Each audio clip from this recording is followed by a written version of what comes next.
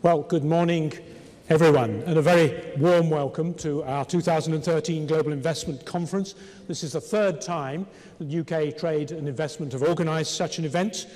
The 2013 conference builds on the highly successful major investment conference that we held here last year at the time of the Olympics. This was part of our British Business Embassy, which we ran all through the Olympics, and some of you may well have been there on that occasion. Which was a tremendous opportunity to bring people from all corners of the world, from every sector of economic activity, to talk about the challenges, the investment opportunities that we face in our time. This time, we've repeated it. We have 40 different countries represented.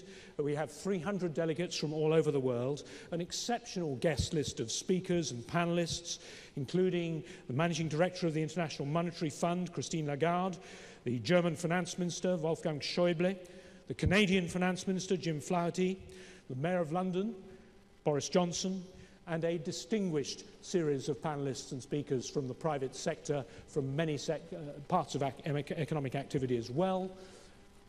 But my task at the moment, apart from welcoming you and hoping that you will enjoy a really successful programme in the course of the day, is quite simply to introduce our first and very distinguished keynote speaker, who of course actually needs no introduction from me. Please welcome our Prime Minister, the Right Honourable David Cameron, MP.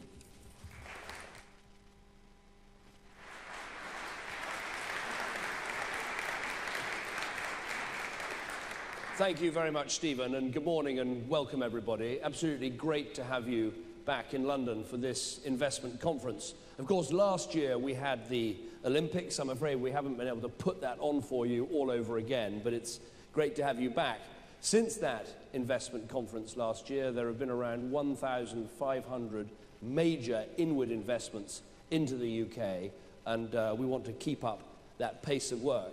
As Stephen said, we've got some great speakers here today, and I'm proud of the fact that the debate about global growth and investment is taking place right here in London. Now, I could today give you the standard speech of why you should invest in Britain. It's easily done, and every word of it is true. You can look at the natural advantages we have, the English language, a very handy time zone between East and West, brilliant universities, the City of London, the rule of law, so important. My colleague Ken Clarke often says, if you want to know how fair a country is to invest in, ask how many times its government loses a court case. And I'm proud to say my government loses court cases all the time, because we have, frustrating as it sometimes can be, and the rule of law is one of the greatest advantages a country can have. I could add those natural advantages to all the things this government has done to welcome business and inward investment. I think we are probably one of the most welcoming countries anywhere in the world. We're thoroughly relaxed about foreign investors investing in utilities, in transport, in nuclear power, and we pride ourselves on that openness. I would argue that this government has done almost everything that business has asked for. Business wanted lowered corporate taxes, and we have cut our rate of corporation tax down to 20%. Business wanted lower personal taxes. We've addressed that issue. Business wanted our planning system reformed so it's easier to build, easier to expand. We've cut our planning guidance from 1,000 pages down to just 50. Business said, run more trade missions to the fast-growing countries of the world. I have personally led trade missions to every single G20 country, apart from Argentina. I will get there eventually, I'm sure, but I haven't managed that one yet. But instead of making that speech, which is absolutely true, absolutely right, and easily made, I thought today instead I'd just download, if you like, the 5 things at the top of my mind about how we get economic policy, how we get trade policy, how we get investment right. So less of a speech, more of a download, if you like. The first thing I want to say is that I think countries like Britain should be absolutely clear about playing to our strengths. And one of our strengths, we should be frank about, is finance and the City of London. And I think it's clear that this is an industry where we have a massive international, global advantage, and we should be proud about that and speak up about that. That means that we shouldn't spend our time in politics endlessly bashing banks and financial institutions. If you want an economy to recover, if you want an economy to grow, you have to play to your strengths. And I think this leads to two quite important points that we need to make clear to our European colleagues. Ideas for a financial transactions tax, in my view, are not a good idea. Unless it is introduced in the same way all over the world, this is a mistake for Europe. And we will speak up very clearly about that issue. Not just because we are a financial centre here in Britain, but we actually account for 40% of Europe's financial services.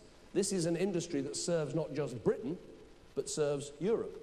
I think some European colleagues were surprised that we were prepared to stand up and oppose some of the rules that were being suggested on bonuses and on remuneration. Well, look, we're not going to make Britain a fairer country. We're not going to make Europe a fairer part of the world if large parts of our financial services industry decides to relocate to Singapore or to Shanghai. So first point I want to make is we should play to our strengths. We should stand up for those strong businesses that we have. That is absolutely key to Britain's economic future. Second point, not in contradiction to that, but we should have, and we do have, a proper industrial policy here in Britain. While our financial services are strong, we do need to rebalance our economy and build up manufacturing, technology, aerospace, life sciences. And to me, an industrial policy does not mean picking winners or massive government intervention. It just means working out, industry by industry, what can government do to help? What framework can we, with you, help to create? And just to give you two examples where I think we're making some real progress. One is the car industry, where Britain now has a net surplus in the export of cars. We have massive investment taking place by Toyota, by Nissan, by Jaguar Land Rover. I'm very proud of that, and government is right behind that industry. Another example would be life sciences, where we have an incredibly active government strategy to help the life sciences industry, to help pharmaceutical businesses invest in Britain. We are introducing the patent box so that if you invent something here in Britain and then go on and manufacture it here in Britain, you'll pay a 10% rate of corporation tax. So a fully fledged industrial strategy is what you are getting from this government. Third thing on the top of my mind is infrastructure. Now, we are having to make difficult spending decisions like every other European country, but we should really be getting behind massive infrastructure investment in our country. We have set out an infrastructure plan so you can see, as investors, all of the major infrastructure investments we need in our country. We have employed, as our infrastructure minister, Lord Dighton, who you'll be hearing from earlier, who managed to deliver one of the only Olympics on time, on budget, beautifully built and delivered, who's now working at the heart of government. Our energy policy is being recast and set in front of you today with an energy bill that will involve building conventional power stations, but also, crucially, renewing Britain's nuclear power stations, which I'm confident will go ahead. And for the first time in our history, the Treasury has been prepared to give infrastructure guarantees, investment guarantees, for projects that wouldn't otherwise go ahead. So I think the infrastructure piece of what the government is doing is absolutely vital. Fourth thing at the top of my mind is the vital importance of these trade deals, bilateral and multilateral, that we are currently looking at. Britain is not alone in this situation. We have a very active monetary policy. We have, obviously, fiscal constraints in terms of what we can spend because of our deficit situation. And when you have those constraints, the best place to find growth is through structural reform and trade deals. So the EU-US trade deal, we very much hope we'll see a real impetus to that this year, including at the G8, which I'll be chairing in Northern Ireland. We're confident of completing the EU-Canada trade deal, and we're confident of taking reform in the European single market further and faster. This should be a major impetus for growth in the years ahead. And let me just say this about the fiscal situation, because obviously this is important. We came to government at a time when Britain effectively had an 11% budget deficit. We have cut that by 1/3 in the last 3 years. Now, obviously, we need to go on cutting that deficit. We cannot go on year after year adding to our national debt, reaching a dangerous level as a percentage of GDP. We're not doing this at an irresponsible pace. We're doing it at a sensible and measured pace. But it absolutely has to be done, and it will be done. Fifth and final point at the top of my mind, after playing to your strengths, proper industrial policy, prioritizing infrastructure, making sure these trade deals really move, the fifth point I just wanted to share with you is the vital importance of making sure that Britain is as internationally connected as it possibly can be. As I've said, I think we are one of the most open economies in the world, one of the most welcoming economies in the world, but also we have a unique set of circumstances linking us to other countries in the world. I'll say something about the European Union in a moment, but we are also leading members of NATO, we are leading members of the Commonwealth, we're a permanent 5 member of the UN Security Council, and while I know it has been contentious, our policy of keeping our promises on aid, but because we have kept our promises on aid, Britain, I believe, is respected and trusted around the world as a partner, including right across Africa, which is now one of the fastest growing continents that there is. So keeping Britain internationally connected should be absolutely vital for our economic future. And let me just say a word about the European issue. Clearly, you will see there is a debate taking place in Britain about the future of the European Union. Frankly, there is a debate taking place right across Europe about the future of the European Union. And that is hardly surprising when you see these stratospheric levels of unemployment that there currently are in countries like Spain and Portugal. The difference with the debate here in Britain is that I have quite rightly brought it out into the open and said, look, Europe needs to change. It is not competitive enough, it is not open enough, it is not flexible enough, and it is not competing effectively with fast-growing parts of the world. Added to that, you have the European single currency, which is driving enormous change in Europe because it involves the members of that single currency giving up large amounts of sovereignty about how they run their countries. And at this moment, when the single currency is driving such change, it is completely right for Britain to say, we want to make some changes in our relationship with the European Union, and we want to make some changes to the European Union itself. The European Union is going to have to become flexible enough to include within it countries like Britain that are not in the single currency and won't join the single currency, and countries that are in the single currency. That is a totally logical, sensible, practical position. And I want to make sure that we get this right. And I'm faced, as I do so, if you like, by 2 groups of pessimists. There are some pro-European pessimists who say you have to, in Europe, simply sign up to every single thing that anyone in the European Union suggests. You sign every treaty, you agree everything, there are no alternatives. I think they're completely wrong. They've been proved wrong. We didn't join the single currency. That was a good decision. We're not a member of the Schengen No Borders Agreement. That was a good decision. But nonetheless, that is one group of pessimists.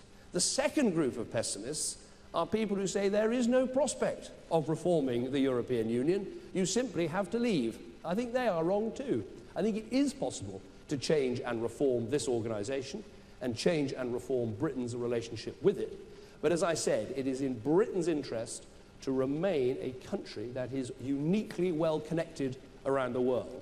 And that is why I have set out a plan for how we reform the European Union, and then we give Britain a choice about whether to stay in that European Union or not. That is the right approach. It is an optimistic approach rather than a pessimistic approach, but it is absolutely achievable and deliverable. Final point from me is that I see all of this through a very simple prism, which is that Britain is engaged, as other countries are right now, in a global race. We see enormous shifts in wealth and power and influence in our world as these fast-growing countries in the south and the east see huge changes and huge growth. This is, if you like, for the West and for countries like Britain, a sink or swim moment. And I'm determined that Britain is going to be one of the success stories of this century. We will do it by being more competitive, by keeping our taxes down, by reforming our welfare system, by investing in education, by welcome international business here to invest. And from the audience I see in front of me, from the investments you've already made, and for what I know are exciting plans for the future, I'm confident Britain can be a winner in this global race. Thank you very much.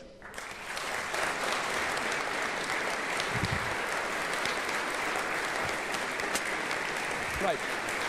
Thank you. Happy to take some questions. So who wants to fire away first? Questions or points? Gentleman here. If you could say who you are and where you're from. My eyes aren't quite good enough for the name badges. My name is Kevin Sneeder from McKinsey. Prime Minister, you listed 5 areas and they all in themselves sounded compelling, but one critical topic is access to innovation and technology. What role do you see the government playing in encouraging and fostering innovation in this country? And if you think about, for example, Tech City, do you envisage more of those around the country, or is this something that will just be a London phenomenon? Well, thank you very much. First of all, I think Tech City is a fascinating phenomenon. This is, you know, a part of our capital city where there was a growth in tech businesses. To start with, there was simply a handful. We didn't invent it, but what government did was see something good happening and help to get behind it. And I think you can see with Tech City now a massive cluster of top technology businesses, a really big inward investment opportunity for investors and businesses around the world. So where we find something like that, we should nurture it. We shouldn't believe we can just create it at the stroke of a bureaucrat's pen.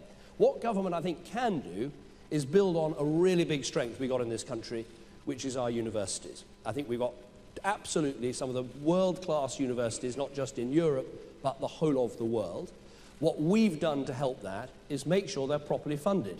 Now, at a time when government doesn't have any money, that's meant some tough decisions about introducing proper tuition fees repaid by the students themselves. And I think that's been absolutely crucial to giving the universities a firm foundation for the future. We've also got to do better at linking universities with businesses and innovation, and also looking at our health service. Britain has, as you all know, a national health service, which I'm very passionate about in terms of the quality of its treatment. But it's also got a unique advantage. Because it is a national health service, it can produce large amounts of data that can fundamentally transform the fortunes of pharmaceutical companies and life science businesses. And so we need to marry up our universities, our NHS and the data that it has, and these businesses. And I think we're making some real progress in doing that, including, for instance, in Britain, the country that unraveled DNA. We're now going to be the country that sequences hundreds of thousands of genomes, so we have that expertise here in Britain and can attract all sorts of pharmaceutical companies to come and invest here. That's one example of where active government is putting together NHS, universities and businesses to lead to, I think, quite a transformative set of things that can help further growth in the future. Anna. From Santander. Prime Minister, I absolutely welcome the UK focus on competitiveness, not only for financial services, but also for in general. Actually, the fact that pushed us to enter the UK market some years ago already was precisely its openness and the support for new competition. The fact that we have grown our SME lending and market share from 1% to 5% over the last 4 years, I think is testimony to that.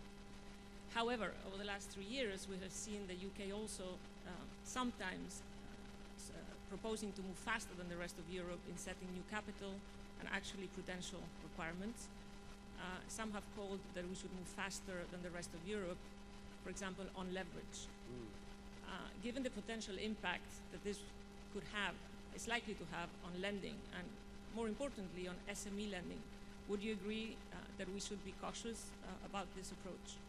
Well, and I think this is a very good and a very difficult question, because to be fair to the banks and to be fair to businesses, sometimes politicians can give two rather contradictory pieces of advice. On the one hand, the politicians are saying, get out there, lend more money, help our businesses, finance the recovery, and I absolutely agree with that. But at the same time, we're also saying, look at the dangers of what is happening in other European countries with the very high bond rates of the past. Look at the dangers of this and make sure you're properly provided for against dangers in those countries. So there are two messages that we're giving out at the same time. I think the best thing to do is to have a proper debate with the new regulatory authorities, with the Bank of England, so that we get this balance right.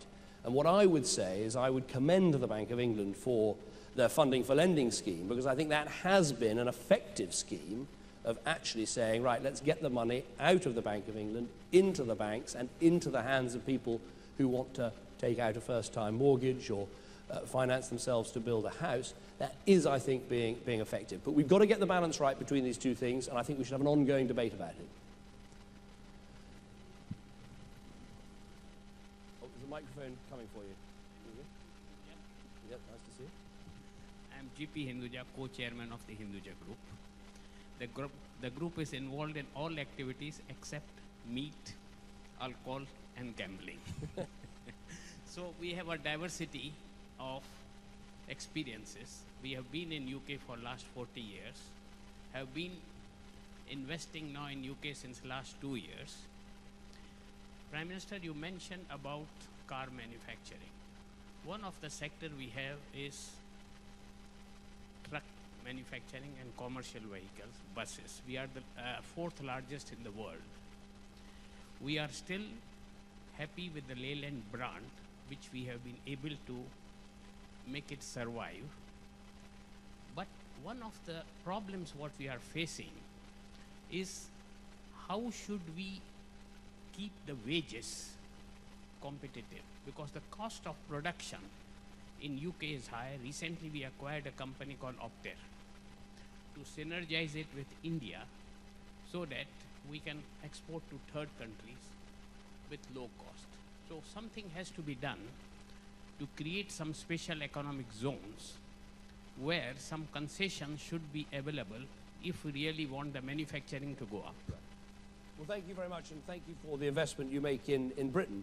I think we are seeing positive signs of some reindustrialization of Britain, not least in the area of automotive. I mean, if I look at the British car manufacturers, it's not just those Japanese companies, the Toyotas, the Nissans, the Hondas, it's also Jaguar Land Rover. There was the very positive announcement by General Motors also in Ellesmere Port. So I think there's been a series of positive announcements and also quite a lot of supply chain coming back onshore here to the UK. I think what we can't do is think that the way we're going to compete in that sort of manufacture is by having lower wages. You know, that's not going to, we're never going to compete on the basis of our wages. We have to compete on the basis of our productivity, on the basis of our expertise, on the basis of quality. But I think that the car industry shows that we can do that, and we can actually employ more people in those industries. And part of that is welcoming the overseas investment. You know, the interesting thing about the British car industry is how much it has benefited from this massive overseas investment into the UK. And when you go to Jaguar Land Rover, it's absolutely clear that that brand has not been bought by a business that simply wants to try and run out some existing models. They are spending billions on designing absolutely state-of-the-art new models, whether that is Jaguars or Land Rovers. So I think this is the answer: to be welcoming, to concentrate on skills and quality, but not to think we'll do it through lower wages. We do have some special economic zones. We have enterprise zones around the country. All of them are up and running and open for investment, and they, of course, give you some advantages, for instance, on rates and on capital allowances for investment. Gentleman here. Thank you very much, Mr. Prime Minister. It was a very inspiring speech. My name is Shahmar Mofsu. I'm representing State Oil Fund of Azerbaijan. You mentioned infrastructure, and it is very interesting for sovereign wealth funds and long-term investors.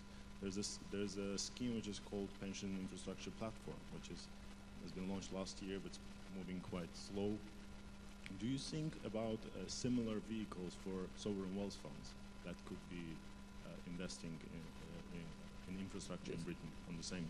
Absolutely. I think that I don't see any reason why sovereign wealth funds shouldn't invest in the same way that we're hoping pensions funds will. I mean, Britain in the past has led the way in terms of public-private investment partnerships into infrastructure. I think we need to try and now lead the way on the next wave of things. Now, I've mentioned energy, where I think we've set out through the energy bill a whole series of investment opportunities. For instance, you know, in Britain, if you build an offshore wind farm, if you build it before 2017, you know exactly what you're going to earn for the next 20 years. Now, how many other opportunities are there like that in business, where the returns are absolutely laid out by the government that far in advance? But I recognise we need to do more to try and open up these opportunities into transport and other parts of the public sector. And Lord Dighton, who's sitting one in front of you, is the man to grab for a bilateral to make sure that he's seeing to your needs. Last question, gentleman here.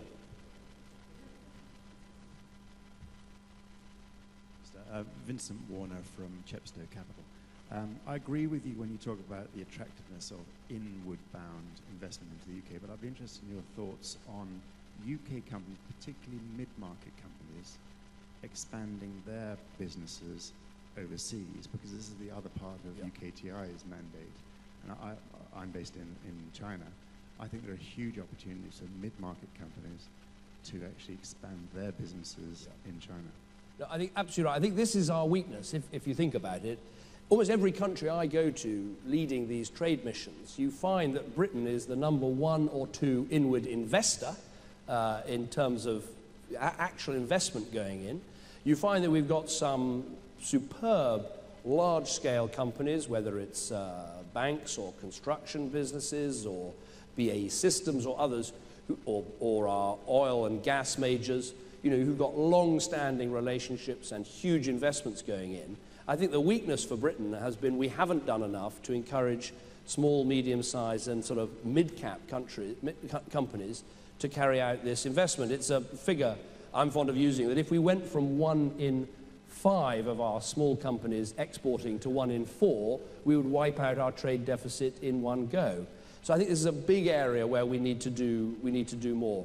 UKTI has got extra resources, changes in management and changes in the way it works, exactly to try and incentivize that to happen. We also need to work with the banks to make sure that finance and assistance is available. I think we need to make it much more simple for companies to do this. And government can also help by funding, as we did in the budget, some simple consultancy services so that companies can get if you like, a growth voucher to find out about what steps they need to take to think about exporting. So I think it is the gap. It's the gap we're absolutely committed to filling. I think you'll be hearing from UKTI here later today, and I think it's where we need to catch up with some of the best performing European companies. I see absolutely no reason why we can't crack this. We have got a good set of companies in that space who've got the technology and products that the world wants. I think we have to be even more active in recognizing that the European market is going to be tough for the coming months and years, and so we have to look at the fast-growing markets of the South and East. And I will certainly continue in running these trade missions that I've been doing for the last 3 years. And I think on those trade missions, we need to up the percentage of companies that haven't exported before or haven't exported to those markets before, because I think there's a real opportunity to give them that sort of foothold. Can I thank you very much indeed for coming today? Can I wish you well for the rest of this conference? And I'll be seeing you all this evening as we have a meeting with the Prince of Wales. I think you've got a fantastic set of speakers here today, and I'm really proud as Prime Minister to welcome so many big investors, so many big businesses and financial institutions right here to the UK. Thank you very much indeed.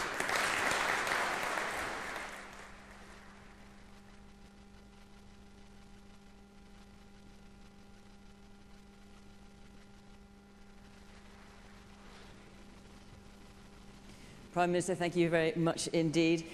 My name is Fiona Bruce, and I'm going to be moderating today's event. I have a very easy task in terms of introducing the speakers and the panellists, and you, as you've heard from the Prime Minister, will be hearing from a very illustrious group of speakers and panellists today.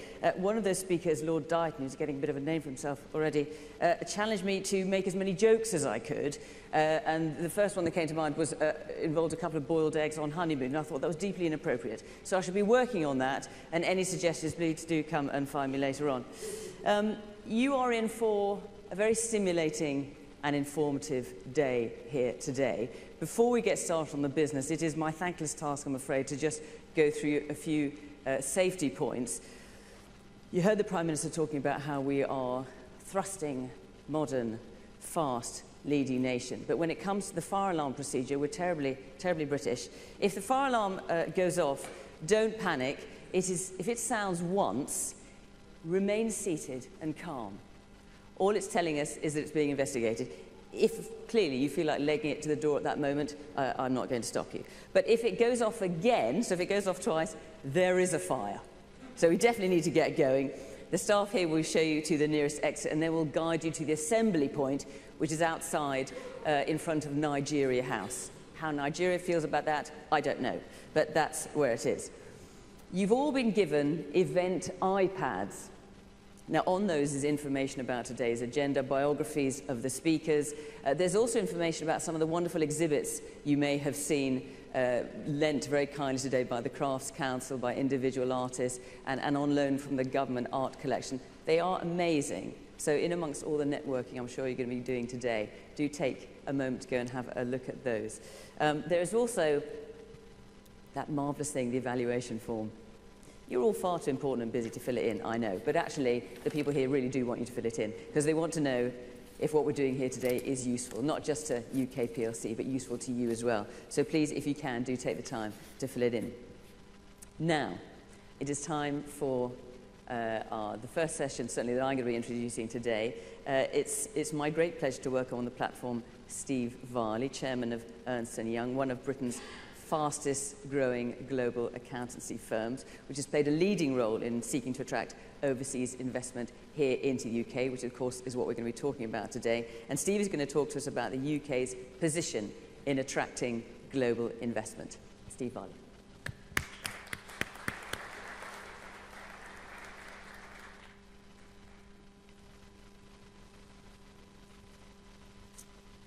I would also like to add my welcome on behalf of Ernst & Young to all of you at this Global Investment Conference.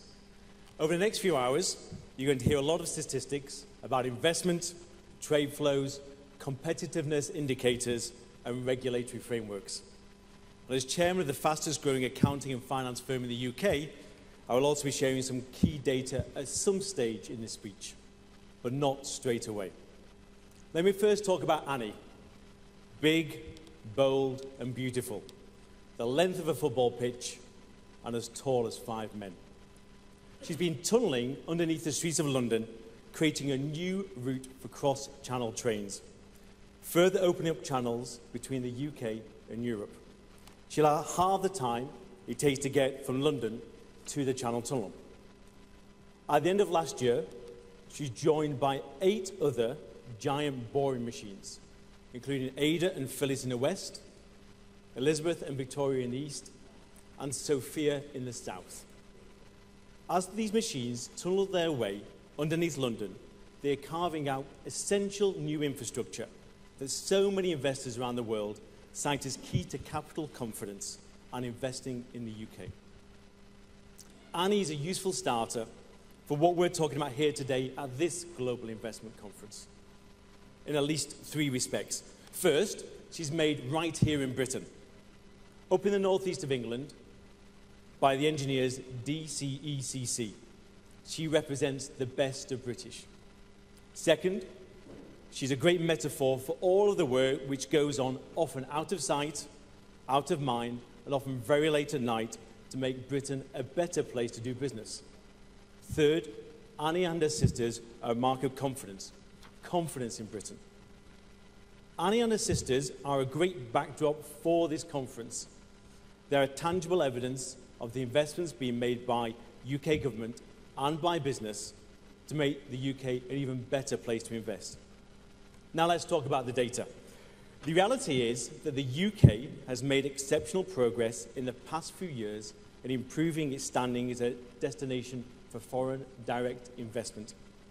According to our soon-to-be published annual Ernst & Young European Investment Monitor, the UK has been leading on FDI both in terms of number of projects and the number of jobs created over the last 10 years. This is a remarkable testament to the openness and international outlook of the UK economy. The UK's ability to win investment has been a crucial source of growth and pride over many years.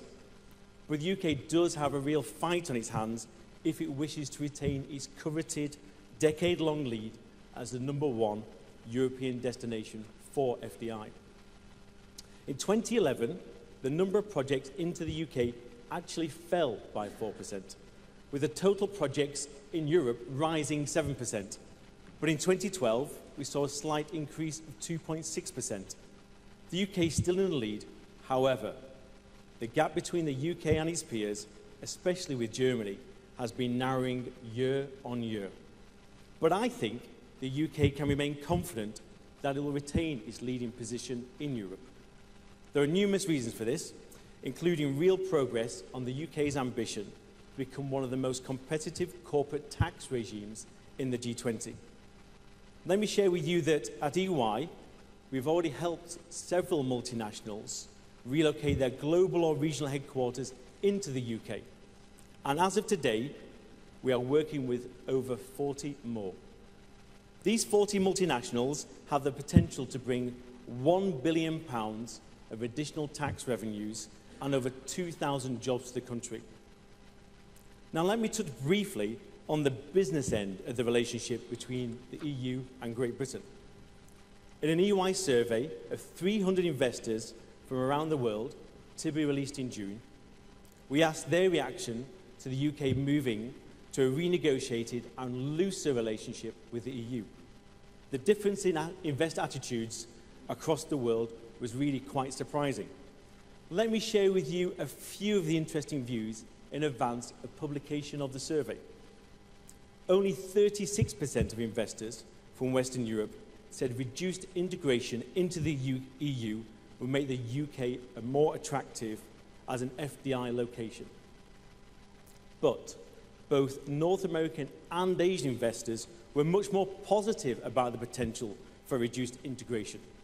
72% of US and 66% of Asian investors said that a renegotiated relationship would actually improve the UK's attractiveness as an FDI location. This is important to note, as the UK received a quarter of US foreign investment in 2012, more than any other country. And it's a similar story for Japan, where the UK receives 22% of its foreign investments, again, more than any country. So what is it the top investors finding attractive about the UK? According to the international companies we interviewed, the top 3 aspects of the UK they find most attractive are quality of life, followed by the technology and communications infrastructure, followed by the political, legal, and regulatory stability. It's worth highlighting the 2 aspects that have seen the biggest increase in terms of importance to investors are competitiveness of the UK's labour costs and the competitiveness of corporate tax. This should be seen as a very positive development, especially these areas in which the UK has traditionally been seen to be less attractive against other nations around the world. No doubt FDI will be a major topic of discussion by business as well as politicians over the coming months and years. From an Ernst & Young perspective, we also continue to be an investor in Britain.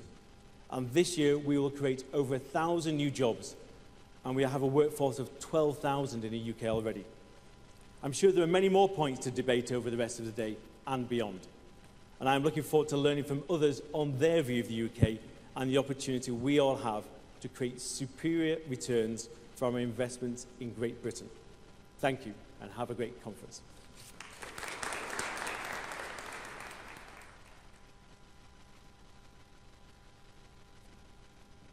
Steve Varley, thanks very much indeed. Now, the financial services industry sits at the heart of the UK economy, and there's no doubt we're operating in a very different environment now. to where we were before the cataclysmic events of 2008. Since then, a new regulatory framework has grown up around the industry. It's been the subject of much debate here in the UK, and we heard Anna Botín from Santander talking about exactly that with the Prime Minister just a few moments ago. This session is going to look at the challenges facing the sector and how best to respond and ensure the financial sector and markets prosper safely in this changing environment. Please welcome the chair of our first panel, Douglas Flint, Group Chairman of HSBC.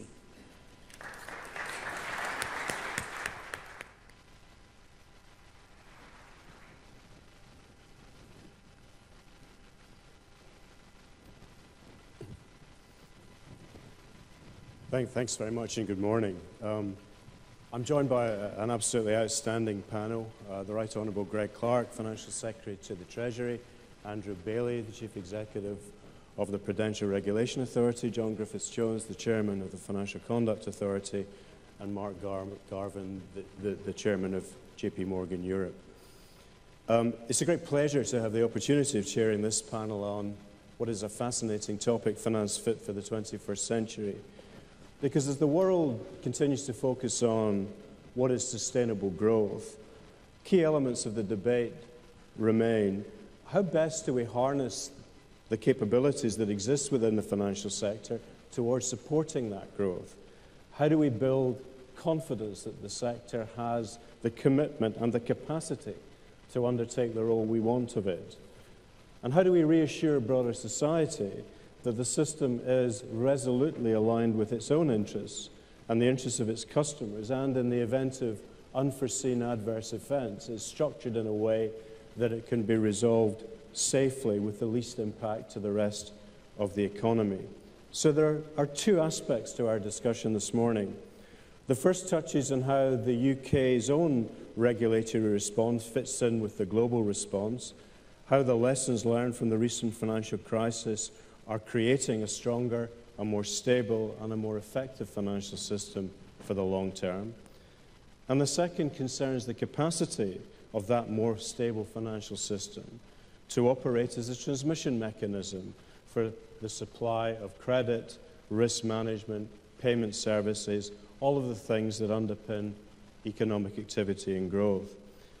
Because these two aspects form the bedrock of economic expansion. And in spite of lower growth in recent years and suffering among the worst in the recent crisis, the UK remains one of the world's most open, innovative and flexible economies. Previous economic financial crises have sometimes given rise to protectionism. The UK response since 2008 has been anything else. The Prime Minister gave a very impressive tour d'horizon of the UK's strengths. Our own experience matches this. We, HSBC, came to the UK in 1992 because London led the world as an international financial centre. Based in the UK's historic trading routes, the cluster of financial expertise resident in London, the strength and the independence of the UK's legal system, particularly in international affairs, and its sophisticated and broad services sector, as well as time zone connectivity and so on. These strengths remain just as evident today, indeed possibly more so.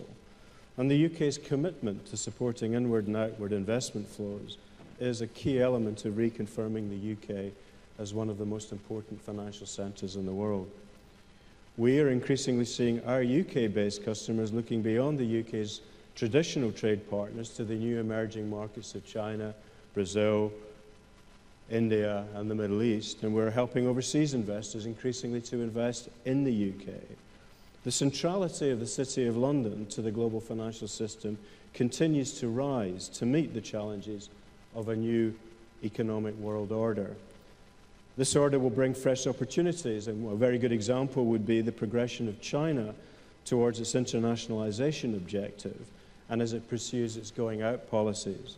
The first ever renminbi-denominated bond outside of Chinese sovereign territory was issued here in London just over a year ago. And London's emergence as the leading centre for the RMB outside of Asia is a reminder of our continuing ability to adapt and reinvent successfully to that changing world. So as we focus on creating long-term sustainable growth, The priority must be to create the conditions to build upon what are undoubted strengths. This means that the troika of policymakers, regulators and the industry has to strike the right balance that allows the financial sector to support economic growth in a safe way, while creating an environment in which customers feel able to engage with the financial sector with confidence in its capacity to do the right thing, all of which are essential to economic prosperity. And so the challenges lie in the many apparent conflicts and the multiple policy objectives now being mandated. We want stability as well as growth. We demand economic growth at the same time as fiscal austerity. We want banks to lend more, as the Prime Minister said, but also grow capital both in absolute and ratio terms. We want the banking system to raise more private capital, but we sometimes want to restrict its activities and restrain dividends. We want to see more competition in financial services, but we get nervous about the higher returns that would attract external capital. We want to see fewer interdependencies in the financial world, but we like the benefits of scale. We continue to incentivize the banking system to lend ever more to governments, but we then stress test what happens if the same governments don't or can't pay. We want the system to respect market signals, but we're not always sure that we like what rating agencies say. We want greater transparency, but we fret about how immediately markets can respond to events that are not fully understood at a policy level. And finally, while we need the system to accept responsibility for optimizing credit allocation, we recognize the need to punish bank failure.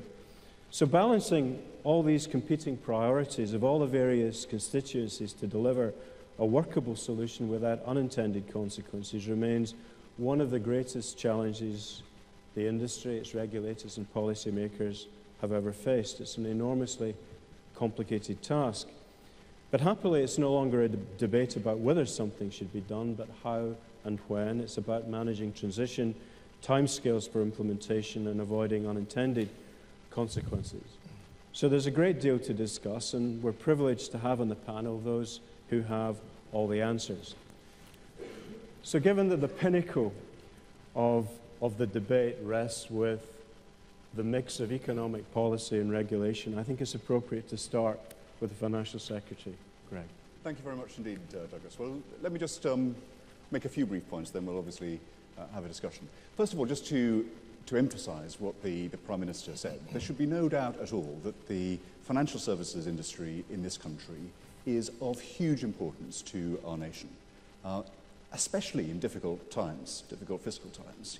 £1 in every 8 of the taxes collected by the UK government comes from this sector. So anyone tempted to think that this is something separate from the concerns of ordinary working people, absolutely not at all. It is paying for the public services that we all depend on. It's employing, in terms of financial services and related business services, 2 million people in every corner of the UK. It is, I think we sometimes don't emphasise enough how important throughout the UK, the life of ordinary working people, is the financial services industry. But I think the second thing to say is how important the global aspect is. I mean, this is a global investment conference. Now, for us to think and know that the financial services industry in this country is important to us is not sufficient reason for overseas counterparties to do business with us. The nature of global investment and global exchange is that there is mutual interest here, that there is something in it for both sides to the transaction. And I think that one of the things, again, that we ought to be re-emphasising is the importance of openness and internationalism in financial markets as in other markets to the working people of the world, to businesses around the world, to nations around the world. This is not a hypothetical or abstract notion. The more competitive and the more interconnected global markets are, the more easy it is to get the resources, get the funds from people who have them to invest, to those businesses, to those countries, to those projects that need to get them invested. to improve the conditions that people are going to have in retirement by minimizing the transactions costs through competition in terms of the services that are provided. So again, I think the importance of internationalism in financial markets is something that does need to be restated, because one of the consequences of the financial crisis has been a fragmentation of some of those markets. And we know, for example, I think cross-border capital flows are still less than half of their pre-crisis peak. That is bad for everyone around the world. So we need to address some of the causes of that, and globally what we do know is that one of the causes has been a decline in trust in financial services in various jurisdictions around the world. What can we do here? Well, I think three things that I would just emphasize that in terms of policy steps we've done in the UK. One is to act quickly. Anna Bottin talked about the pace of change in regulation. I think it's necessary to move quickly. Once you have experienced the crisis that we have, I think it's in all our interests that we put in place as soon as possible the correct response to that. So we are unapologetic in having moved quickly as a government elected 3 years ago. Within 2.5 years, we've legislated for and put in place the essential new architecture, regulatory architecture, that we intend to endure. And we have representatives of it here. So the Financial Policy Committee of the Bank of England having a specifically macro-prudential role. First time we've had that to look at the macro-prudential aspects of policy. The Prudential Regulation Authority, the Financial Conduct Authority to have a particular focus on those two very important aspects, and John and Andrew will say something about that in a second. They came into being the 1st of April, so they are up and running, as I say, in less than 3 years from the government having been elected. But I think the second thing to say about that is that we want to convey an accurate sense that the UK is a jurisdiction in which people can have trust and in which there is stability. But as George Osborne put it, that mustn't be the stability of the graveyard. It's very easy to achieve such complete certainty and stability that no one can do anything. And we've had that very much in mind through all of the debates of the last 2 and 3 years. So my colleagues here will know or are aware that part of their remit in the case of the FPC and part of their objectives is to have regard in various ways to the interests of long-term growth and to the economic policies of the government. So that is very much in mind, and I'm sure both Andrew and John will have something to say about the way that they balance that objective against their other objectives. And as the Prime Minister emphasised, we will be vigorous and robust in pointing out those incursions into financial regulation, especially internationally, that we think can damage that in an unhelpful way. So the design of the financial transaction tax gives us concern not just for the UK, but what that does to the prospects for global growth. It seems to me to cut against the very internationalism that I think is so important.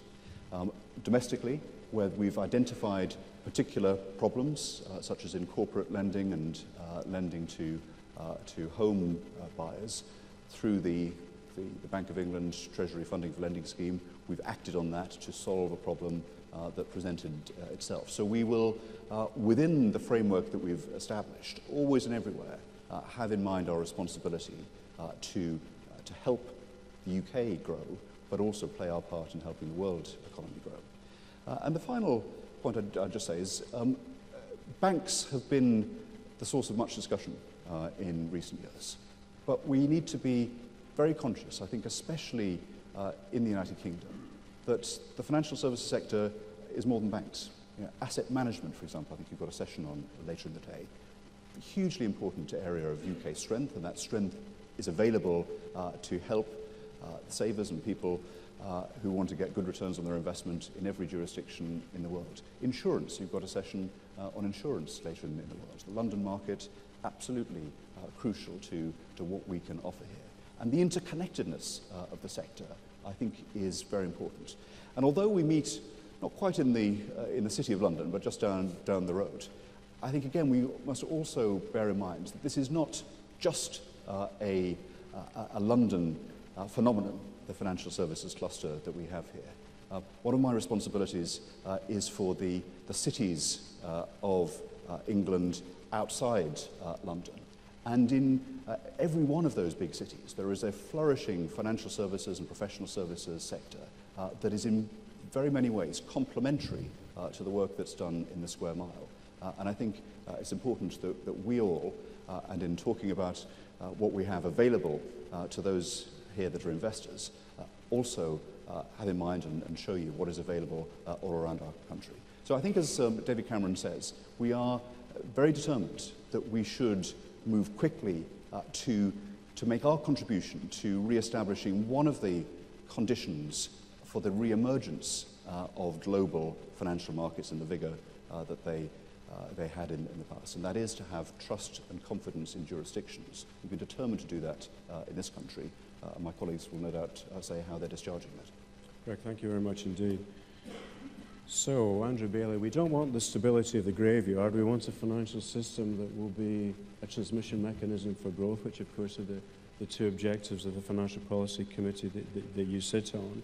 And that, of course, is underpinned by good regulation, confidence in capital, confidence in liquidity.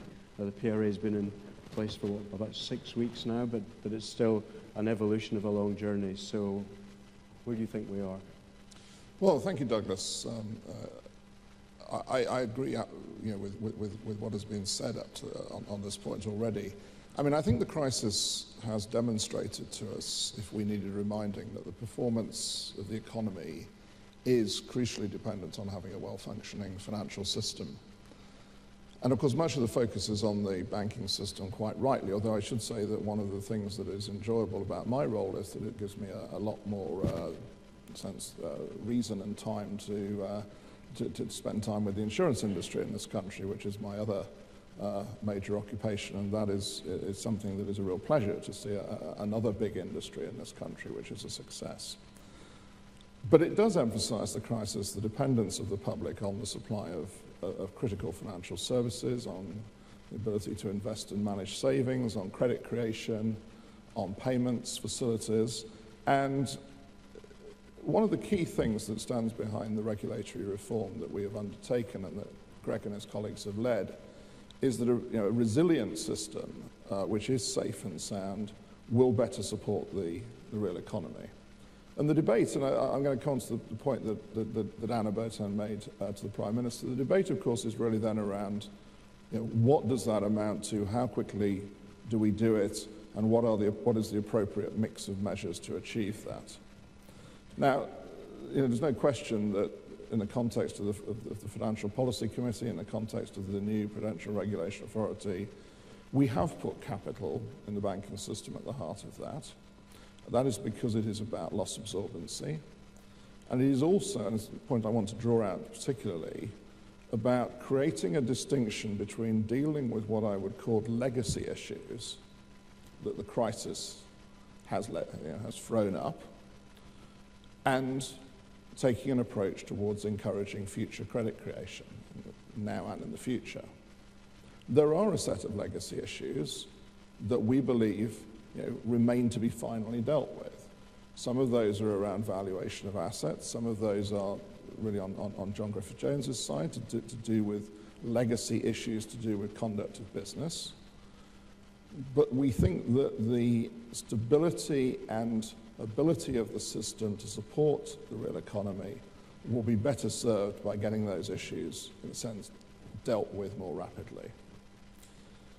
And I distinguish that from what we have done, and we in the FPC and we in the PRA and the FSA before it have done in terms of encouraging new lending, because one of the key planks of what we're doing in terms of regulatory reform is adopting a more counter-cyclical approach. So we think it is appropriate to use regulatory tools to support new lending. And we think, by the way, that supporting new lending is appropriate for financial stability because an economy that is supported by new lending will on the whole be a more stable one in terms of the financial system. So these things all fit together. Moreover, and you have to watch where you say this in this country, we also benefit from having a banking system that has a stable and sustainable rate of return. As a regulator, people say, well, is that really what regulators say? No, it is what regulators should say. It makes our job easier, frankly. That is an objective that I have. It is also, by the way, within that, then necessary to have an appropriate distribution of those returns between retaining capital to support future lending, remuneration, and dividends for shareholders. That is a balance that, frankly, was not actually working effectively during the crisis years and during the lead up to the crisis. But it is also something that we should all, and we certainly do, care about. Now, let me say just something about the particular point that Anna Botan made, which was about, in a sense, the pace and timing and scale of the capital changes, because it is a very important point. Now, one thing I would say is that capital is there to support lending. It is part of the liability side of a balance sheet that funds lending.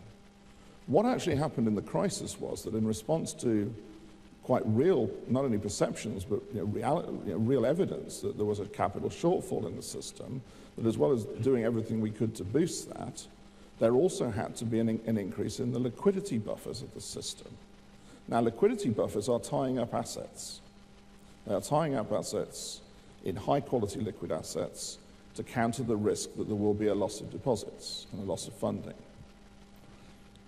And we believe, and I don't think this is a controversial point, that a more effectively and more resiliently capitalized banking system can operate on lower liquidity buffers than the ones that were built up during the crisis, where the move to increase liquidity buffers was quite violent and quite necessary. And that will support lending because that frees up capacity to lend. Now, Anna is absolutely right that, of course, we have to do this in a way that is not disruptive to the support for the real economy.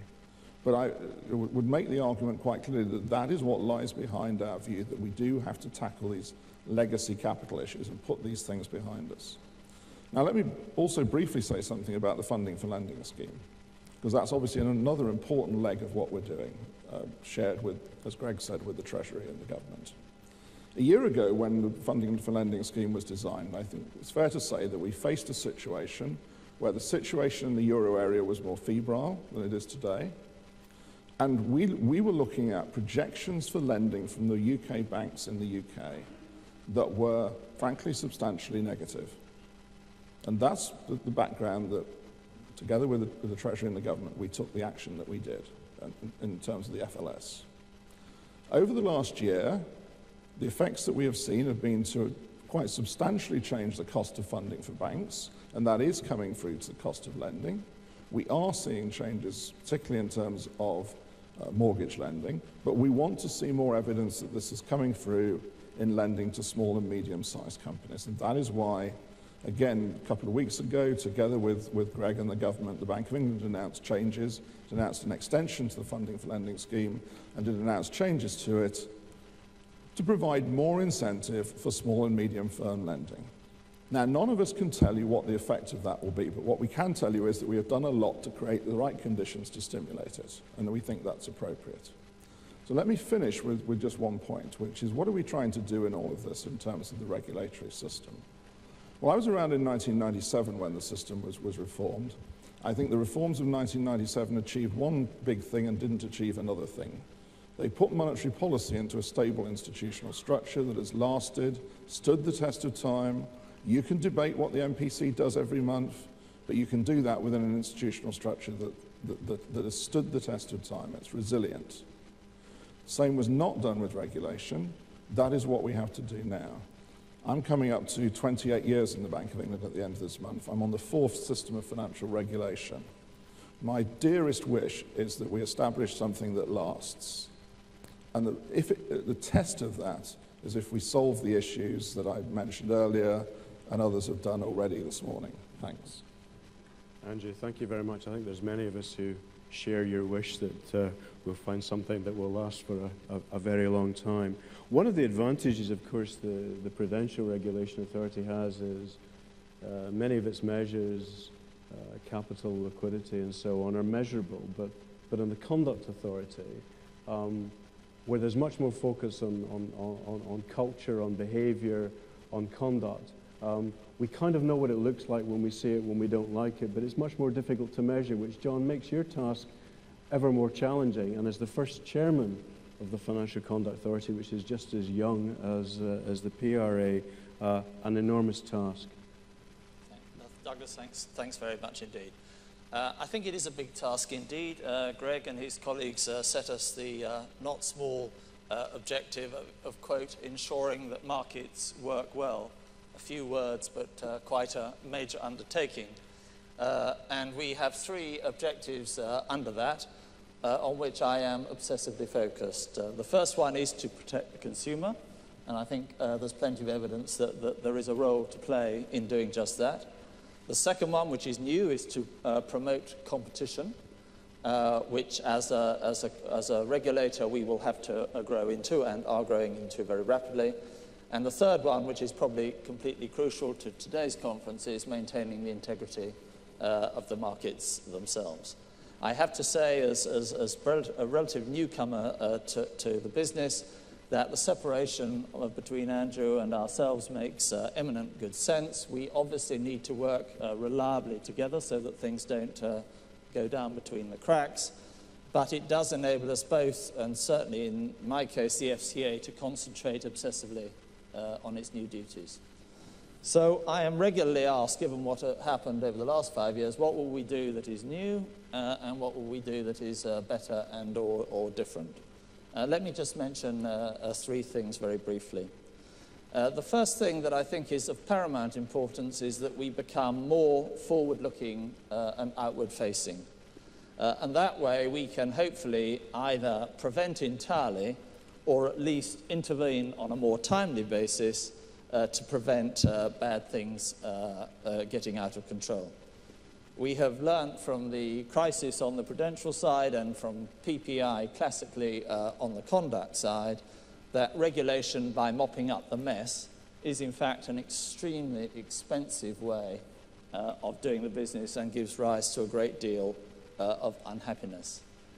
Now, in saying that we as a conduct agency are going to be able to be forward-looking and preventive is easy to say, and many of my better friends have advised me that I am lining myself up for a fall, and it is unrealistic to expect that we will spot everything before it actually happens. But I think that is the task that we've been set, and I think you will see some very real changes to the way that we operate as compared to the FSA. And I'll give you two immediate examples within our first 6 weeks. One is we've published a very interesting paper on behavioral economics, which isn't saying you've got to do something, but you need to be aware that this is how customers actually behave. And the second one is the widespread discussion around interest-only mortgages, which again hasn't come with a whole plethora of rules. It's absolutely a pre-early intervention saying, look, we have a potential issue here, but we have time to solve it without getting into a sort of regulatory rules-based system. So that's the first thing, forward-looking. The second thing I think we need to do extremely urgently is to re-establish on preferably an agreed, but if necessarily an enforced basis, what our key principle, treating customers fairly, actually means.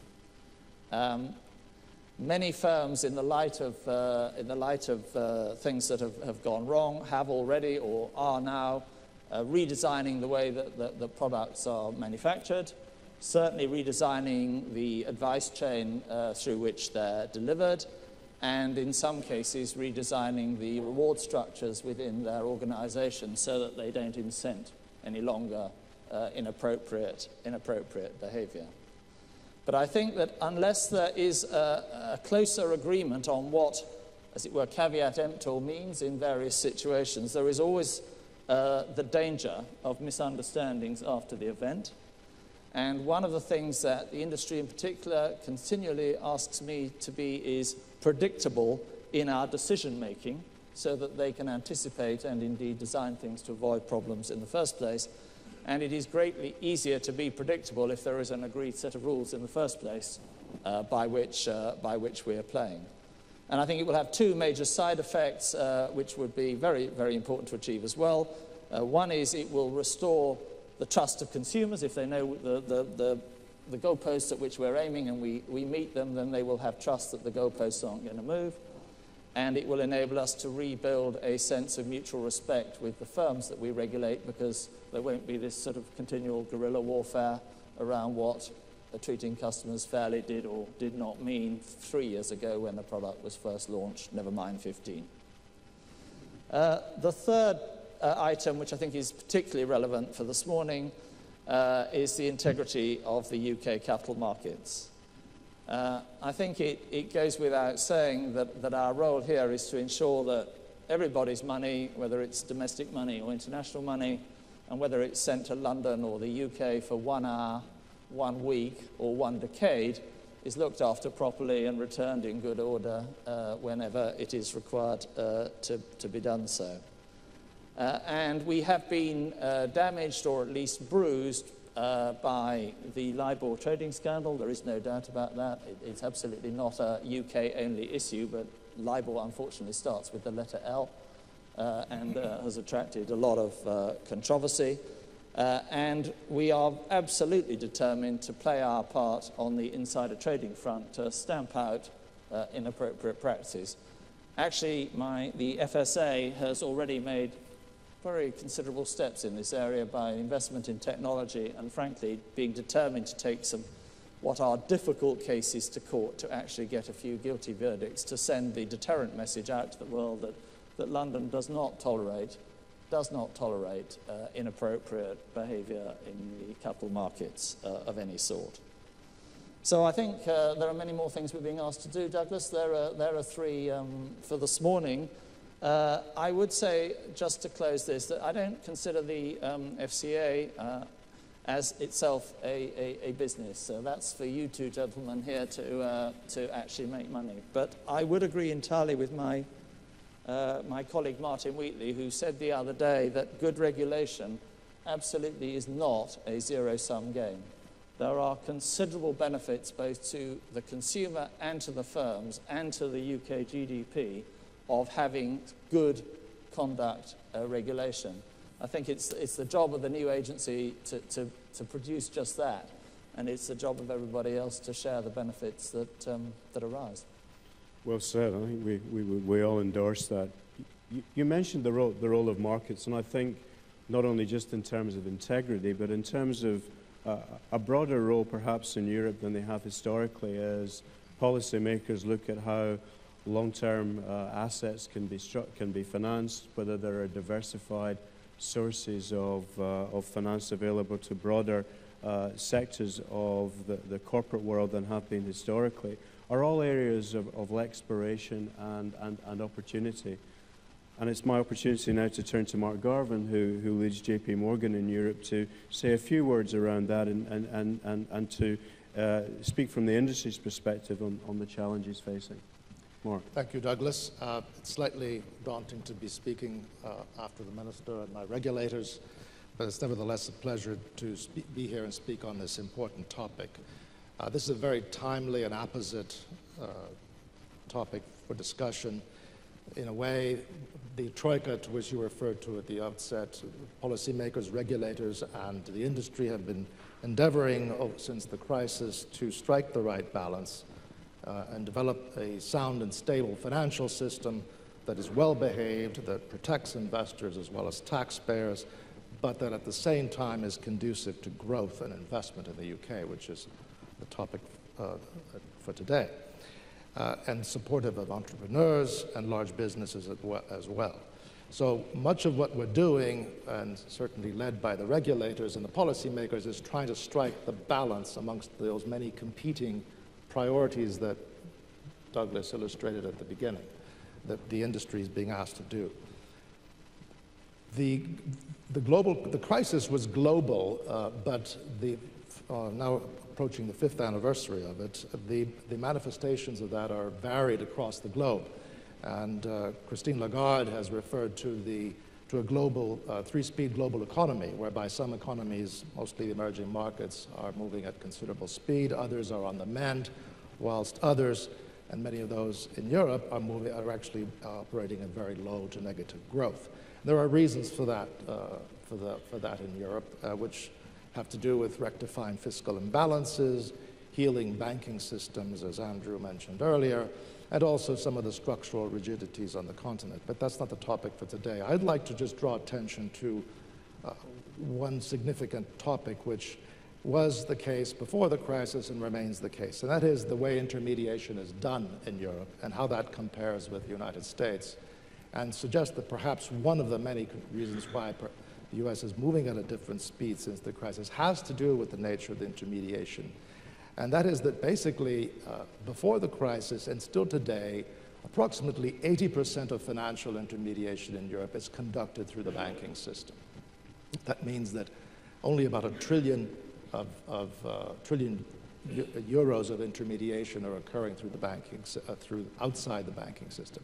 Now, clearly, that is a huge difference from the US, where the reverse is true. 80% of intermediation is occurring outside the banking system in the United States. So I think there is probably a correlation between the way intermediation is done and the path to recovery.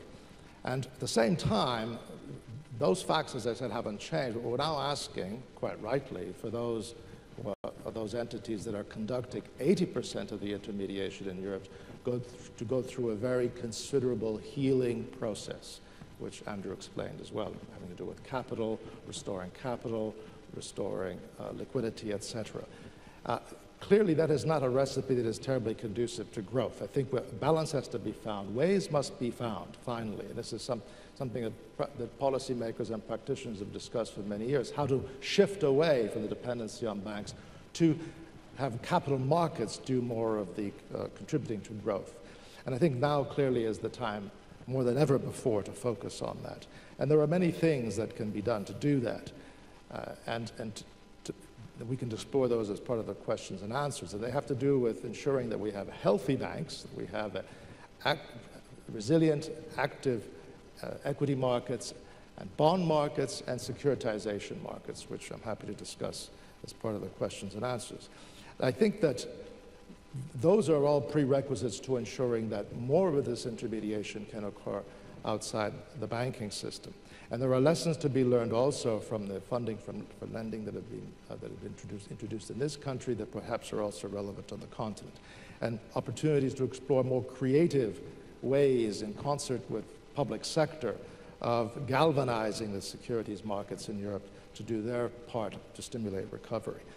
But I want to just finish with making some comments about that most elusive of qualities, confidence, which I think is really a prerequisite to everything. And we can put all these elements in place, but the question that continues to elude us is, how do we instill confidence? Well, I think it begins with thinking, perhaps, I don't have an answer, and so I'm very humbly admit that I'm here to learn and I only have questions, but I think it's worth asking, what are the prerequisites for confidence? And those prerequisites include restoring a stable, healthy, resilient banking system, and that is being done. You've heard all the measures, and you're aware of the work that's being done by both regulators and practitioners to learn the lessons of the crisis and ensure that those are never repeated, and also ensure that large global institutions such as mine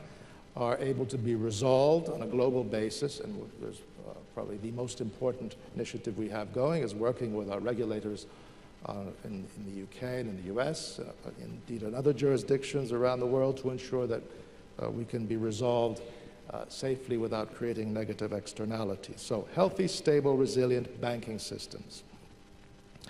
A predictable policy framework, and that includes a couple of things. One is very important to the likes of us is a meaningful coordination on a transatlantic basis. And the Prime Minister referred to the Transatlantic Trade and Investment Partnership, very important initiative.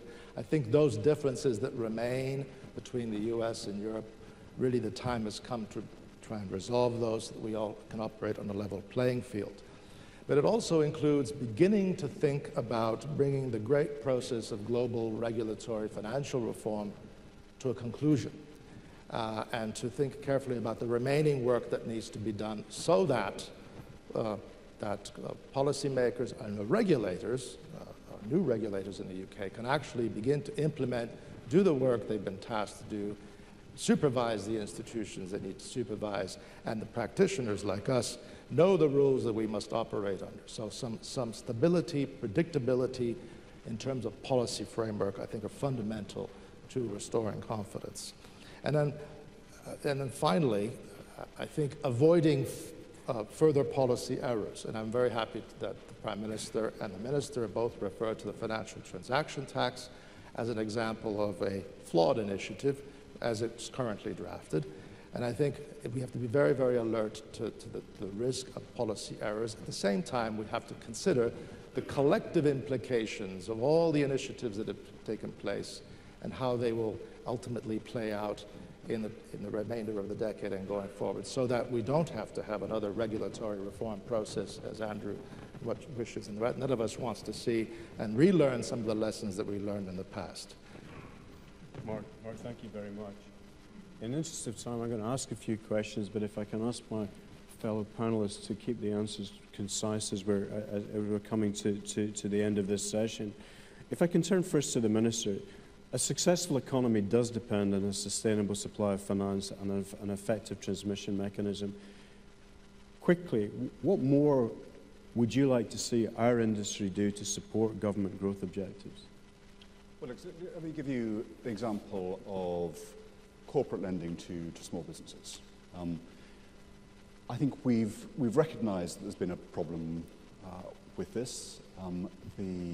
First of all, the available funding wasn't there, so Funding for Lending was designed to make available that funding, and I think it's been successful in those terms. But looking at how it has been transmitted to the real economy, the one area where I think the progress hasn't been fast enough has been to small and medium-sized enterprises. So that's why the refresh of the Funding for Lending scheme has increased the incentives and increased the availability of funding specifically for SME lending. So that's, from the policy maker's point of view, we've done that.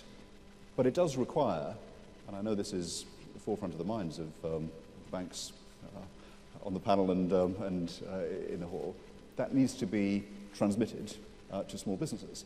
And I think there is, I know from my discussions with small businesses and their representative organisations, sometimes there is a fear that a loan application is going to be declined, and the fact of it being declined, if they've got a long-standing exclusive relationship with a bank, is the only place to turn, and to, as it were, to sort of hawk their application around different banks is just going to impair their standing in terms of their credit history. Now, I think there are things that the banks collectively can do to engender more confidence. For example, it is a fact, I think too little known, that the great majority of funding applications by small and medium-sized businesses are approved. The perception that one sometimes picks up is that people think that that is less dependable. There is also, introduced by the BBA in recent months, an appeals system, so that any small business that makes an application for lending, if it's declined, can appeal, and that is overseen independently. And there is a 40% rate of those decisions being overturned. Now, that gives rise to two, I think, challenges to the banks. 40% is quite high, which suggests that the decision-making process needs to be reviewed as well to make it more dependable. But secondly, sadly, there's a very limited take-up of this appeals mechanism, notwithstanding its great success. I think that should be much better promoted and made available to small businesses, so that they can begin to have some greater confidence that the mechanisms that are in place actually can result in funds being made available to them. I think we're on a journey, and I think we need to communicate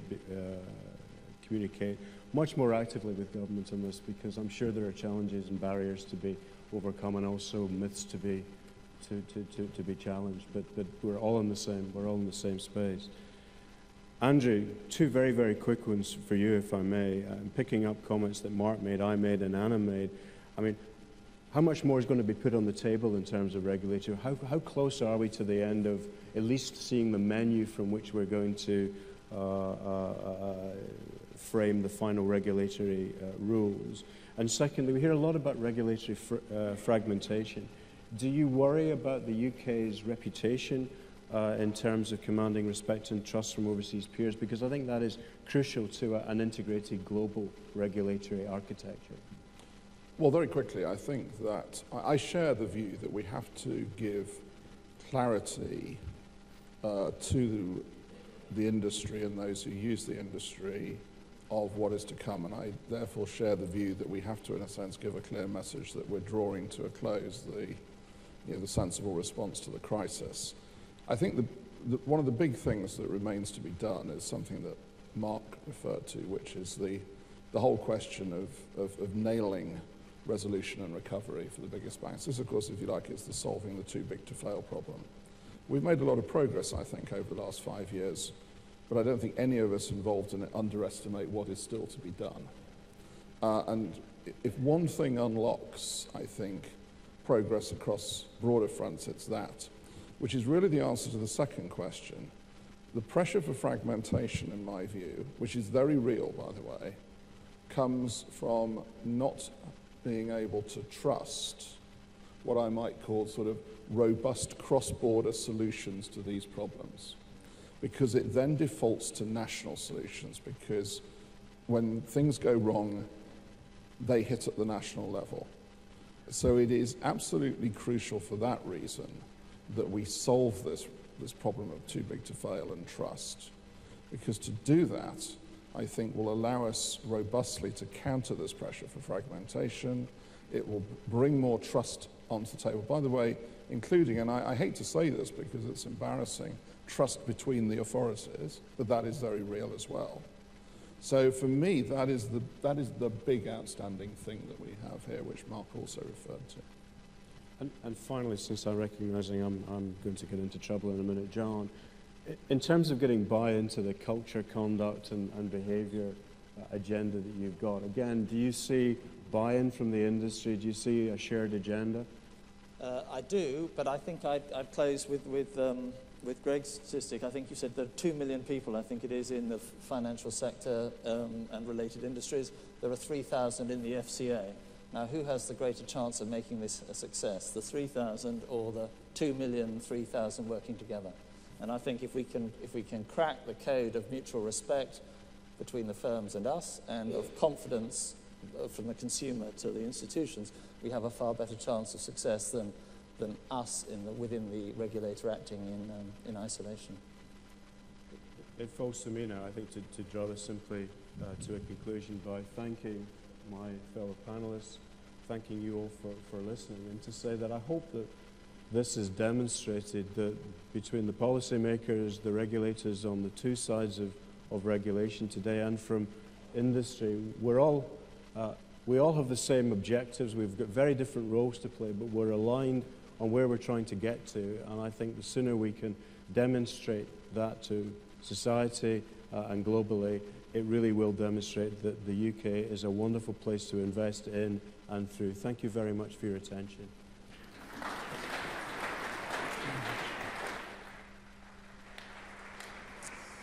Douglas, thank you very much. Thank you very much to the panel. Fascinating to hear about the contradictory tasks of applying the accelerator and the brake to the financial services industry. I look forward to seeing how you're all going to be working together. It sounds like we're in for interesting times. It is time for a break. Tea and coffee is served downstairs in the old billiard room. That's where the registration was held. We're running a bit over, so I'm going to be very slightly strict and say, can you get back here for 5 to 12? 5 to 12. See you later on.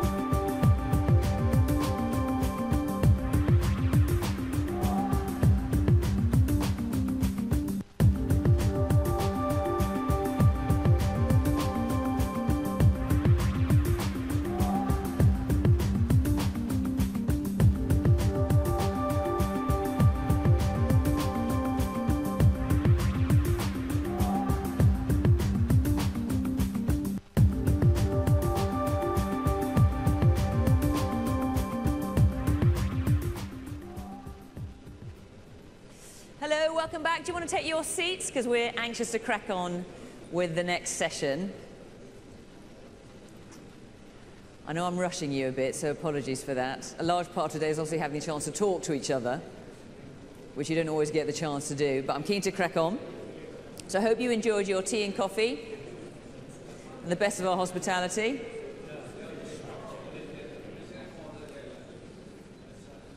I'll start naming names in a minute.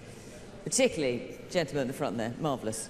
Right, now, welcome back for our next session, in which we'll be looking at possibly one of, well, I would say, a more pressing question even than how do we mend our struggling economies, which is how do we secure a sustainable future? And finding the sustainable power of the future is a bit like looking for the Holy Grail. Should we be investing in nuclear, going for gas? How much priority should switch to offshore versus wind power? And to talk about this and to take questions afterwards, someone who's quite possibly got one of the most challenging and biggest jobs in government on that basis, please welcome the Right Honourable Ed Davey MP, Secretary of State for Energy and Climate Change.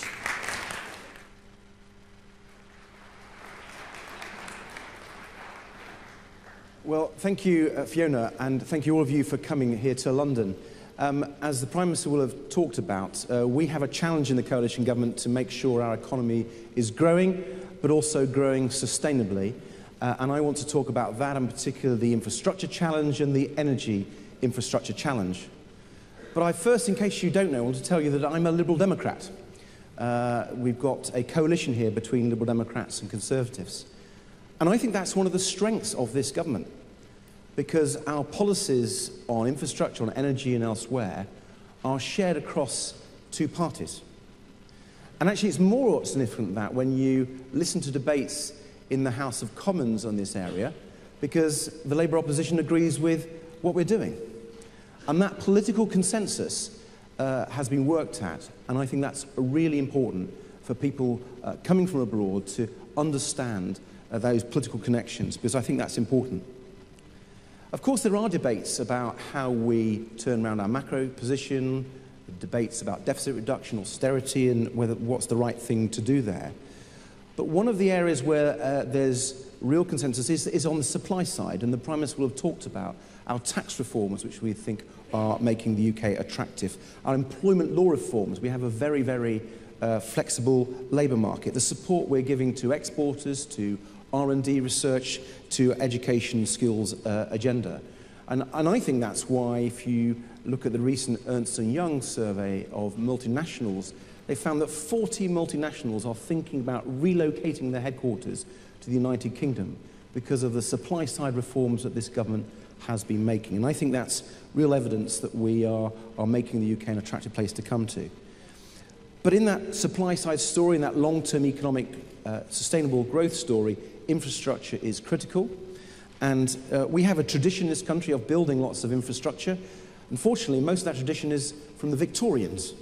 And one of the complaints that people have had over the years when they've come to the UK is that our infrastructure has looked a little tired. And it is true, if you look at the World Economic Forum, they placed the UK 24th for the quality of our infrastructure. And that, frankly, isn't good enough. But it shows our challenge and it shows the opportunity. And I think we have a fantastic opportunity. And the government's gone about that in a number of ways. Even though we've made tough decisions on the budget, our capital budgets have actually been supported far more. So to make sure we are taking long-term decisions with public expenditure to make sure it's going in the right way. And for the first time, we've created a cabinet subcommittee looking at national infrastructure, creating a national infrastructure plan that's brought together over £250 billion worth of infrastructure opportunities, and making sure that as ministers we are pushing forward priority projects, making sure they don't get stuck in the system. And that focus on getting that infrastructure investment, I think, has never happened before, certainly not in living memory. But my responsibility is on energy infrastructure. And when you look at the UK's infrastructure needs, nearly half of the infrastructure needs are in energy. And that's partly because we've got a lot of our energy generation and our energy networks that are getting to the end of their normal lifetime. So between now and 2020, 20% of our energy generation is going to come offline. That's some of the coal plants and some of the old nuclear plants coming offline. So we've got to replace that just to stand still. But we've also got the transition to the low-carbon economy, the sustainable growth agenda, where we're investing in low-carbon electricity generation, new nuclear, carbon capture and storage, and renewables in their many forms. Offshore wind, of course, leading, but also onshore biomass, solar, and so on. So we think there's a massive opportunity. And just between now and 2020, we, outside the oil and gas sector, which is, of course, another very good story, but outside the oil and gas sector, we believe there is £110 billion of investment that we need to attract. And we know if we're going to do that, to meet that challenge, to upgrade the UK's infrastructure, and particularly energy infrastructure, we've got to make sure that investors want to come here. So our driving force is to make sure that what we're doing creates a predictable framework, a long-term framework, a stable framework, backed by that political consensus that I've talked about, backed by a new legal framework. We're putting an energy bill through the House of Commons, which has got, again, cross-party support, and that's reforming our electricity market so that we can be the world's first ever low-carbon electricity market. And that will give legal certainty, and behind that, we've also got financial certainty, because what you've seen in a number of other countries is they haven't done their sums, and they get to a point and they realize that they can't afford something, and there's a big break on. Well, we've learnt those lessons, so we've done our sums, we've got agreement across government, we understand the impact on consumer bills of our policies going way into the future, and through something called the Levy Control Framework, we've got a budgetary structure. So we think, whether it's on the politics, on the law, or on the finances, we've created a framework which gives investors what they need. And I think we're seeing the fruits of that. The offshore wind investments we're seeing have placed the UK as the leading country for offshore wind investment. With the Green Investment Bank, Sean Kingsbury's team, we're helping people get investing into offshore wind and indeed other forms of energy generation. Our agreement between National Grid, the grid operator, and our energy regulator, Ofgem, has given a really clear picture for network investment between now and the end of the decade. And I hope you will be able to see in due course, I can't give a running commentary on it, but that we will have agreed a deal for the first new nuclear reactors in the UK for a very long time. So I think all those signs are, I think, are very strong, and they feed into what we are trying to do as a coalition government to get that sustainable growth, that sustainable investment. And I want to also pay tribute to the Treasury, because they have been very innovative in the way they are supporting infrastructure. Lord Dighton will talk more about this, no doubt, but the Treasury infrastructure guarantees are something we've never seen before, but they support both what my department's trying to do in energy and the wider infrastructure picture. So I hope you've already realised you've got an attractive place to invest. And I hope as a result of your networking, your discussions with ministers like myself, but also our officials, you'll feel ready to invest. And we want to make sure this is the best place, not just in Europe, but in the world, to invest in infrastructure and in energy. Thank you very much.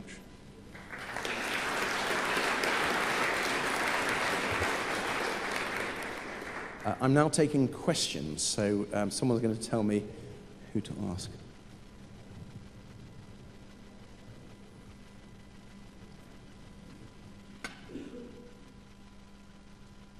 So number one, if you can stand up, sir, and tell us who you are. Secretary, Peter Mather from BP. Thank you for that. You didn't specifically reference the North Sea, and I suppose I just wanted to make a point and then ask a question. I suppose the point is, of course, the North Sea is a massive area of success for the UK over many years, 450,000 jobs, and at the moment we're seeing a bit of a renaissance, new investment going in. We have put in about £10 billion, as you know, recently, just BP alone. I wondered if you could comment on how you see the North Sea playing a role going forward? You're right to pull me up on that. It's probably because I had my first meeting today at a breakfast with UK oil and gas industry. So I sort of felt I've done oil and gas today. But you're right, it's a huge success story.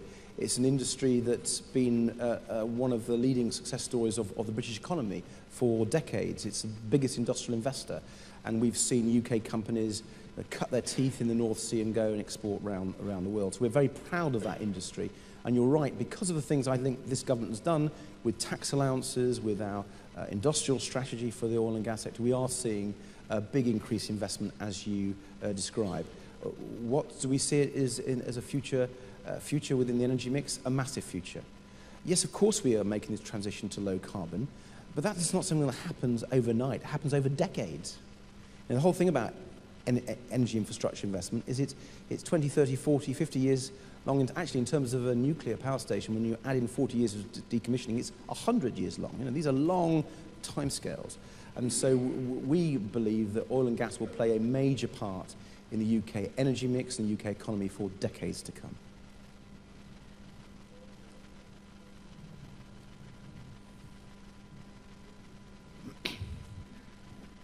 Hi, Paul Massara from RWE Power. As you know, Secretary of State, we've invested £5 billion over the last 6 years and employed 12,000 people here. We regard the UK as a great place to invest. We think that the energy bill is giving us certainty and clarity that we need. Unfortunately, I think you realise that many of the utilities' balance sheets have been squeezed or in tight positions. And therefore, although we see the market as being very attractive, I think we're much more interested to see how we can now partner with other capital funders to combine together to meet this 110 billion. And we just wondered, the question really is, do you think there's more that we can do with companies and with government to make sure that we get that capital aligned and get constructing? Well, Paul, yes, and the conference today is part of that effort.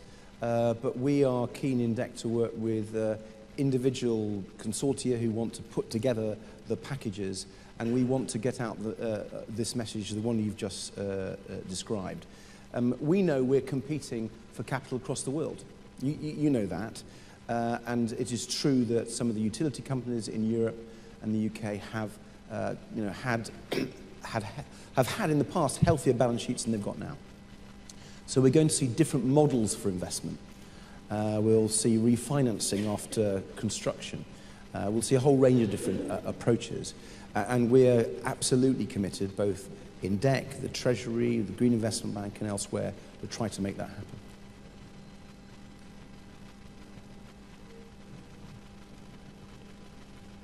Thank you, Mr. Minister. I'm from the State Oil Fund of Azerbaijan. The UK government recently contributed to the Climate Catalyst Fund, along with the IFC, Canada and Azerbaijan. And I think that this is one of the most successful attempts in unlocking the long-term capital in order to direct them towards solving the climate change issues. Do you plan this kind of initiatives in the future? Yes, I mean, the climate change agenda is both one that we have to take seriously in the UK, in the EU and globally. And our work with other countries, particularly in developing countries, I think is recognised as some of the leading work. We work with Germany and Norway and the United States and a few other countries who are, I think, leading the way in that. And we have an international climate fund of 2.9 billion in the last spending review that goes up to 2015 in order to be able to make those partnerships and to try to get that investment in those countries that need to develop in a sustainable way, in a low carbon way, and can learn the mistakes of the developed world and just as we've seen in mobile telephony, jump. And some of the opportunities in solar in sub-Saharan Africa, for example, are fantastic and very exciting. And we will certainly be playing our part with others to do just that. Ladies and gentlemen, I'm getting some stares and some nods, which tells me I'm running over time, and we'll have to move on. So can I thank you for listening, thank you for those questions, and hope you enjoy the rest of the day. Thank you.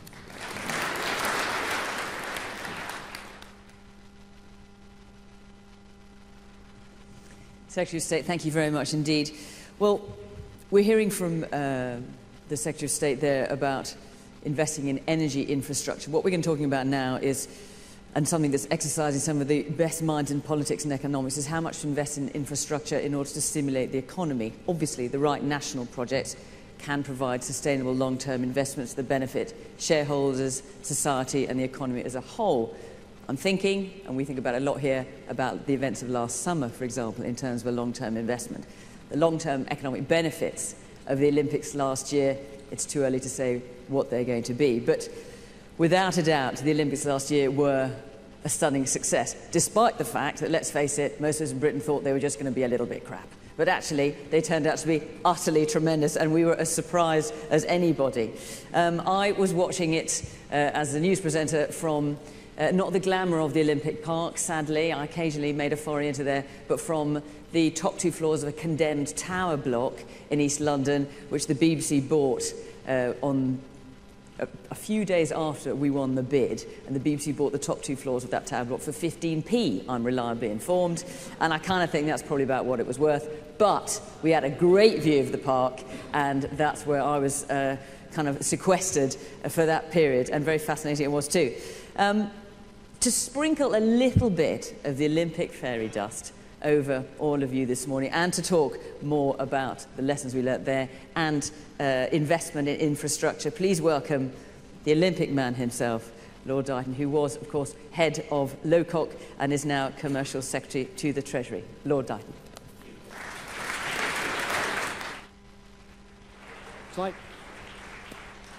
Well, thank you, Fiona. I tell you, when it comes to being on time and on budget, there's nothing quite like having your reigning monarch scheduled to parachute into your opening ceremony with the whole world watching.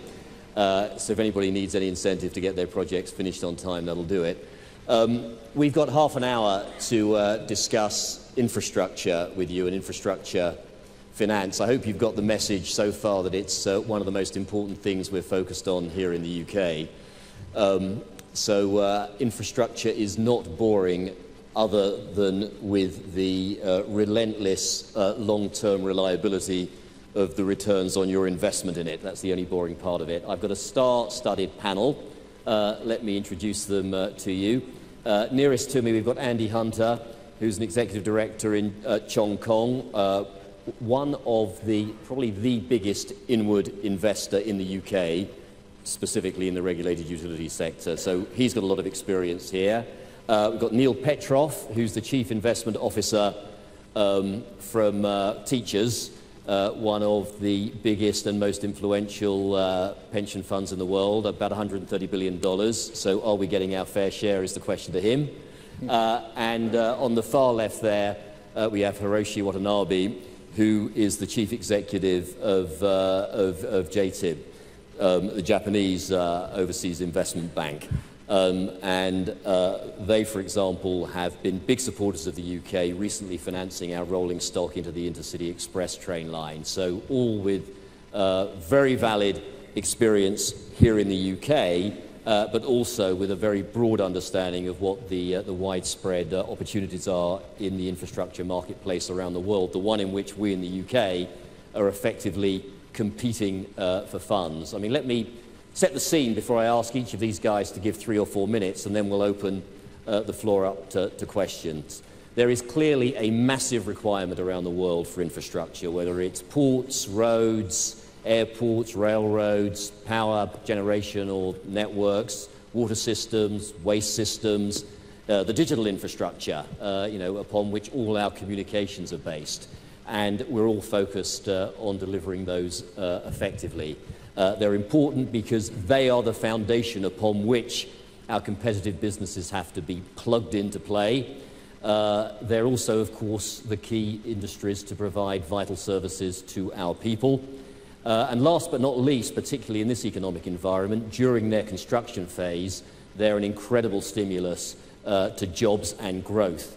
All those things are the reason why infrastructure is now sexy and right at the top of our list of priorities, as you've heard from so many of the speakers this morning. Here in the UK, we're very focused on it. You've heard we've got a national infrastructure plan, over £300 billion, particularly focused on energy and transport. There's already a lot going on. Ed mentioned that we haven't done this much since Victorian times. In fact, in the railway, for example, where we've got Europe's biggest construction program going on underneath us at the moment as we're tunnelling through Crossrail.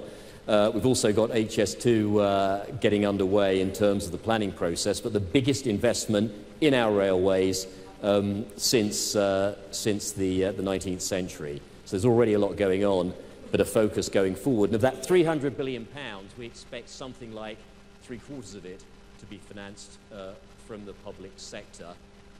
We're doing a lot to help that happen. Again, you've heard about our history in getting the private sector involved in our important businesses. Our pioneering history back to privatization, public-private partnerships. We've been pioneers in all these areas and have exported them to other parts of the world. And now I think with infrastructure, we're trying to be as innovative again, partly through our UK guarantee schemes, £40 billion to help get these infrastructure schemes invested, our Green Investment Bank, £3 billion of capital available there, and a number of other things we're happy to do. Frankly, the policy we're putting in place, Ed talked about our energy bill, making sure that that regime is translatable into financeable contracts so the sponsors of energy projects can build in the certainty that they've got a takeout contract that works. That's where the demand for infrastructure is. Capital clearly has an appetite for long-term, stable, inflation-linked returns, which is what infrastructure can offer. So I think the question in front of the panel, we know what the requirement is, we know the capital's hungry for those kinds of returns. What do we need to ensure we channel that capital into these opportunities and that here in the UK we get more than our fair share? Because as Neil told me earlier, if you add up the requirement around the world for infrastructure, the amount of capital it needs just about adds up to all the capital in the world. So this is a highly competitive business if you want your fair share of that capital. So with that introduction, Neil, can I ask you to give us 3 or 4 minutes and your comments? Sure. Thank you very much. Most pension funds and sovereign wealth funds basically over the years have invested in brownfield investments because they're predictable, stable, long-term assets that pension funds really like.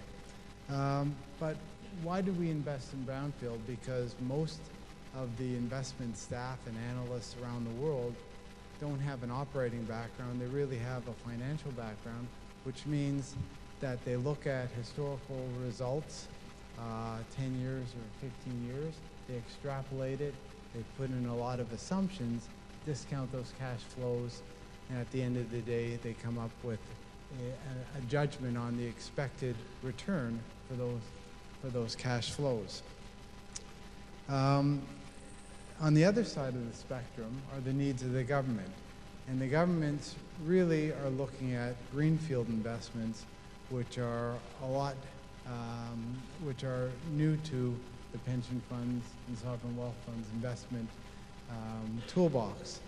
In fact, you don't have any cash flows.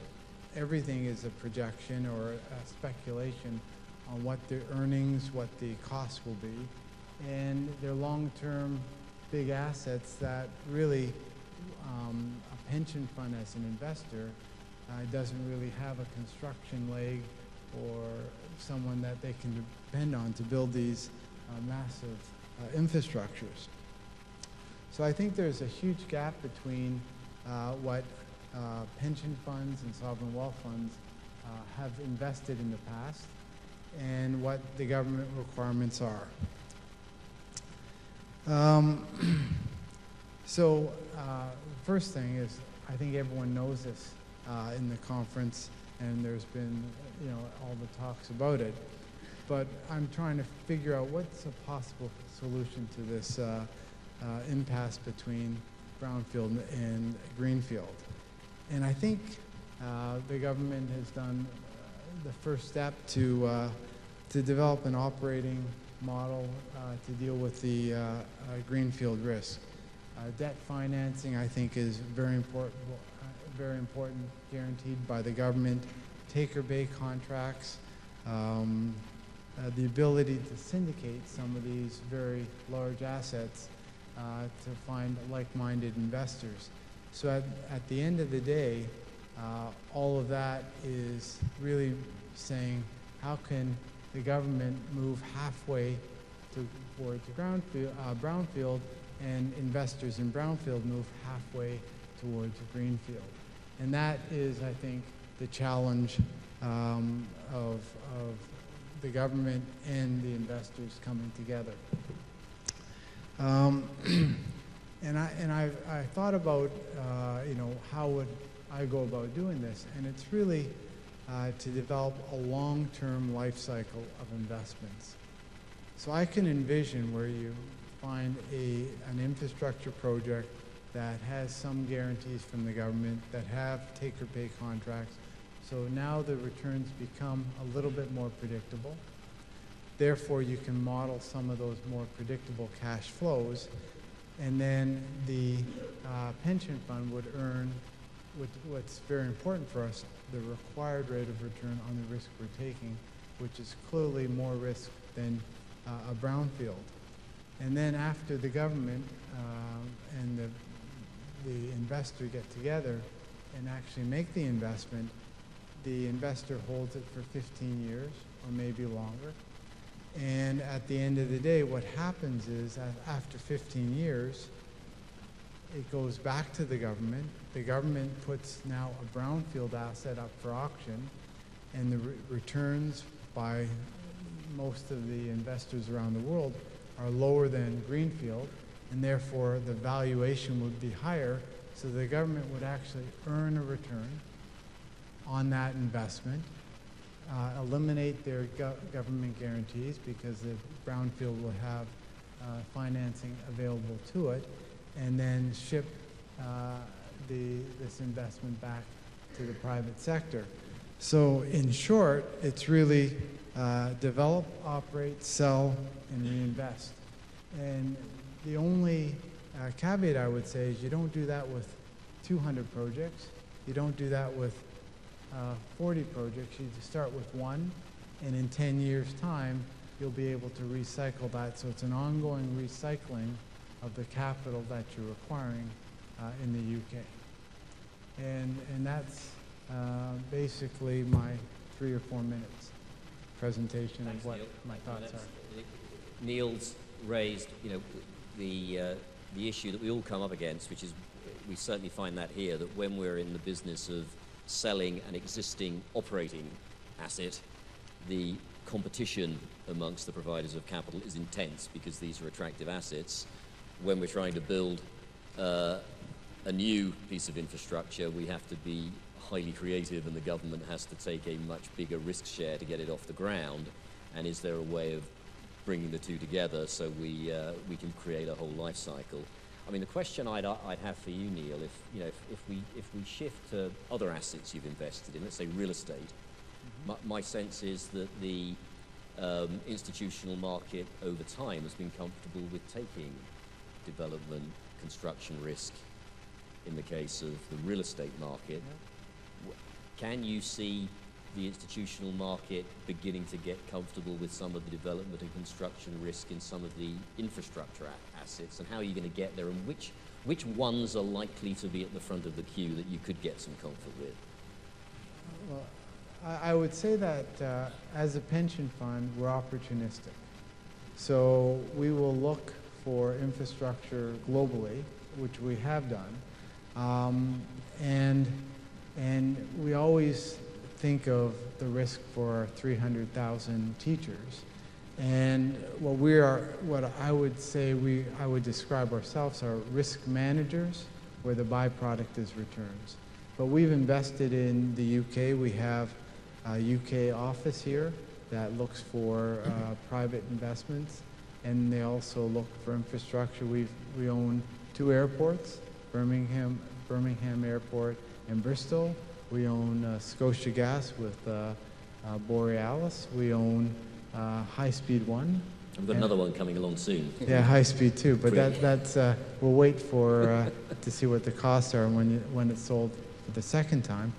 And we also own Camelot, which is the UK National Lottery. So all of these things were done at an opportunistic basis with a great return. We like the UK economy. We like the government regulatory regime. We like the property rights. We like a lot of things in the UK. But I think I should stop you there. I like. I mean, and that's why, you know, we've invested over £4 billion in infrastructure here. Not as big as you, but still it's a start. But let me say that infrastructure at Ontario Teachers is one of many asset classes. So it currently represents 12% of our portfolio, 12, 13 billion. But over time, we plan that, you know, to grow it, but we don't plan to grow it in the hundreds of billions that are required. Thank you. Well, you like the UK. We know Andy likes the UK because he's got a lot of investments here already. But Andy, what have you got to tell us about infrastructure investment? Well, thank you for that introduction. It's a great pleasure to be here this morning and to say a few words about infrastructure investment in the UK through the eyes of a foreign investor. I appreciate I may not sound very foreign, but but I work for a large Hong Kong-based public company. I've lived in Hong Kong for 30 years. Chung Kong Infrastructure invests in and manages low-risk, low-return businesses offering stable and predictable long-term returns. We've invested variously in electricity distribution networks, gas distribution networks, water utilities, and contracted electricity generation here in the UK, but also in Australia, New Zealand, and Canada. Why do we invest in these businesses? The simple answer is risk management. The larger Chung Kong group, of which CKI is a part, is engaged in many cyclical businesses, property development, oil and gas exploration, container terminals, mobile communications, retail, and across many countries. Regulated utilities, if well managed, are, as I say, low-risk, low-return businesses and are complementary to the risk profile of our group as a whole. So CKI invest in dull, boring, predictable businesses which are regulated in a dull, boring, and predictable way. And even talking about it sounds rather dull, boring, and predictable. So for that, I apologize, and I'll be brief. We've invested significantly in the UK this last few years. In 2010, we acquired the regulated electricity distribution networks for London, the southeast and east of England. In 2011, we acquired Northumbrian Water, one of the country's 10 regulated water and sewage companies. And in 2012, we acquired the regulated gas distribution business covering Wales and the southwest of England. The combined value of these recent acquisitions exceeds £12 billion. What attracts us to regulated networks in the UK? Well, the simple answer is stable regulation. The UK has led the world for many years now in providing stable regulation. And as the regulation evolves, as this invariably does, changes have been made, in our view, in a sort of sensible and reasonable way, with the fundamental goalposts of the regulation never really changing. So while a number of factors, such as the rule of law, the openness of foreign investment, the sophisticated and well-developed capital markets, the low level of political risk, they all play a part in our investment decisions. The stable regulation, I've got to say, is key. As for the challenges for infrastructure investment over the next number of years, as I mentioned, while we're a large investor in the UK, we're quite a narrow investor in the UK. Social infrastructure, transport infrastructure, merchant power generation, that's the preserve of others. We concentrate on regulated network infrastructure. And over the next 5 years, significant investment is required in our aging networks. I can only but echo the earlier comments of the Secretary of State. We not only need to maintain our networks, we need to modernize them. And these improvements do not come cheap. We already invest across our regulated businesses in the UK about £1 billion annually, and this number is only set to increase. The challenge then is whether the regulation will continue to incentivize this investments. Now we Brits, we like to have a moan. It's very easy to criticize regulators and regulation, but I've got to say, as As a foreign investor from the outside looking in, we have to admit that on balance the regulation works. It's certainly not perfect, and I'm certainly not suggesting we always get away with regulators. I wish we did, but we're the first to admit it does work.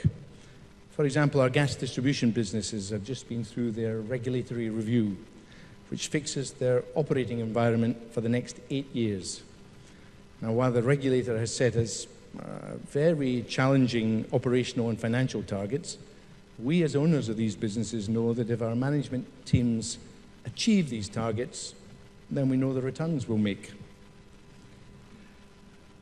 Another cautionary thought: during austere times, it's got to be said, in various parts of the world, politics can get in the way of good regulation. Overriding regulators and imposing price cuts or charging windfall taxes, such like, may well give rise to short-term political benefits, but I've got to say they also act as a very significant deterrent to foreign investment. Our view when we invested in the UK that this was very low risk, and I'm confident this will not prove to have been misguided. So to sum up, we're a very large investor in the regulated electricity, gas and water sector in the UK, and will continue to make the very significant investments that are required annually by our businesses for as long as the regulation continues to give rise to stable and predictable returns. Thanks, Eddie. I mean, you raised and described very clearly just how important in this industry the regulator is from the investor's point of view. You're relying on them to, conduct a market regime which works both for you and the consumers. I mean, so I just want to explore that a little bit more, because, if you're looking at the regulator from the outside and the pressures on the regulator, it's all about keeping prices down for the consumer. That's where the politics in this really is. That's where the votes are. Why is it that you're comfortable that the regulatory regimes you're involved with get the balance right and they're not constantly squeezing your returns because, goodwill is in keeping prices low? Sure. I'd say the comfort and the confidence has come from observing the regulation over the longer term. Yeah, certainly there's tariff pressure, there's tariff concern, but I actually have come to think that the regulator gets it in the neck more if reliability and customer service and health and safety is compromised. And the constant issue for the regulator is to balance tariff concerns with reliability, customer service, health and safety. And over the longer term, I think Ofgem and Ofwat have tended to strike a very sensible balance. I mean, you're in the business of allocating your group's assets around the world to get the right mix of returns. How does that, give us some insight as to how that process works and what, the case you have to make to get a bigger share into this market, for example? Sure. As I said earlier, we're trying to balance business risk across a group which has a lot of activities in a lot of countries. Low-risk, regulated return businesses are very much part of our philosophy. Where do we want to invest in low-risk, low-return businesses? Where the regulation gives us certainty that that will be the case. It really is, as Britain, it's no surprise, no shock that we're large investors in the UK and Australia.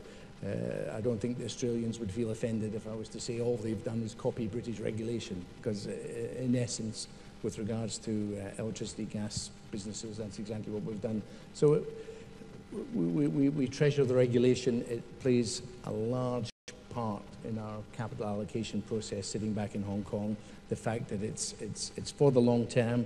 You invest in a network, the network assets through the regulation get depreciated over 40 to 50 years. It's very important as investors you have confidence, perhaps not for the whole 40 to 50 years, but for a reasonably long period of time, that if you make the investments, if you operate the businesses in an efficient way and hit the regulators' requirements for reliability and customer service and safety and all a whole list of non-financial targets, then you will earn the regulated return. And confidence in that regime is hugely important when we sit and decide where we want to deploy capital in regulated utilities. Thank you, Andy. Now let's switch to the view from Japan. Japan, of course, your businesses, your industries are big players in the provision of equipment into the infrastructure world. So I'm sure that'll be part of your comments. Hiroshi, over to you. Okay. Well, thank you, Lord Dayton. And before answering to your question, I'm very happy to hear the UK maintained a very good economic performance even after the Olympic Games. Most of the Asian countries has faced a severe difficulty in the 1 year later on that. So that was the experience. Maybe one of the reasons is too much government intervention to channel the infrastructure long money into the specific sector, like the gymnastic facilities or the transportation connecting to the site. So such kind of misallocation has caused such kind of very bad situation in the economy. So in that sense, even in UK and the other countries, somewhat the program and the balance, the allocation of the fund is quite important to that. So in that sense, I think the UK has maintained a very good policy at this moment to that. And also just after the Beijing Olympic Game, we have very much the volatile capital market condition in the global side on that. Lehman shock and the euro incident or like that. So recently we have the world of the financing to that. Now short-term money is almost abundant or almost flooded into the many areas. But the long-term money, which is necessary to the infrastructure investment, is very scarce to that. So our financing side, we are going to make some effort to make the short-term money into the long-term money by offering some kind of assurance or guarantee to join or attracting new members to come into such kind of syndicate. That is one side on that. But also, the hosting side is also make some effort to that. So in that case, I think the competition is getting much harsher. Recently, OECD has estimated in coming 1 decade, we need a trillion US dollars operation throughout the world to that. And also similar estimate is done by the Asian Development Bank. So for the coming 1 decade, they need 8 trillion. So the other estimates has another 5 trillion for the Latin America and Africa and even the Central Asia to that. So that means the 7 trillion is needed in the developed economies. So now we have kind of a trade-off on the new construction of the infrastructure in the emerging and the developing economies. On the other side is the maintenance, repair, and renovation in the developed economies. Which is more attractive and which is most offering the higher return is quite important to that.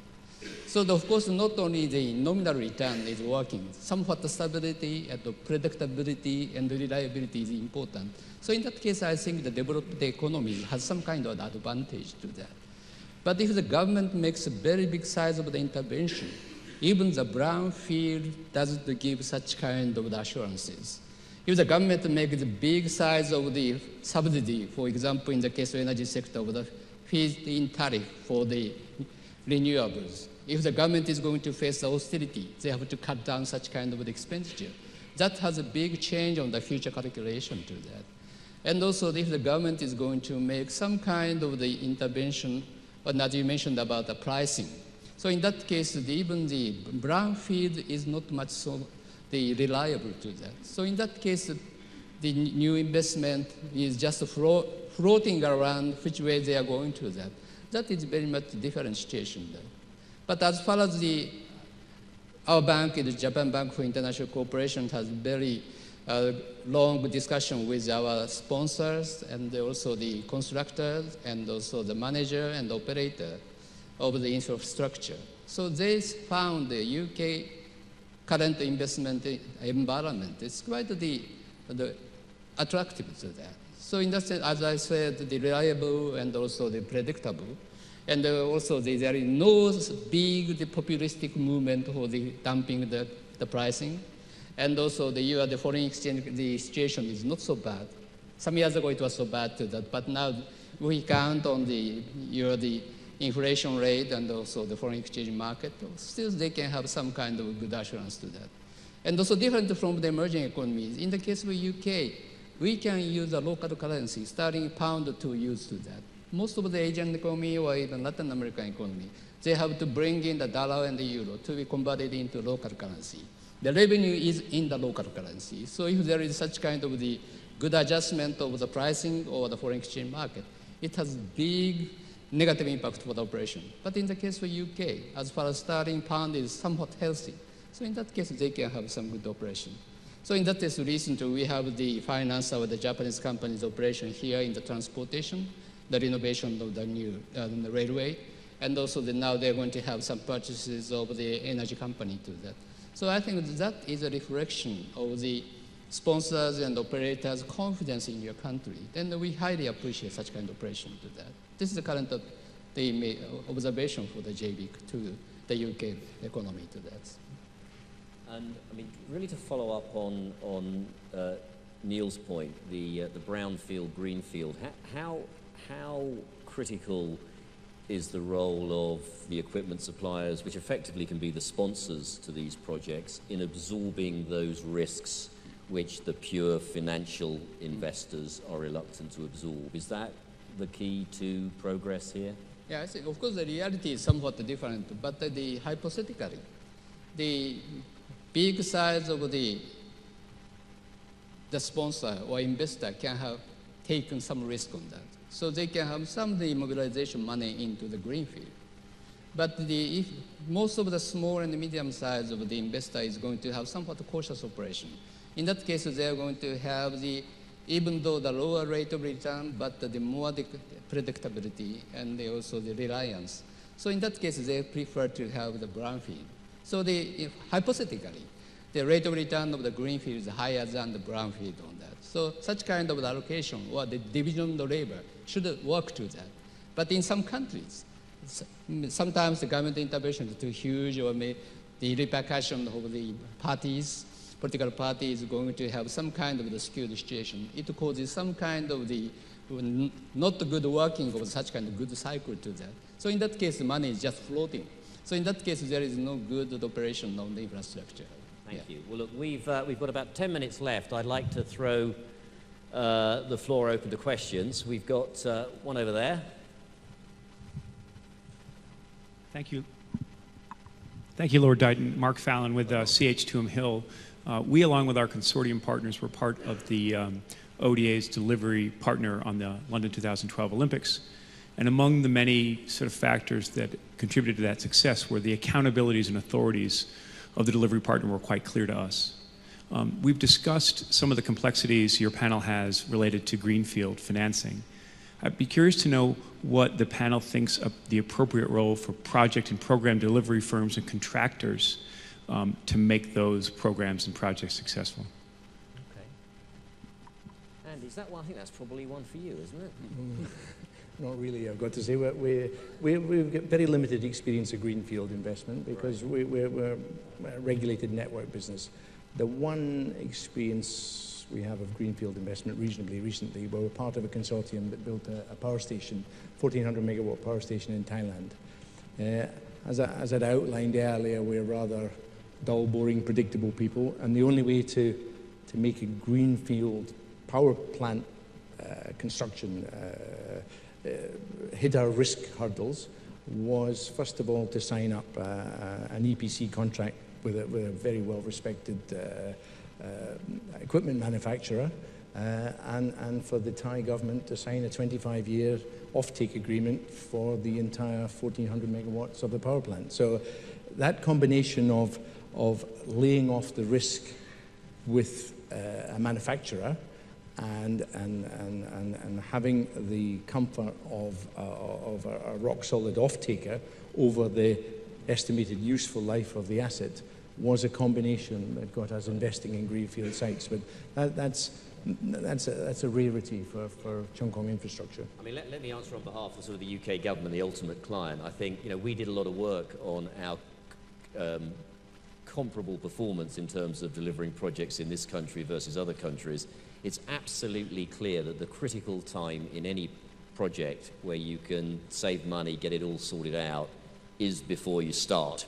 And that's precisely where the kind of design, planning, programming expertise that Mark's talking about comes in. So that's the end of the official advertisement, but you know, absolutely, we understand that's where the value's added, and frankly, where all your opportunities to do these things better really exist, right at that front end period in planning the project. Other questions?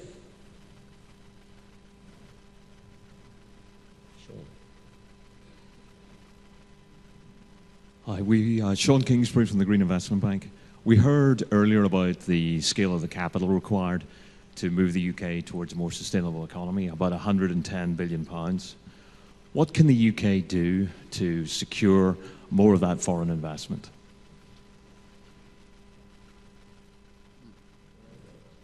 Just the green, it's the, how do we attract green investment?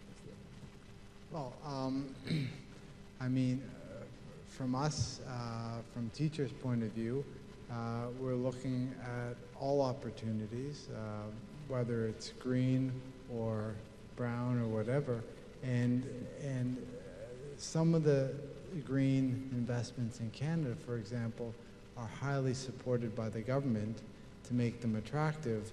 When the government changes the regulation, they become highly unattractive.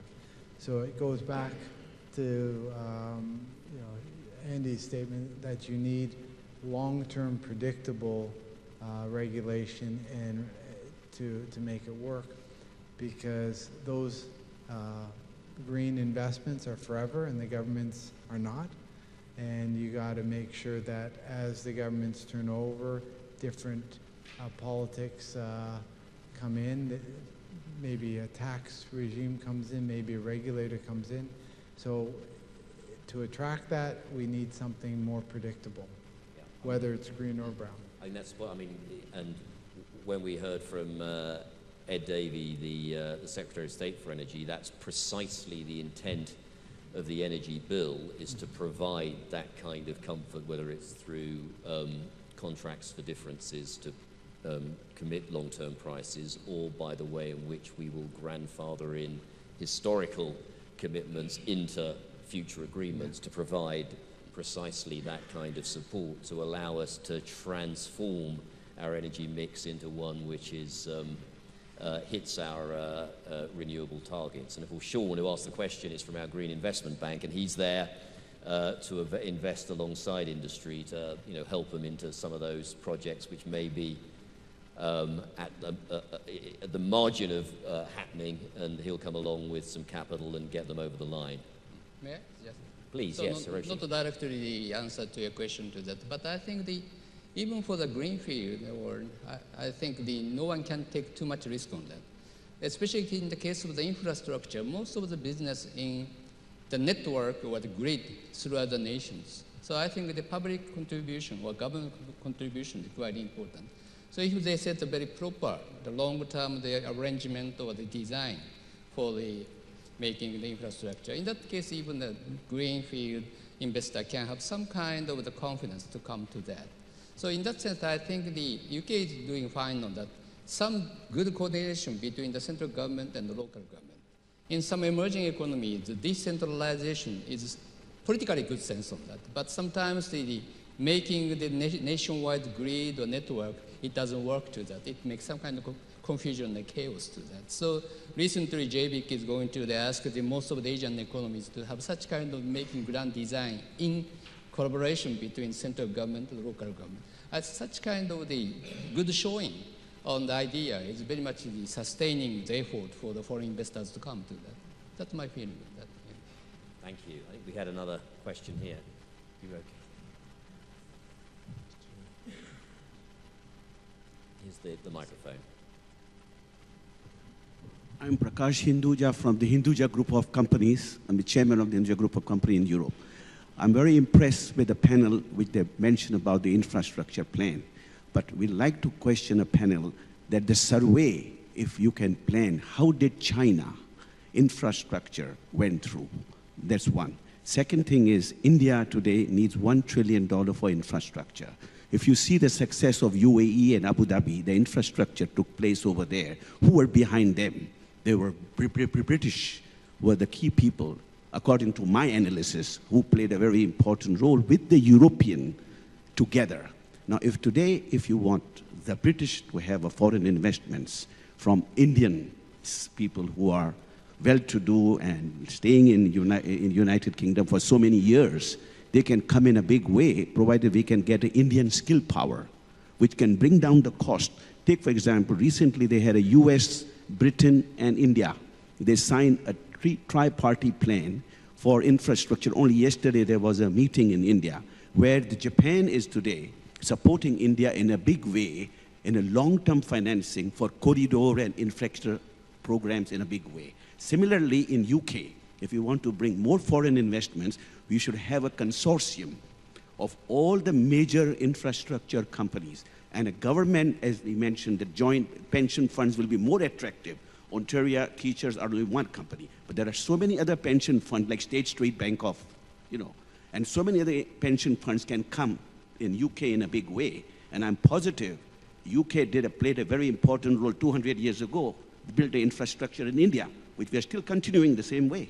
So we should have a strategic plan by the government to work out in a plan in such a way that how the past track record has been structured in last 10 years or 1 decade or 2 decades, and you will have a huge infrastructure plans can come in a big way from the consortium which can be structured. Then the financial institutions, banks, foreign investors, and the private sector by creating a product, a financial product which should be backed by the government, and then it will work out. This is the best solution which I think it can be done. If the panel can able to give views on that, I'll appreciate very much. Thank you. Well, thank you. Last week I was in India and I discussed the planning committee people and also the Ministry of Finance people to discuss on the issues to that. So I agree on that. In the case of India, now they accepted the shortage of the infrastructure. So how to promote is quite important for the future to that. So as I said, how to coordinate the central government and the local government. So the JBIC has already made the equity participation to the Delhi-Mumbai Industrial Corridor Development Company to that. So now we are making to contribute the designing at least 6 states combining the Delhi and the Mumbai. Such kind of operation is working. And also even other area in the southern part of the Chennai and also from the Mumbai to the other cities. So such kind of the rather two-dimensional planning is already started. So I think it could have some good payment for the inviting foreign investors to come. So, but still I think the coordination between or among states is somewhat causing some kind of trouble and there is very slow movement on that. And also in the case of the India, I think the protection of the property rights is rather too tough to that. So it's very tedious time to go on to the situation on that. But I think this is one way to that. The China is very much in contrast. In the case of the property right is the very big different type of operation. And also still the most of the operation in the infrastructure done by the public corporation or the government itself to that. So they are financing directly from the foreign capital market or even for getting the concession loan. Then they use in the specific allocation of funding to that. So anyway, now the combining the 2.5 billion population is working hard to make the more good infrastructure. But now we observe the big two different operations. So far they are doing very well to that. But I think in coming cases, we need some kind of narrowing such kind of the difference of the operation is quite important to attract more foreign investors, have the good predictability for the future to that. That's my sense of it. Okay, well, look, thank you for that. Look, we're out of time now. I know we're the only thing standing between you and Boris, which is a spectacle I want to make sure you can enjoy in its full glory. Thank you to the members of the panel, and thank you to all of you for your participation. Thanks very much. Thank you. Thanks, guys. And we'll go. Thank you. Thanks very much indeed, Lord Dighton. Lots of reasons, according to the panellists, to invest in the UK. Lunch is downstairs in the old billiard room, just where the tea and coffee was. The Mayor of London, Boris Johnson, as Lord Dighton was saying, is going to be speaking at 1:10 past 1. So you don't want to miss that. And if you weren't able to collect your event iPad, you can collect them at the back there. And we'll be back here at 2 o'clock. See you then.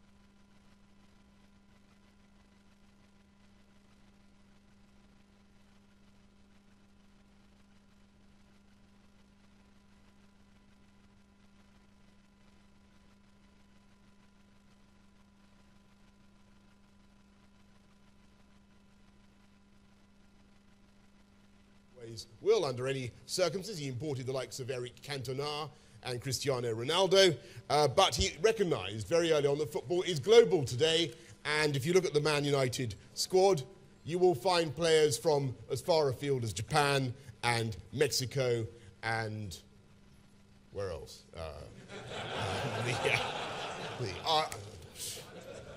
Manchester, Wales, all over the world, And the owners, as far as I know, are actually from the United States. And that is how, it's by being global, that a club that was founded in 1878 as a sort of kickabout for the North Yorkshire and Lancashire Railway is now a global brand worth $3.3 billion. And that's how other great clubs, London clubs, have come to dominate the international game by being open to talent. I hope you're getting my message, open to talent from the rest of the world. And that is the secret of London in the 21st century. This great gathering last assembled, I think, just before the Olympic and Paralympic Games. And some of you may be veterans of that occasion at Lancaster House, and it was a very tense moment. And people, reputable international figures, were turning up and warning that London might not be ready to host the Games. I don't know, can't remember what happened to them. But the Games, I think you will agree that the Games went more or less okay, didn't they? I think they did. And all the security guards turned up from whatever they'd been doing as short order chefs in Mexico and so on and so forth. And Team GB, Paralympics GB, won more medals per head than any other country on earth in a statistic that remains uncontradicted since I first announced it 40 years ago, even if unverified. And I think that's more or less true. And in the last year or so, since the Games, we have seen a surge of confidence and investment in London. And yes, of course, there is continued investment from Europe, where this was a famous occasion last year when it was the Draghi put, wasn't it? And that saved the Eurozone for another year. The result has been, of course, a continuing microclimate of gloom on the continent, caused by the irrational mistake of trying to make other European economies conform to German economic habits, exactly as some of us predicted 20, 25 years ago. And though we, like the rest of Europe, are suffering from a consequent lack of demand in this country, we are seeing a lot of confidence and investment in London, and talented citizens who want to come here. I had the great Alain Juppé in my office the other day. Alain Juppé, the former French Prime Minister, who is now mayor of Bordeaux, and he called into my office and he said that he was mayor of a city of 239,517 inhabitants and therefore the 9th biggest city in France. And I was able to get the ball back firmly over the net and said I had 250,000 French men and women in London, and therefore I was mayor of the sixth biggest French city on earth.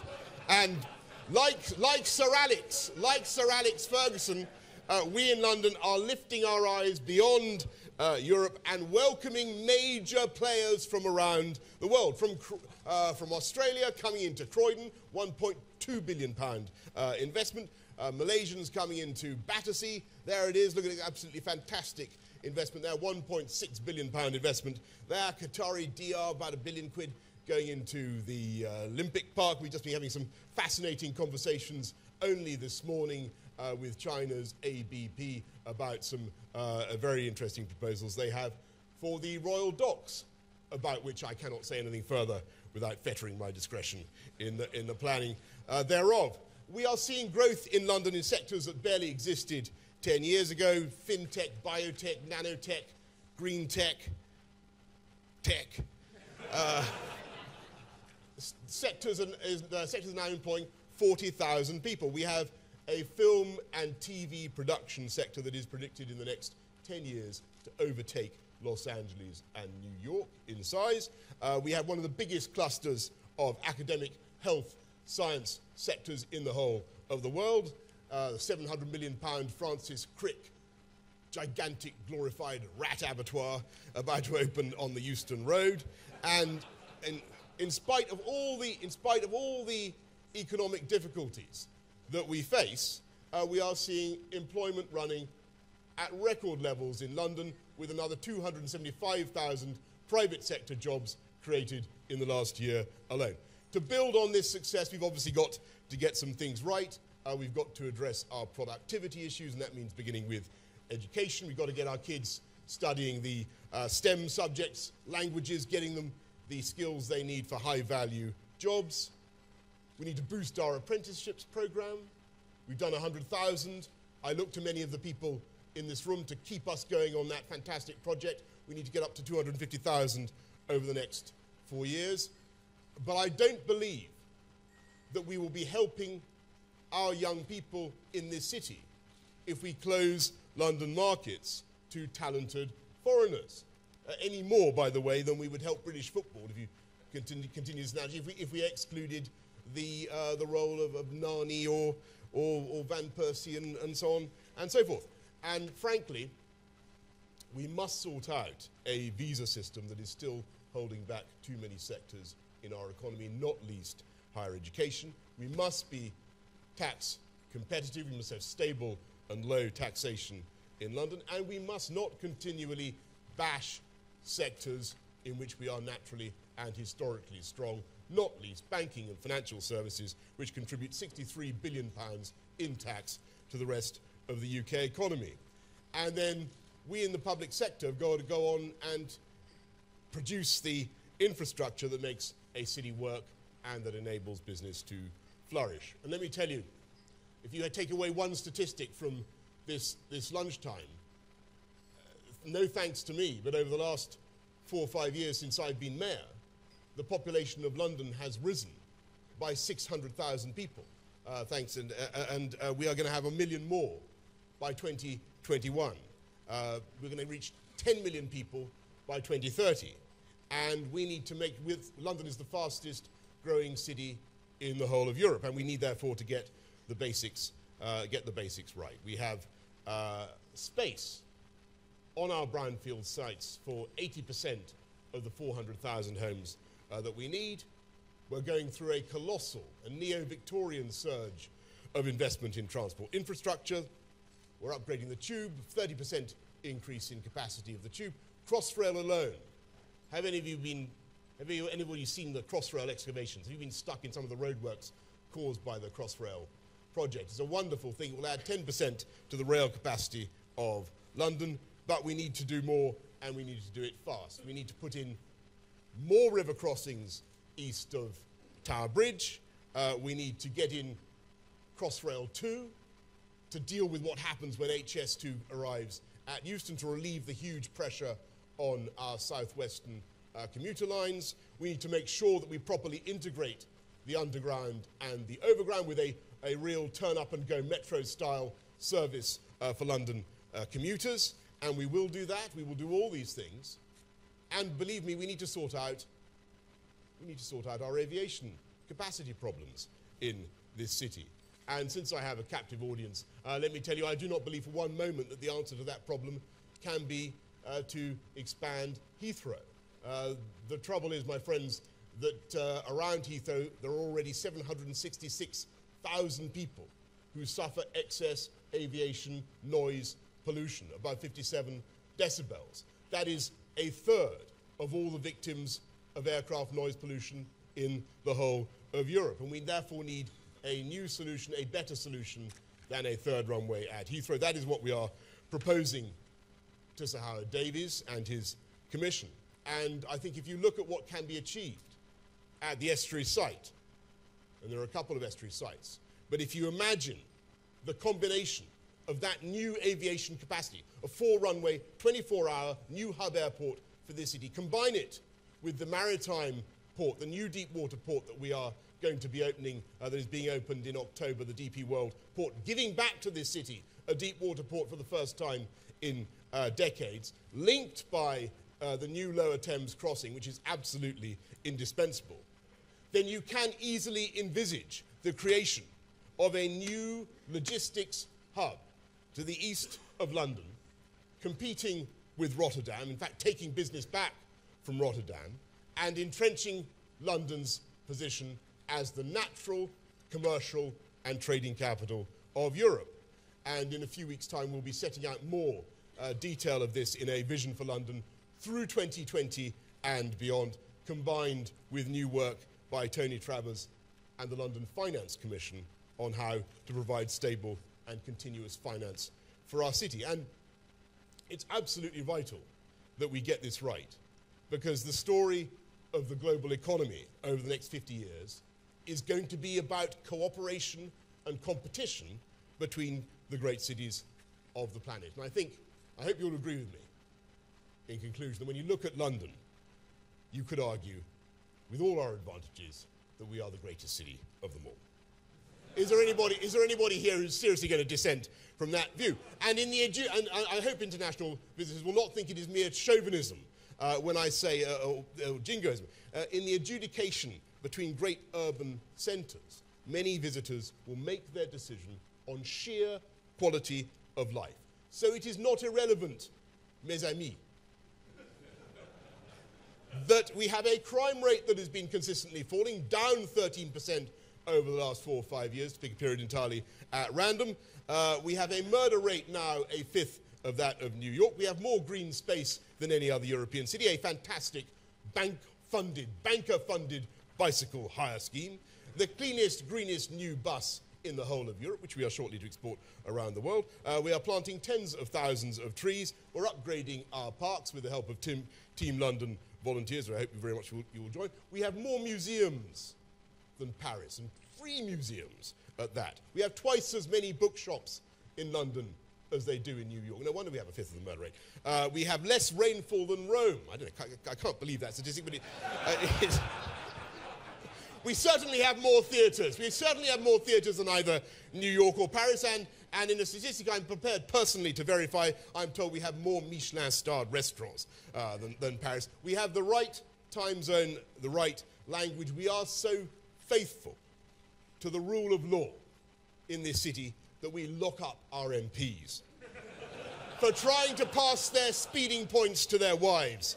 And that is the reason, and that is why people have confidence in London. That is, frankly, why we have world-beating clusters of talent in finance, in law, in accountancy, and insurance that make us the crossroads of the global economy. When an Indian mobile phone company wants to buy an African mobile phone company, they do it through London. And when the Chinese want to set up an offshore centre for the renminbi, they do it here in London, the place where you can talk to Shanghai and Sao Paulo on the same day. And that investment in London, just in case anybody else from the rest of the UK is listening, drives jobs throughout our country. The biggest employer in Dorset, after the NHS, is JP Morgan. Fact. And it's because of London's pivotal role in the global economy that people want to come here and to invest. And Qatar alone, I was in Qatar the other day, Qatar alone has $20 billion worth invested in this country, most of it in London.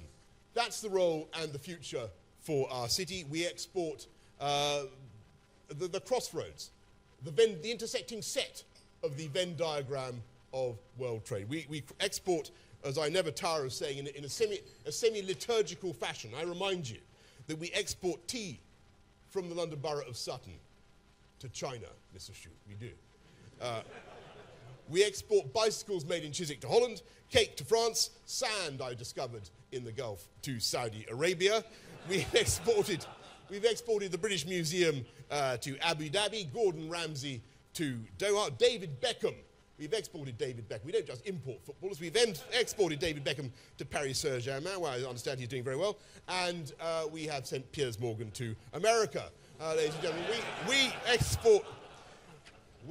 we export billions of pounds, above all, of goods and services around the world, not least in finance. And that is why I welcome you all here today to this Global Investment Conference. I'm delighted by the confidence you show international players in the greatest, what I humbly submit is the greatest city on earth, but a city that is ideally placed to benefit from future growth in the global economy, not just in Europe, but around the world. Thank you very much.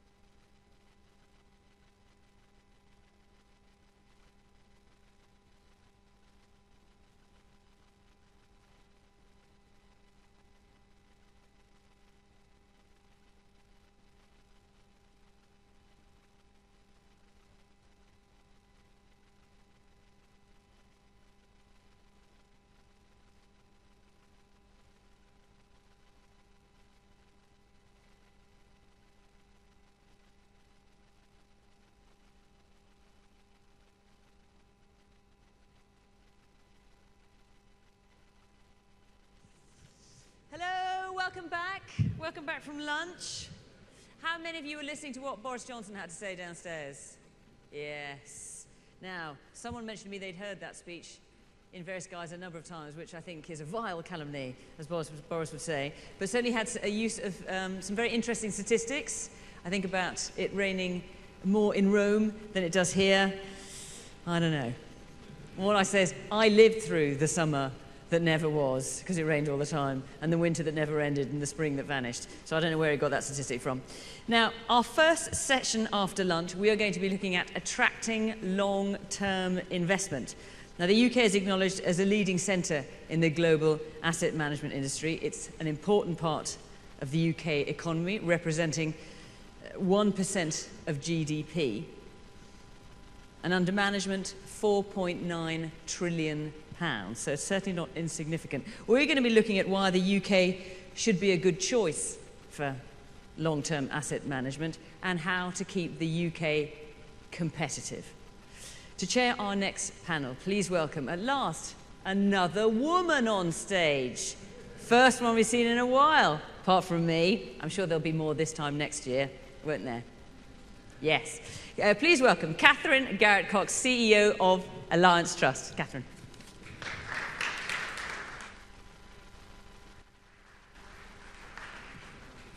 Thank you very much indeed, Fiona, for that very warm welcome, and welcome back after lunch.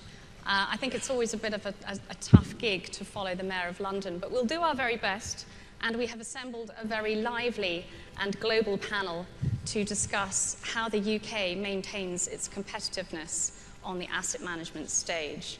So by way of introduction, in terms of the global and international people we have here today, I'm delighted to introduce Tidjane Thiam, Group Chief Executive of Prudential PLC, Dominique Carrel-Billiard, Chief Executive of AXA Investment Managers Group, and Davide Serra, Founder and Chief Executive of Algebris Investments. So with that, I'm going to sit down so we can keep it quite lively. And I think that in terms of getting the discussion going, as Fiona said, we heard from the Prime Minister this morning that we have to play to our strengths.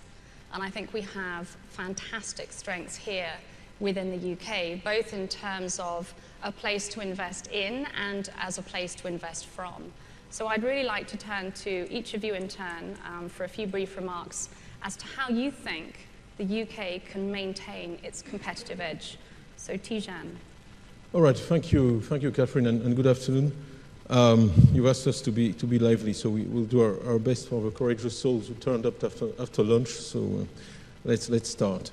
Maybe a few words on the insurance industry. We are a very large long-term investor, of course. I think we have 18% of the UK gilt market, 13% of the shares of the equity market, and absolutely, because of the nature of our liabilities, a natural long-term investor. Of course, the UK is a very prime destination for our investments. I think that since 2004, the UK has attracted 1 in 5 of all investment announcements in Europe. So the UK is starting from a good place. But that's all the past. And as you said, the question is going forward, what should we focus on? And I'll just mention 4 or 5 headline points, and I think we will come back to that during the discussion. But the first one, it's been mentioned this morning, is really stability and predictability. You cannot invest in the dark, and you need to be able to have reasonable expectations, and you need for those expectations to materialize, particularly over the long term, if you're looking at 20 or 30 years. And I think we cannot say this enough, but the rule of law is a very, very important factor in that equation. I once had the misfortune of trying to attract FDI to a small West African nation, and an investor asked me once, he said, look, I only invest in countries where I genuinely believe that if I sue the president's son, I have a chance to win. Right? So I think my country didn't meet that test. So as the Prime Minister said this morning, in the UK, you have that, and that's an enormous advantage. I think the second point is really risk-reward. That's how I would characterize it. There has to be a reasonable risk-reward balance, i.e. you have to be able to make money at the end of the day.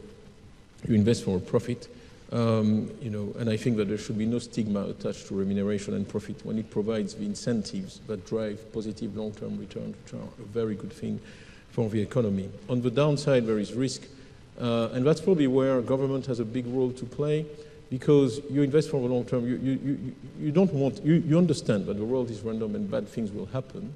What matters is the mindset of the authorities when that happens, and how, if you wish, your initial conditions on which you based your initial decisions can be respected, and how shocks or incidents can be mitigated. That is really, really very important. A lot of countries focus on sheer attractiveness. I think experience shows that actually your ability to withstand shocks and how you manage through the economic cycle is a much more important factor at a point in time position or situation. I think the next thing I'd like to talk about, and it's been mentioned this morning and very sensitive for us, we are a regulated sector, is to have the right kind of regulation. And I'd say three things about regulation. It has to be fair, it has to be transparent, and it has to be predictable. And those three characteristics matter very much. And unfortunately, in our sector, we've been exposed to a relatively unfortunate experience with Solvency II, which for me is a case study in how not to do regulation. Because the first thing I'd say about it is it's been going on for 11 years. The second I'll say about it is that it's a big bang approach whose ambition it is to establish one single regime for 27 countries, starting from completely heterogeneous positions, and to get there in one go. I think that has proven, I won't say an elusive goal, but let's say very difficult to achieve, and we have spent, I think the regulator himself, Andrew Bailey, said the costs were indefensible. And these are costs that have been imposed on us, and in the end they are paid, and that's a point I want to emphasize, they're paid by our customers, our clients. You know, we don't have any money, all the money we have is theirs. And the notion that there is a pot of money somewhere in the industry that you can dig in is fanciful. The only money we have is the money of the pensioners, the money of the savers, and I always insist that policy makers keep that in mind when we make decisions, thinking we're a wealthy industry. We're not. We only have the money that's given to us. And the last thing I'd say about regulation, because it concerns me, is I think that we have increasingly the enemy is hindsight, has a name, and it's called hindsight. When you're a decision maker, you make your decision in a set of circumstances that are known. The worst thing that can happen to you is when, with hindsight, someone comes and revisits that. And we don't want hindsight to become a moral hazard for the financial services sector. So it's, I think, a common enemy and something we have to watch closely. It's very, very easy to revisit actions and decisions when everything has changed. Fourth, I will stop. This is just fourth is human capital, which has been mentioned, and I won't belabor the point, but the quality of the British institutions is well known. I mean, you have to vote with your feet. I have two sons, and I did not put them in the French system, of which I'm a product. They both went to English schools, and we're very happy with that. So it's the best compliment I can make to your education system. 2 points, two final points. One is markets have long memories and mistakes are costly. France paid for many years its inflation from the 70s with a big differential between the OATs and the bunds, and there is a cost to change, and one always has, in government in particular, to think very carefully. It's very tempting to change things all the time, but there is an opportunity cost to change. And something we absolutely keep in mind, and it's been also said by several panelists this morning, is what confidence can you have in the stability of the framework in which you're investing. And just one political comment, I really believe that countries where there is a high degree of consensus on policy have a higher chance of attracting long-term investors than countries who don't, because we all know the electoral cycle, and if you are dependent on the vagaries of the political cycle, it is very difficult to attract investment. I think the US is something that the US illustrates. Whatever the difference is between the two sides, there is a high degree of political consensus, and that type of situation gives you confidence in the future. And my final point will just be to stress all the government has done here for investment. I think a lot of good things have been done. The decrease in the corporate tax is very important, and we're very pleased to have that. The quality of the dialogue, I think, is very good. We are listened to. We both sit on the Prime Minister's Advisory Council, and we are listened to. And the final point I'll say on that is fiscal balance is very, very important, because if you're a rational investor and you look at the future, you don't want to see a government. The best predictor of future tax pressure is the fiscal balance, the fiscal condition of the country. So actually it's important to fight deficits, not just because it's a good thing, but it's also something that is confidence building and that will encourage investors to trust that there won't be mid-course an enormous hike in taxes. So I'll stop here. I think the UK has many assets. Well, I was tempted not to say it, but I'll say it. I think one of the key assets the UK has is the French economic policy. But anyway, it's been working very well for. And I think on that note, I will stop. Tidjane, thank you. I think we'll probably pick up on a lot of the comments that you make in our discussion. But given, as you say, markets have long memories, but asset management is also about the future. Clearly, Boris has a very clear sense that there are many Frenchmen here in the UK. And Dominique, you're here today with us. Perhaps you might give us a slightly different perspective on what you see from the outside looking in. Well, Catherine, thank you very much. By now, I understand that London does welcome French people very well. And I'm very happy to be here today, so thanks for inviting me. And I promise I will go home for the weekend. But I think I'll take the topic of the panel, which is asset management, attracting long-term investment to the UK, in a very French way, which is very structured, almost Germanic. But eventually, no, I will not try. But there's eventually two very clear messages for me. The first one is that the UK, for an asset manager, is a great opportunity. So attracting asset managers to the UK should be a fairly easy job because it's the deepest pool of money in Europe. And one often talks about Europe as a united continent, and it's the second largest place for asset management in the world, but in fact, it's the UK. So it's the largest money pool. It benefits from the cluster of financial services and financial industry in this country, where you have all the banks, the issuers, the research. It's got a deep talent pool to the point where when European asset managers want to start an emerging markets focused fund, they come to the UK to find the managers for it. And it's, I think, a trend-setting place because it's so large. It's got influence through the works of consultants, global investment consultants, that are based in the UK. So attracting people like me to this country is easy. And AXA, we manage 560-odd billion euros worldwide, but about 90 billion of that is in this country, and we have about 500 people here. And as an investor, one of the big moves we made was to acquire Framlington, and it's been one of our greatest success stories, because Framlington was a very focused UK equity boutique working for retail investors. And when I look at what Framlington has become, 7 years after the acquisition, it has become a much more global company targeting both retail and institutional investors. We have more than doubled what I call the like-for-like store sales of the original Framlington team. And we did that because we plugged what was essentially a very UK-focused business into a global distribution network. So we have raised assets in places where the company wasn't going to, like Swiss private banks, like Middle Eastern sovereign wealth funds. And that's been a great experience for us as an investor. The second message for me, and the penny dropped last night as I was preparing for this conversation, is that actually asset managers are your best sales representatives.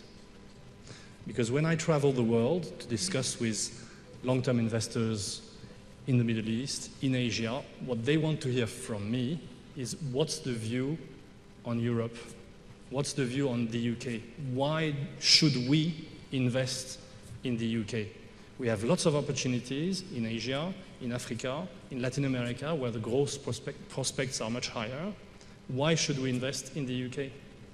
And I think that's where the importance of asset management as an industry for the competitiveness of this country or for any country for the same purpose is critical, because we are the sales rep of the country as a destination place for investors. And that, I think, is critical. So working on the competitiveness of asset management as an industry for a country like the UK is critical, because it's going to be the pipeline to bring money here. And therefore, to echo what Tidjane was saying, making sure that the sector is properly regulated, that we regulate transparency and products more than profit and loss accounts is a critical point. So I will rest my case with those two messages: the attractiveness of asset management as a business in the UK for any asset managers in the world, and the fact that for a country like the UK, asset management is the shop window, but it's also a useful interface for a feedback loop back into the country as to what's missing or what are the issues that need to be tackled to attract money is an important factor to keep in mind. Merci. Merci beaucoup. And given that you talked, Dominique, about the attractiveness factor being a deep talent pool, Davide, I know that you particularly believe that the talent pool that exists in the UK and the people that we have here, about how you make it work, that's one of the factors that you see, but perhaps you can maybe make your introductory comments. Thank you, Grazie. Catherine. So, first of all, investing comes from, the etymology of the word comes from investe, Latin word, that means put on a dress.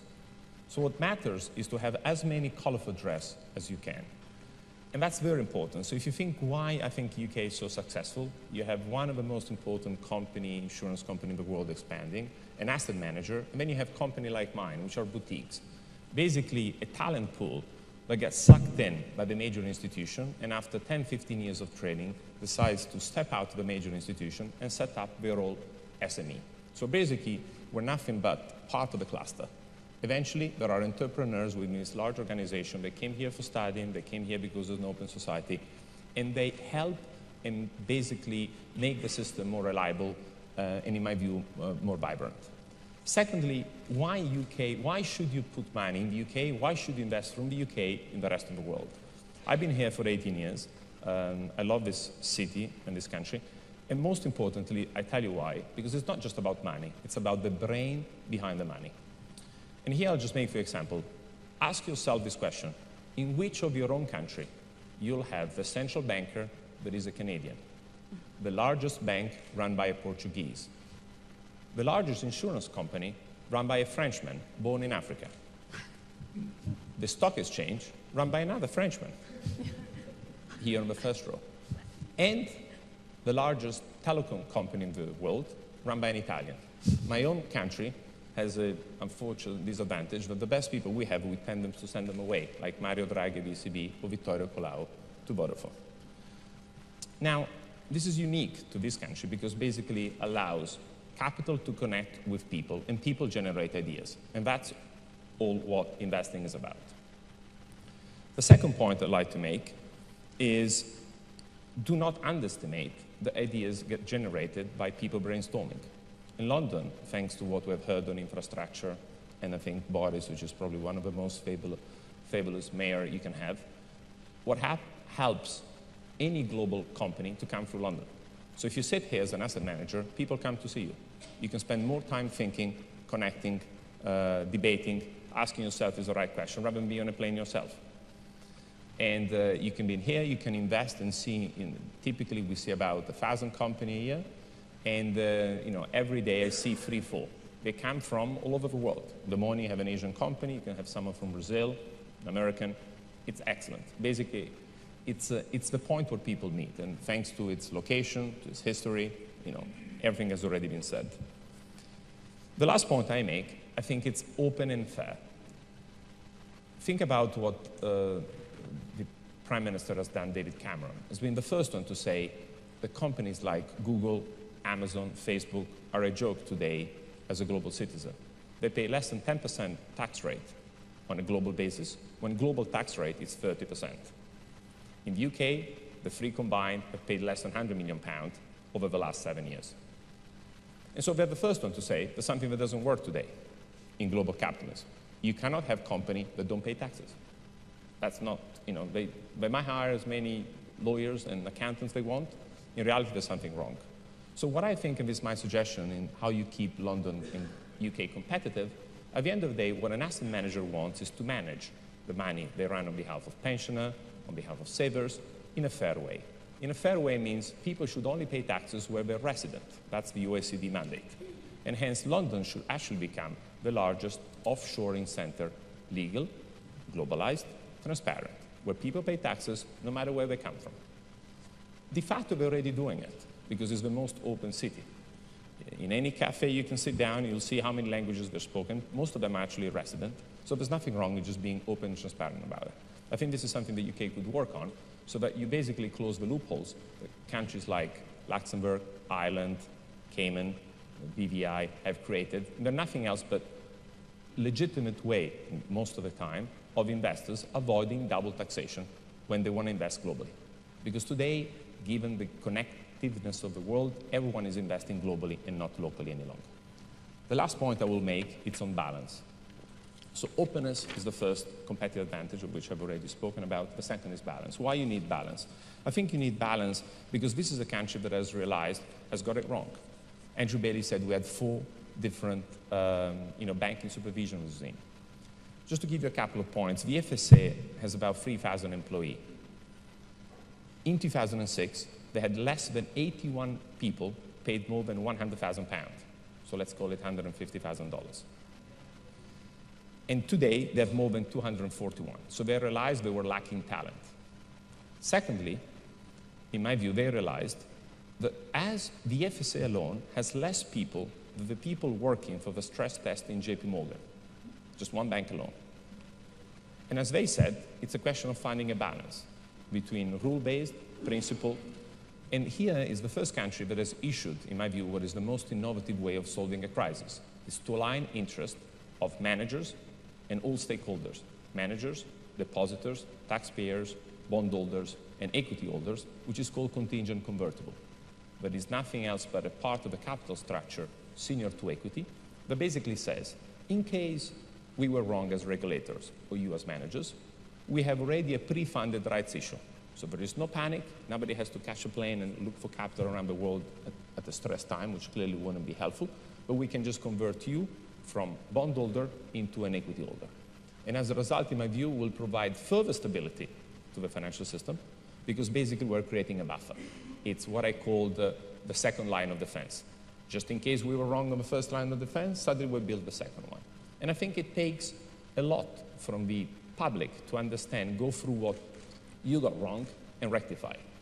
And I think as a result shows furthermore, in my view, how the industry could evolve. Little point on this, as the FSA, in my view, was partly too politicized at the beginning of this decade, they were spending more time in chasing people like us, which have equity to assets of 1-to-1, and we deploy global capital. Most of us has all our savings invested in what we do, and very little regulating banks. So what happened? Taxpayer ended up paying £50 billion. The country got in a mess, and the reason is because the policemen were looking the wrong guys. And we were not the wrong guys, we are the right guys, and the reason because we bring diversity, because we're entrepreneurs, because we're skin of the game, and because the first one aligned not to get it wrong. Grazie. Well, I think that all of you touched in some shape or form around the whole subject of regulation and fairness, but I think given that the asset management industry is ultimately here to provide a service to the end consumer, I think what I'd like to understand, and perhaps we can have a little bit more of a discussion here, is how do you get that balance, as you said, Davide, right, between allowing enough innovation for new products, new developments, something that the UK has been extremely good at over many, many years, whilst at the same time not depressing innovation through overly onerous regulation that perhaps may be there with good intention, but perhaps actually stifles the very heart of what makes this industry successful. So I'd be interested in your thoughts. Dominique, you look ready. Always.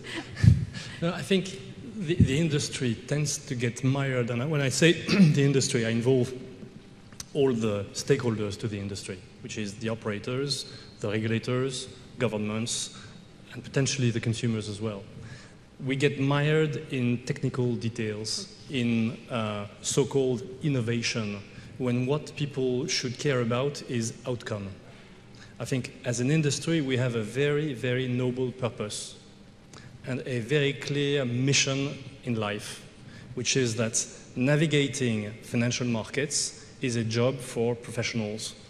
You cannot expect private people in their households to be able to tell what is a reasonable investment for them for the long term, for their pensions, to fund their kids' education and stuff like that. You just cannot expect that because financial markets are just too complex and too agitated. You need professionals looking at them all the time. So as an industry, we serve a very noble purpose. That doesn't, however, require to be very sophisticated or very technologically advanced in where you put the money at work. And I think if we were focused on outcome-oriented products more than on technical things where we benchmark or focus on tracking error, active share, and all those concepts, I think everyone would do better. And allocation is certainly one of the key points going forward. Just simple allocation. And especially in those days where finding a return is hard, I think this will become even more critical. But given that, particularly in the insurance industry, outcome is probably the most critical factor, how do you weave this into your thinking about the UK and the asset management side? Look, I absolutely subscribe to everything Dominic said, and I would add maybe another portion of a value chain, which is distribution. Okay? Because actually, when you look at asset management, you find that a lot of the issues often originate further down the chain. That's where you have misalignment in the incentives and in the risk reward. So I think philosophically and as an industry, we are supportive of something like RDR, and we are supportive of efforts to put more transparency down the chain, because ultimately the point of contact with the customers is rarely us, it's generally an intermediary. So ensuring that they are well incentivized, that if there are commissions, they are transparent and serve a real economic purpose, I think is very, very important. And that's an area where both regulators and governments can actually create a lot of value or avoid the destruction of a lot of value. Just to give a concrete example, if you take the life sector in the UK, it's been in negative net flows since 2005. I repeat, this is you can verify, it's an ABI statistic. The life sector in the UK has been in negative net flows since 2005 every year, i.e. there is money coming out of the sector. So I am baffled by the fact that people can publish growth statistics, new sales statistic in a market that is shrinking. Okay? That doesn't make economic sense. It is just churn. It's the same money going from company A to company B to company C to company D. If there is no new money flowing into the sector, you can't possibly grow. So, you know, those are facts, and I think that the recent reforms will make it clearer. Well, that's what's going on, and will allow ultimately the savers, because really, as Dominic said, this is something that certainly I think keeps us all awake at night. We know there's an enormous savings gap. We know that with a demographic structure, it's very hard to plug that funding gap. So really, every basis point we can scrap or produce in additional return will make a difference to people's lives in 20 or 30 years down the road. So these are important issues. Thank you. And Davide? If I were just to give an advice, to me will be skin of the game. So if I think today the debate among regulation, I think it's ludicrous. If you go through the analysis of what Solvency II is forcing insurance companies to do, you laugh. Insurance companies get asset, basically premiums, and they should invest for the next 20 years. And then someone comes in with a degree in statistics, looks at what happened the last 20 years, and simply because almost lost his job 5 years ago because he had no idea what he was doing, suddenly says that an insurance company globally cannot hold more than 3% of equity. Now think about it. How are we going to fund growth, jobs, if the longest term investor here cannot have more than 3% in equity?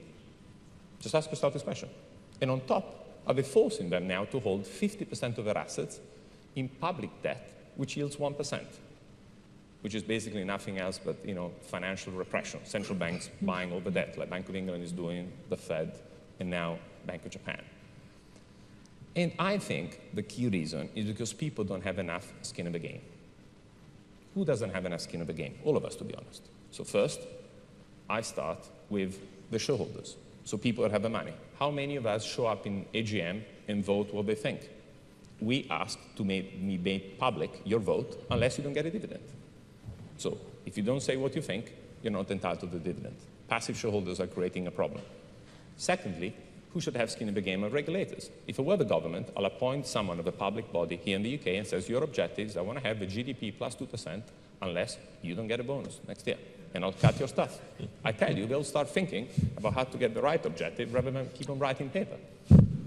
The third one, which I think is, in my view, very important, is to think about what's the implication of not having skin in the game at the executive level. Suddenly, if you only incentivize people with stock option and shares, you incentivize people to take short-term drugs. I have 4 kids. When they ask for a Coca-Cola, I know what happens. I give it to them, they're happy, and then for 2 hours, they keep on running around and screaming. So basically, I need to take a balance. What is probably more appropriate, in my view, is to incentivize them equal to the duration of the risk they take. So if you are a bank, you should be paid after 5-6 years. Let's see the loans you made, whether they were good or bad. If you are an insurance company, I think people should be incentivized over the next 20 years. Tijam should be getting his long-term compensation very deferred. It can be his own pension.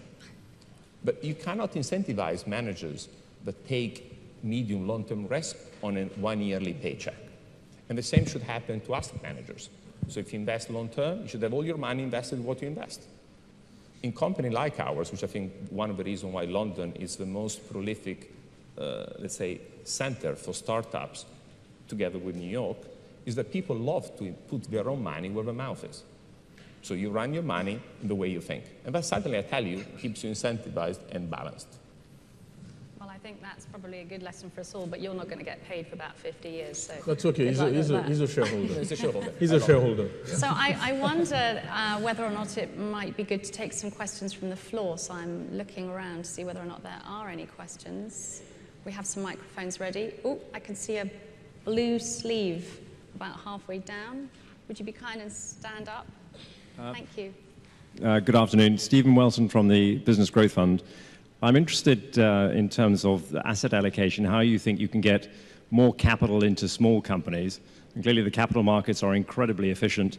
The larger the company, the more their options. And when we talk about SMEs as the backbone of the economy, how can the public markets and the asset managers find an effective way, recognizing your obligations ultimately to the future pensioners, to get small amounts of money into small companies to help them grow? And I'm not talking about the private equity industry, I'm talking about exactly what you gentlemen and Catherine does. And I think that's a fantastic point, because I think one of the things that we all know is that SMEs truly are the backbone of the country and of the growth. And I think many of them say that it's incredibly difficult to get funding from the banks. So Davide, I'm going to hand that to you. That's actually one of the most important questions today in Europe. Both the liability, lending, banks being able to lend, and investing in equity. So think about it today, what we're doing. From the Solvency II perspective, insurance company cannot invest up to a certain amount in BBB, basically investment grade. Now, I can tell you, no small company can actually have a rating, and most of them will probably be non-investment grade. So suddenly, you cannot have long-term equity. People on the equity side cannot invest in it because they're not listed, and the banks get penalized because suddenly they don't have collateral and they don't have a rating agency. So my first big problem is rating agency. Rating agency have been allowed by the regulator that basically wants to cover the butt. So this is not our problem, it's someone else that gave a rating. Well, sorry, we need to basically cut this loophole. As a result, I think people should be allowed to give their own rating internally, see an SME, and decide what's the probability, what's the rating on this SME. I rate it myself, and I'll be able to lend or to invest. So the only way you put capital into this sector is to cut off basically the strings attached to being regulated, either on the equity side or on the insurance side. If you don't do it, it becomes legal. If it becomes legal, we're not allowed, and as a result, we won't do it. It's no more complex than this. I can just add a word. We have created at M&G a UK company financing fund that has now lent about £900 million. And in total, we have picked up about £10.8 billion of loans in situations where banks have retrenched. So as a company, we believe there is a big opportunity, and we are doing really everything we can to plug that hole, because yes, that's the only way to create jobs and to have growth in the economy, which ultimately is good for everybody. And I think at the ABI level, you've got other companies like LNG and others trying to do the same thing. it's a real issue. Thank you. Are there any other questions? No? Well, I think one of the next things that I see, we have a little bit more time left, but one of the second things that I really wanted to get into conversation about was what's the big opportunity that you see looking forward for the asset management industry? I think we've talked a lot about the factors that make this country incredibly competitive and attractive, but I think that hopefully the audience is either going to stay here or go back home, and I think it would be useful to have a sense of what is the big theme opportunity that you see that is either playing out in your own world or that you're investing in that you believe can make a tangible difference to how this sector does and flourishes for the next few years. So Davide, I'm maybe going to start with you. I think for us, which we invest globally in financials, so banks, insurance, real, exchanges, anything that is in the infrastructure of the asset management industry, the biggest theme, in my view, will come from actually contingent convertible. So basically, is what the UK has created is this instrument between equity and senior. And so even though the people representing number 10 might not be very happy, I will say that before you buy any British bank's equity, you first invest in their contingent convertible. And the reason is because you're guaranteed to get paid 7-8% for the foreseeable future, as long as equity has any value. And so clearly that's a better proposition than just risking your shares on the equity. Secondly, I think this will be a trend going forward, because as the crisis has demonstrated, when you tend to regulate, you basically rely on maths and what has happened over the last 20 years. As the world is always different, because you never know the future by definition, you need to create a buffer, just in case you're wrong on your assumption. And as people make millions of assumptions, as a result, in reality, we never know. So we've been regulating the industry globally in financials to have 2% of equity as percentage of total assets. We're now 10, maybe more or less, we don't know. I think by having an extra 10 of buffer, it's a good way of starting, just in case you're wrong. And I think this will be a good way also in insurance for the, most importantly, diversified insurance company. As the system will be more capitalized, then people will feel more comfortable to lend, because they know in case one of their assumptions was wrong, they can sleep at night. Dominique, what's the big opportunity that you see? I think we can talk about two big opportunities, but the point I'd like to make is that the industry's interests are aligned with the country's and the economy's at large interests, because the function of this industry is to allocate capital. This industry has got no capital of its own, none. It's the point that Tidjane made earlier. We are just fiduciaries of our clients' money. To attract money from the clients, we need a story to tell. And the example I gave earlier on what you tell a Middle Eastern sovereign wealth funds on why invest in the UK, we need a story to tell. I think this country sets itself apart on many dimensions, and there's been many comments made. One of the key dimensions it sets itself apart is innovation. I think the UK is the 7th biggest contributors to patents worldwide. And I think the concept of the patent box is a very creative and productive idea. And there are two fields where patents or new ideas are necessary.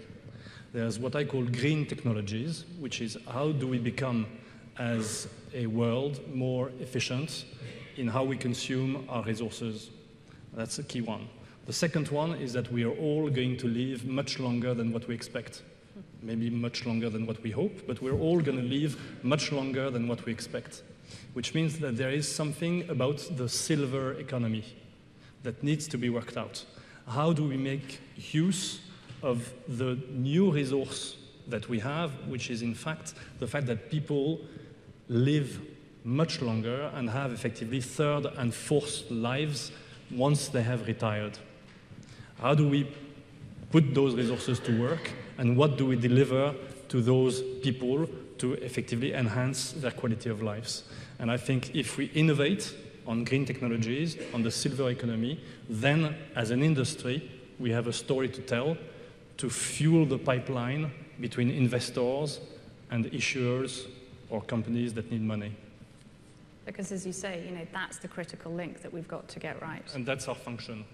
The function of the asset management business is to be the pipeline between issuers and investors But for the pipeline to come here rather than stay in China or in Indonesia or Latin America, we have to have a story to tell. As I said earlier, we are the best sales representatives of an economy.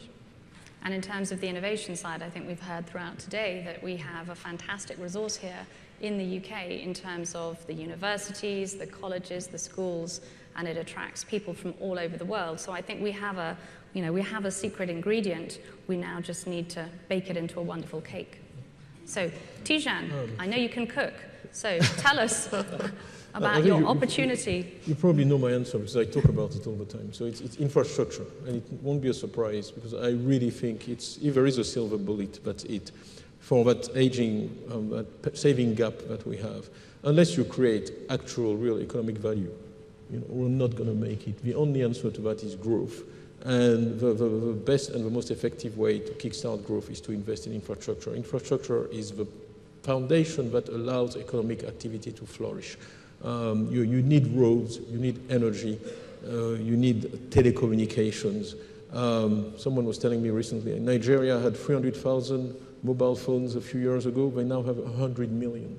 Right? Think about the economic connectivity that takes place behind that. So that is totally obvious in the emerging world, but I think it's also true in the developed world, where all the Victorian investment that you saw in the second half of the 19th century across the West is completely decaying, absolutely needs to be replaced. And that's an enormous opportunity. And if I may maybe not be politically correct, but the other thing I like about infrastructure is that it creates jobs, and an economy needs to create jobs for everybody, not just people who graduate from Oxford or Cambridge.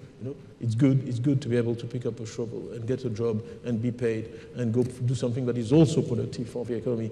And I will add, sorry, I'm really passionate about this, but I will add that all those companies we're investing in Indonesia, in Malaysia, will make more money when the roads are better. They'll make more money when the telecoms in Malaysia are better. So there is a virtuous circle there where all the factors work positively, more jobs, more growth, more tax revenue for the government, better climate to invest in long term. And this is the way it goes. So I am passionate about it. We're working very hard to be able to fund more infrastructure investment in the UK, very closely with the government, and also abroad, because I think that's, unless growth is higher globally, we are headed towards, just look at the result of every election in Europe, and you'll see what you need to worry about.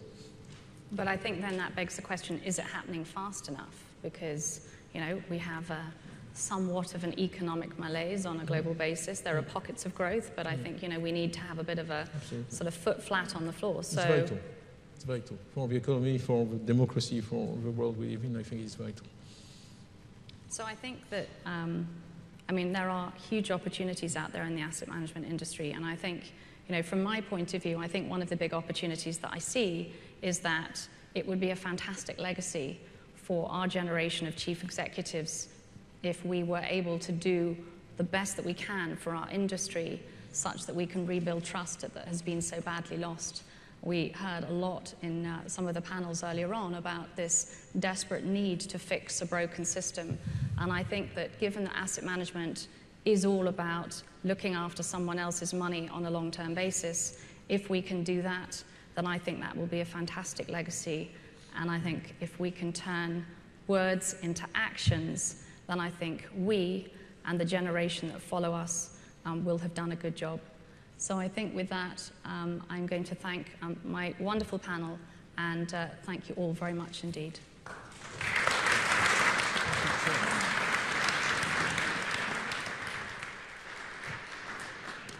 Catherine and the panel, thank you very much indeed. It'll be interesting to see what Christine Lagarde has to say later in terms of possibly echoing Tidjane's comments, I don't know. Davide, I think with your candour on regulation, we could have done with you first thing this morning with the PR and the FCA. That would have been extremely interesting. From Tim Berners-Lee to the continued growth of Tech City, the UK prides itself on its innovation. But for innovative thought to flourish, you need a supportive financial infrastructure and growth capital that can encourage organisations to innovate, be they startups, SMEs, or global businesses. So to explore that infrastructure and the role of government and the private sector, please welcome our chair. She's a head of Tech City. David Cameron was talking about that very first thing this morning, which aims to become Europe's centre of innovation and the location of choice for tech and digital companies and investors. Please welcome Joanna Shields.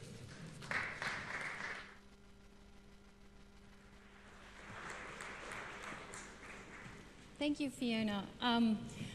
I spent 26 years in tech, and I spent time in building some of the great giants that you've all heard of, you know, Real Networks, Google, Facebook most recently. I started a few businesses myself, but when I got the call to join in this, this mission to make Britain a technological powerhouse, I couldn't resist the chance, because I'd been seeing as an entrepreneur, as an investor, and as a business person, what had been happening in East London, and it was a profound change, not just in terms of, the gentrification of a very, challenged area of the city, which has been extraordinary, but also, looking at the number of startups that could gather at when Facebook rang and said, we want to come and have a developer event, we would have hundreds of developers show up with these keen ideas, and then suddenly the government started opening up things like Open Data Institute and making data and information available, which is becoming a big growth sector for us in Tech City and beyond. And I couldn't resist, because there is truly something special happening in Britain. So what we've assembled this afternoon is a panel of experts that I'd love to introduce to you. And then we get to be the optimistic panel that talks about how funding innovation and growth is really the bright spot. And there's a lot of positive things to talk about. So first, I'd like to introduce you to Robin Klein from Index Ventures. He's also the founding partner of the Accelerator Group with his son Saul. And they've invested in 60 companies, many of which you know have been really big, successful exits. And he's a passionate supporter of the startup community with Seed Camp, something that they founded that operates out of East London, but also countries all around the world, to tap into that talent of innovation. And Robin's here to talk to us today and give us his perspective. Next to him, you have Xavier Rollet, who's the chief executive of the London Stock Exchange. I've had, in my first 5 months in this role, the opportunity to work really closely with Xavier and his team on launching the high growth segment, which happened on March 28th.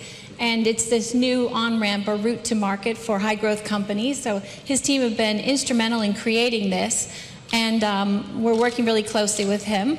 So it'll be interesting to hear his perspective.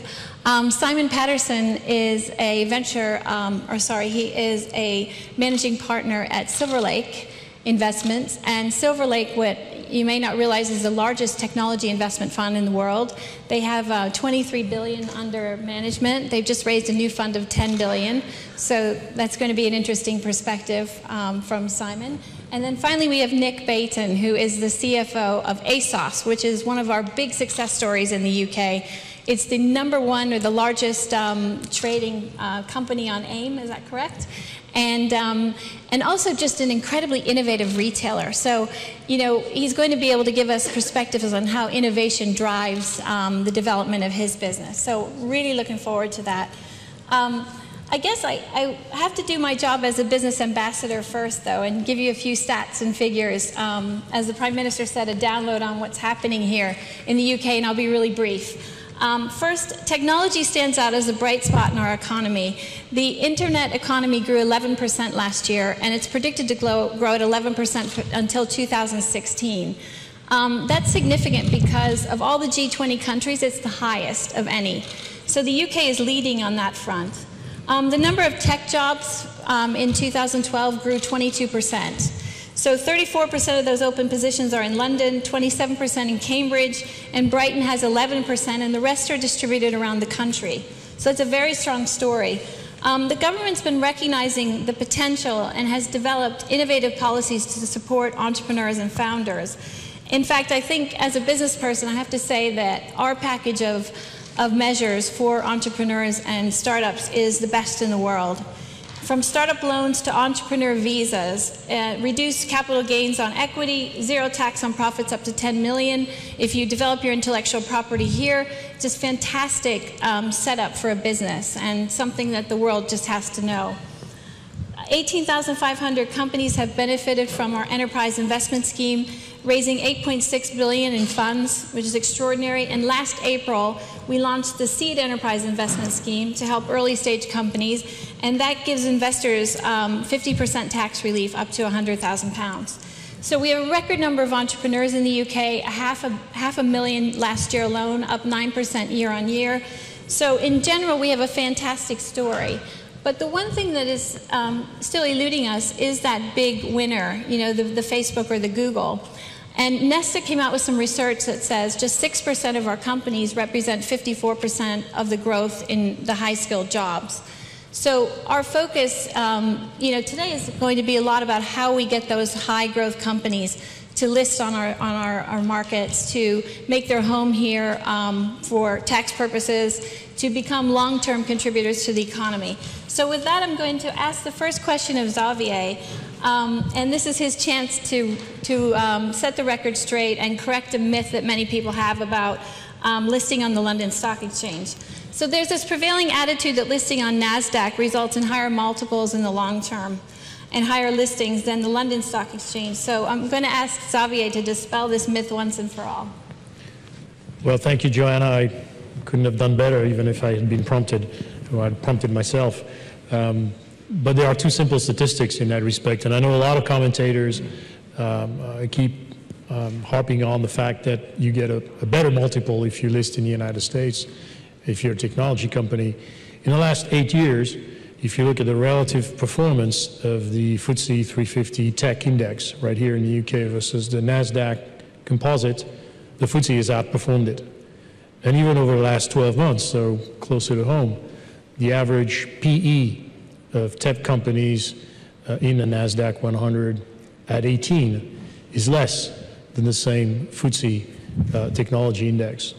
So this gives me an opportunity to debunk that myth that if you're a tech company, you're just simply going to get a better multiple, i.e. that the value of the growth you're creating gets more recognition in the United States than here. There is, however, one issue.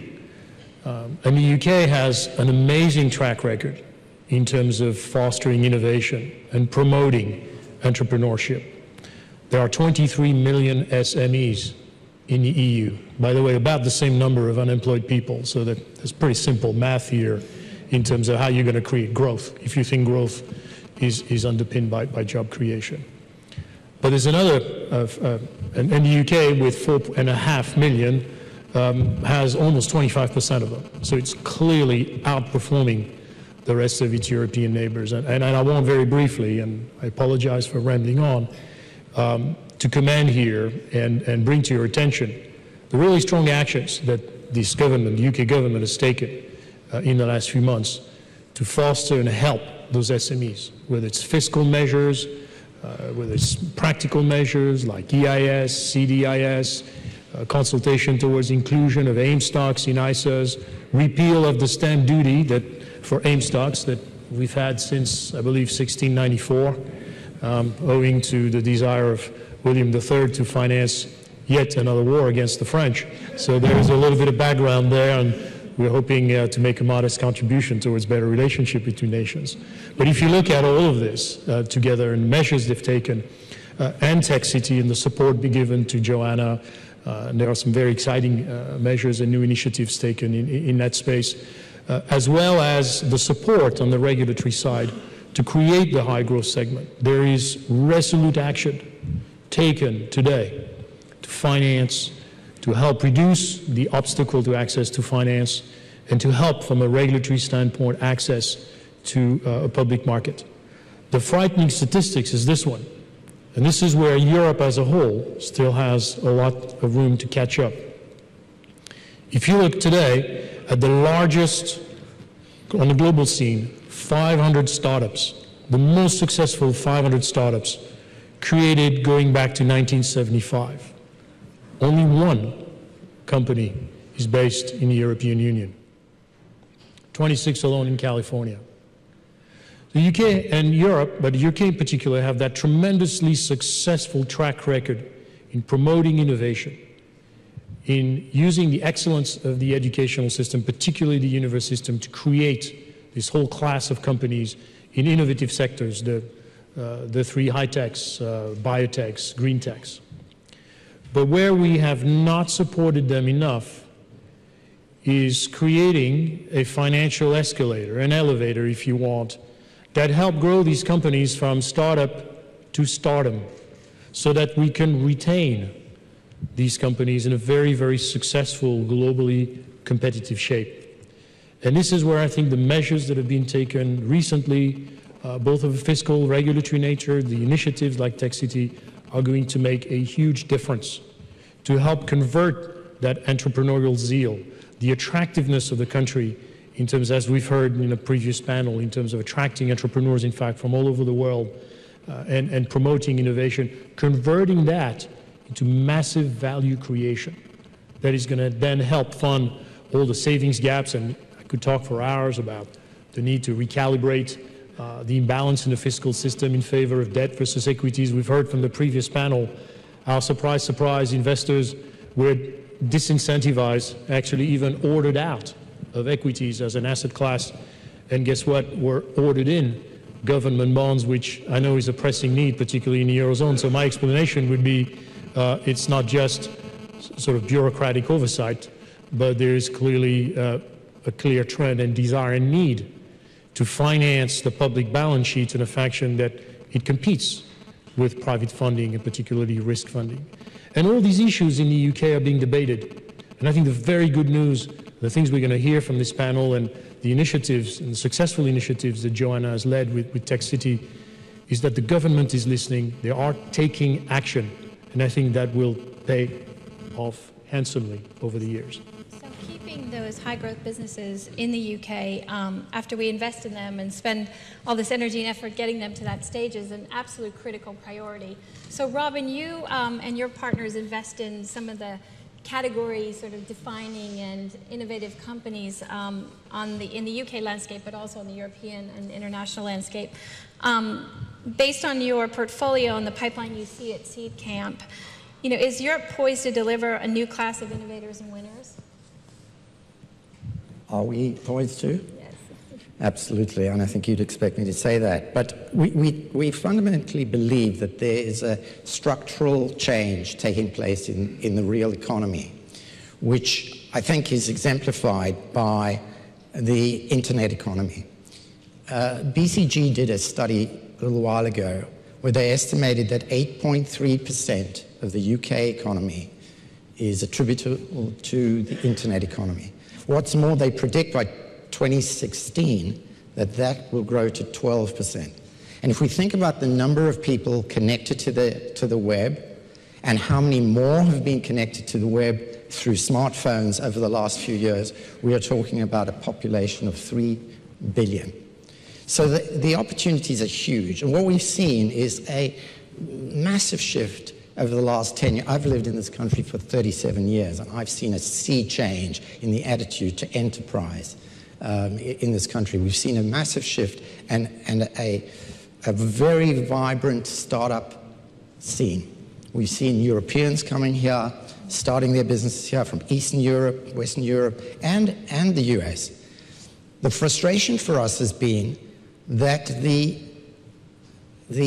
investment community as a whole seems to be missing out on these opportunities. And it seemed to us that those of us in it could find it very frustrating that what tends to happen is that our great entrepreneurs sell out their companies too early, generally to a US corporate.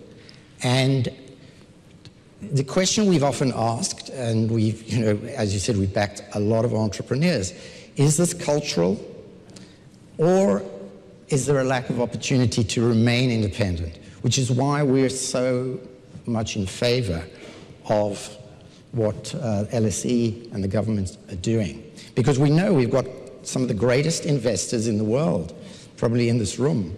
But do they know enough about tech? No, they don't. And so we understand that this is a process, but this flywheel has started to move, and it is moving quickly, and we understand that the responsibilities lie across the board. It's not just with the public markets, but VCs, with us preparing our companies to be on public stages, but for the public markets to be open to us in the way that, say, NASDAQ is. Yeah, I think we're really fortunate that we've got this high growth segment launched, and now we have this opportunity to speak to all of you and to let the world know that this segment is available and that there is an opportunity to take your business from startup all the way to a publicly traded entity here in the UK.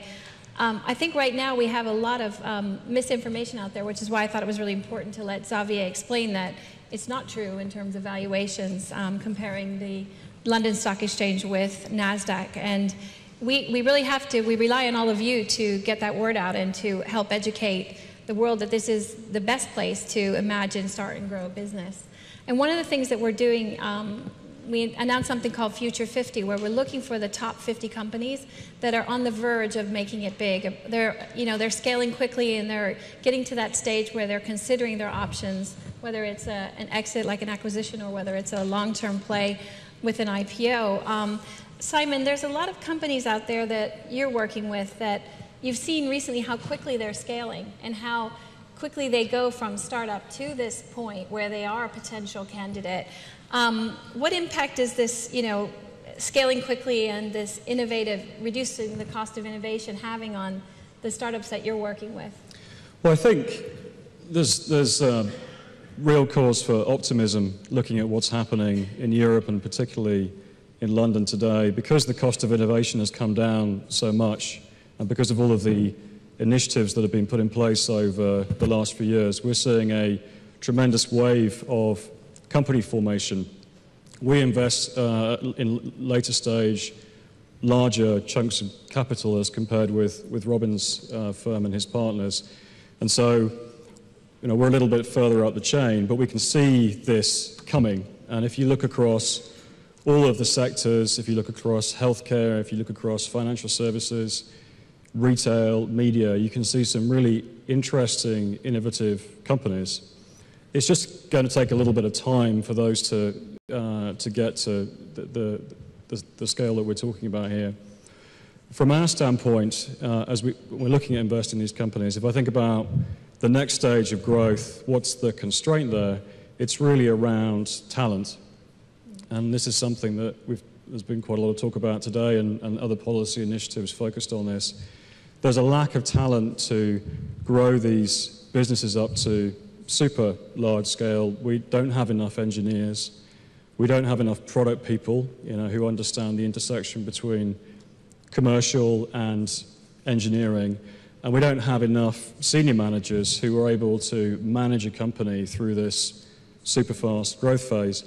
In addition to that, if you think about that as the top of the skills pyramid, we don't have enough of the broader based skills within technology as well. And so it's up and down that there needs to be work.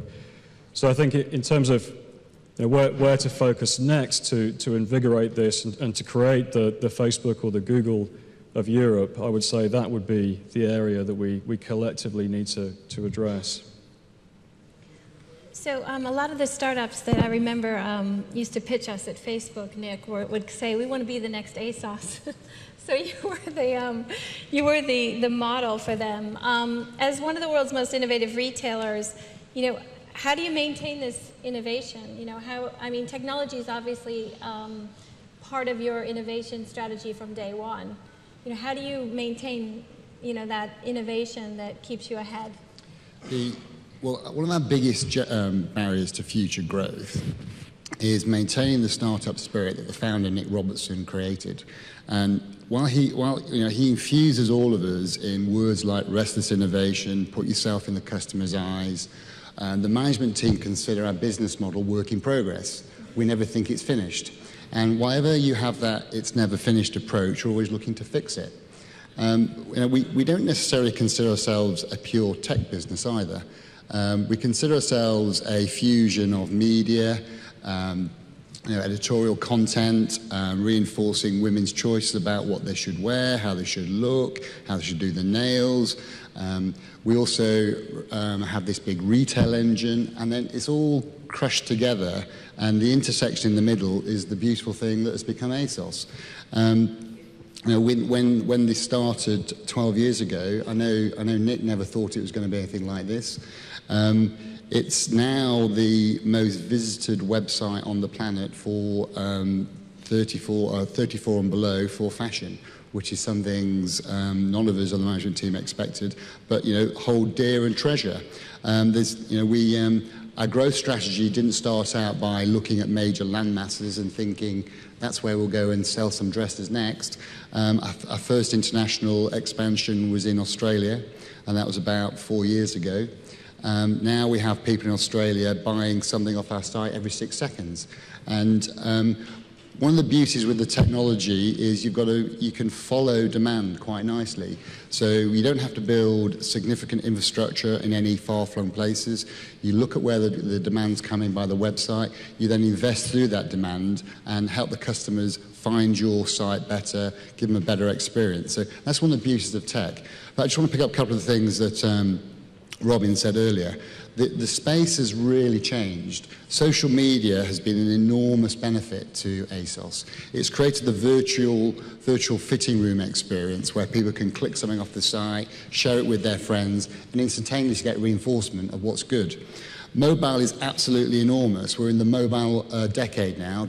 Technology has gone in 10-year cycles. So you've got to absolutely be on mobile.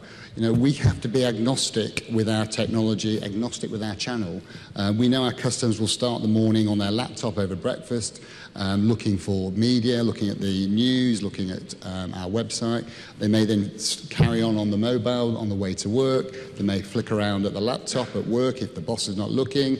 And then when they get home, they get the laptop out again. So that's kind of saying the 20-something guys and girls, they just want access to your product. Something that's been very fortunate about London is because it's multicultural, we found it really easy to get Russian, Chinese, French, German guys and talent to come and help us form our international strategies. The thing that we are lacking at the moment, and Simon picked this one up, is someone to build our technology assets. London itself is becoming quite tricky to get .NET developers. That's something we need need more of, and I welcome your strategies on that. I think there's also an uncomfortable relationship that we haven't yet formed in the UK. We haven't quite yet got the Silicon Valley culture that the Americans love. And I can see that in my investment, in my shareholder base. 5 years ago, it was all European investors, London investors, and we seemed brilliant at startup capital and in engaging entrepreneurs. Then when the PE got too high, it kind of dropped a little bit, and then we now have about 30% of our register which is American. So it's very odd. So it seems somewhere in the middle, the European and the London investment community fall out of love with the tech community. I don't know why that is. So I don't know, that's something we can probably pick up later. What's interesting about what you say is the Prime Minister mentioned this morning about the strengths that we have and putting those strengths forward in a global market. One of our strengths is the fact that, like as Nick described, his company was global and international from day one. Because in order to be successful here, you have to think globally, you have to think internationally, whereas the counterparts in the US have the luxury of a large domestic market, so they don't always innovate first in terms of that. So I think that is one of our core strengths, and as this next decade evolves, we'll see that being global from day one and looking at international markets as a core strategy of your business from day one is really important. I think, Simon, we talked about this yesterday. You had some examples in this area. That's an important point. There's a reason why we haven't had these very large companies coming out of Europe as compared with the US. They have the advantage of a very large domestic market, and so they can scale there with lower risk as compared with companies scaling in Europe. But what's happened now is that with these global platforms, the market's global. You're not, from day one, you're creating a global business. You see these companies going live. They're going live in Sao Paulo. They're going live in China. They're going live in Europe. They're going live in the US all at once. And one of the advantages that we have here is because we are international, we have talent here that's international. We have the capabilities to do that. Perhaps in a way, actually, they don't have in Silicon Valley. That's a competitive advantage, if you like, for us going forward. The bit that we have not yet quite got is the density around this community that they have in Silicon Valley, having spent time in both places. I was involved in forming a software company back in the late 90s, and when we did that, we were the only company there. You know, there was literally no one around, and it was a very lonely experience. Today, if you go down to East London, your part of town, and you go to a pub there, it's full of young people who are all working on startups or growth companies, and they're talking about what they're doing, and they're talking to investors. That, you know, the investors are there drinking as well, the advisors are there, and so you get this density which creates momentum, and that's the other piece. We've not quite got sufficient density yet, but you can definitely see it improving a great deal as compared with 10 years ago. I think you're right, Simon. It is a progression of the tech community here. One of the things I wanted to ask the panel about is second-time entrepreneurs tend to have bigger aspirations than first-time entrepreneurs, and they tend to be more willing to take their business all the way through an IPO versus, you know, selling, because that's the experience they've had. And we're starting to see a lot of entrepreneurs who were part of other startups now beginning on their own and starting their own businesses. So I wondered how long it will take for us to replicate that serial entrepreneur culture that the U.S. has, that, you know, is fueling this constant sort of regeneration and new business growth. I can probably add something to that. Yeah, I think, you know, I referred earlier to excuse me, entrepreneurs' aspirations and whether they sold out too early. And, you know, one can well understand why an entrepreneur who's offered 100 million or whatever for his or her company might be tempted to take that and not have the big dream. It's true, however, that the second-time entrepreneurs who've banked a little bit of capital have a very different approach. And we've seen a lot of that in the Valley. And, of course, we're starting to see that now in London. And as very early stage investors, we do candidly favor second-time entrepreneurs for that very reason, because they seem to have set their horizons just that much further. Yeah, looking at the credentials of some of the leaders, they've all been somewhere else before. So some of our top, you know, potential companies to list all have been somewhere else before. So I think we're starting to get there. It does take time, though. You can't replicate a culture overnight. So we're getting there. Let's see. I mean, Joanna, my observations on that is every entrepreneur thinks he's going to go and build the next big business, but they've got to have 2 or 3 failures to hone their craft. That's my observation of working with several in my career.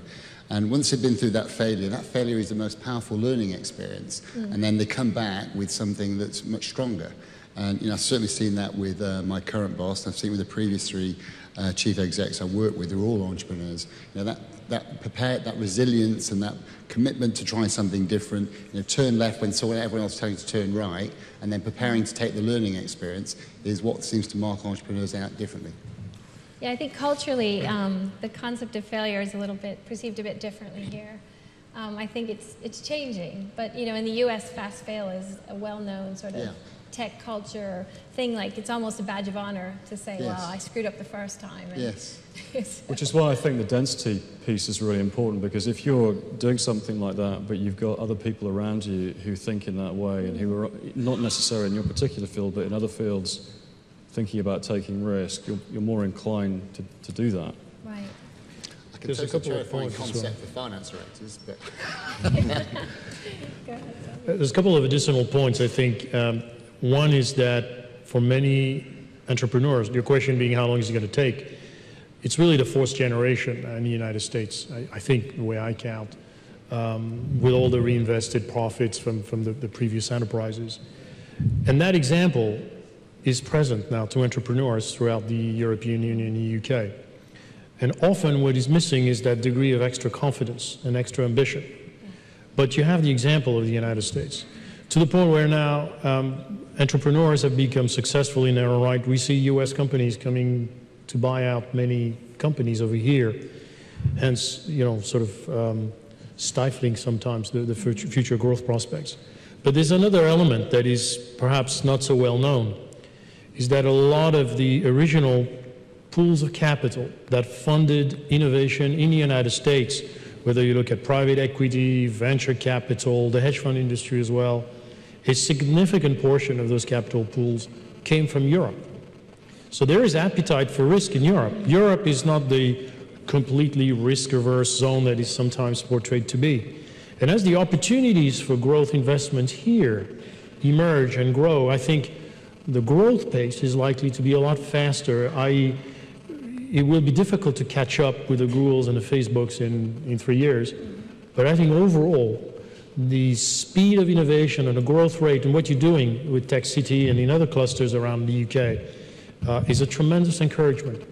So I think a couple of generations will be sufficient in the UK, since it is particularly a more open country than perhaps some of our European neighbors. Well, I've been in the first 5 months speaking a lot to university students and entrepreneurship clubs inside universities, and I'm finding it's a pretty robust, how many people want to start businesses. The statistic that comes to mind is in California, the top 3 universities, 20% of the graduates have already started a business before they leave school, and 40% are in a startup within 2 years of graduation.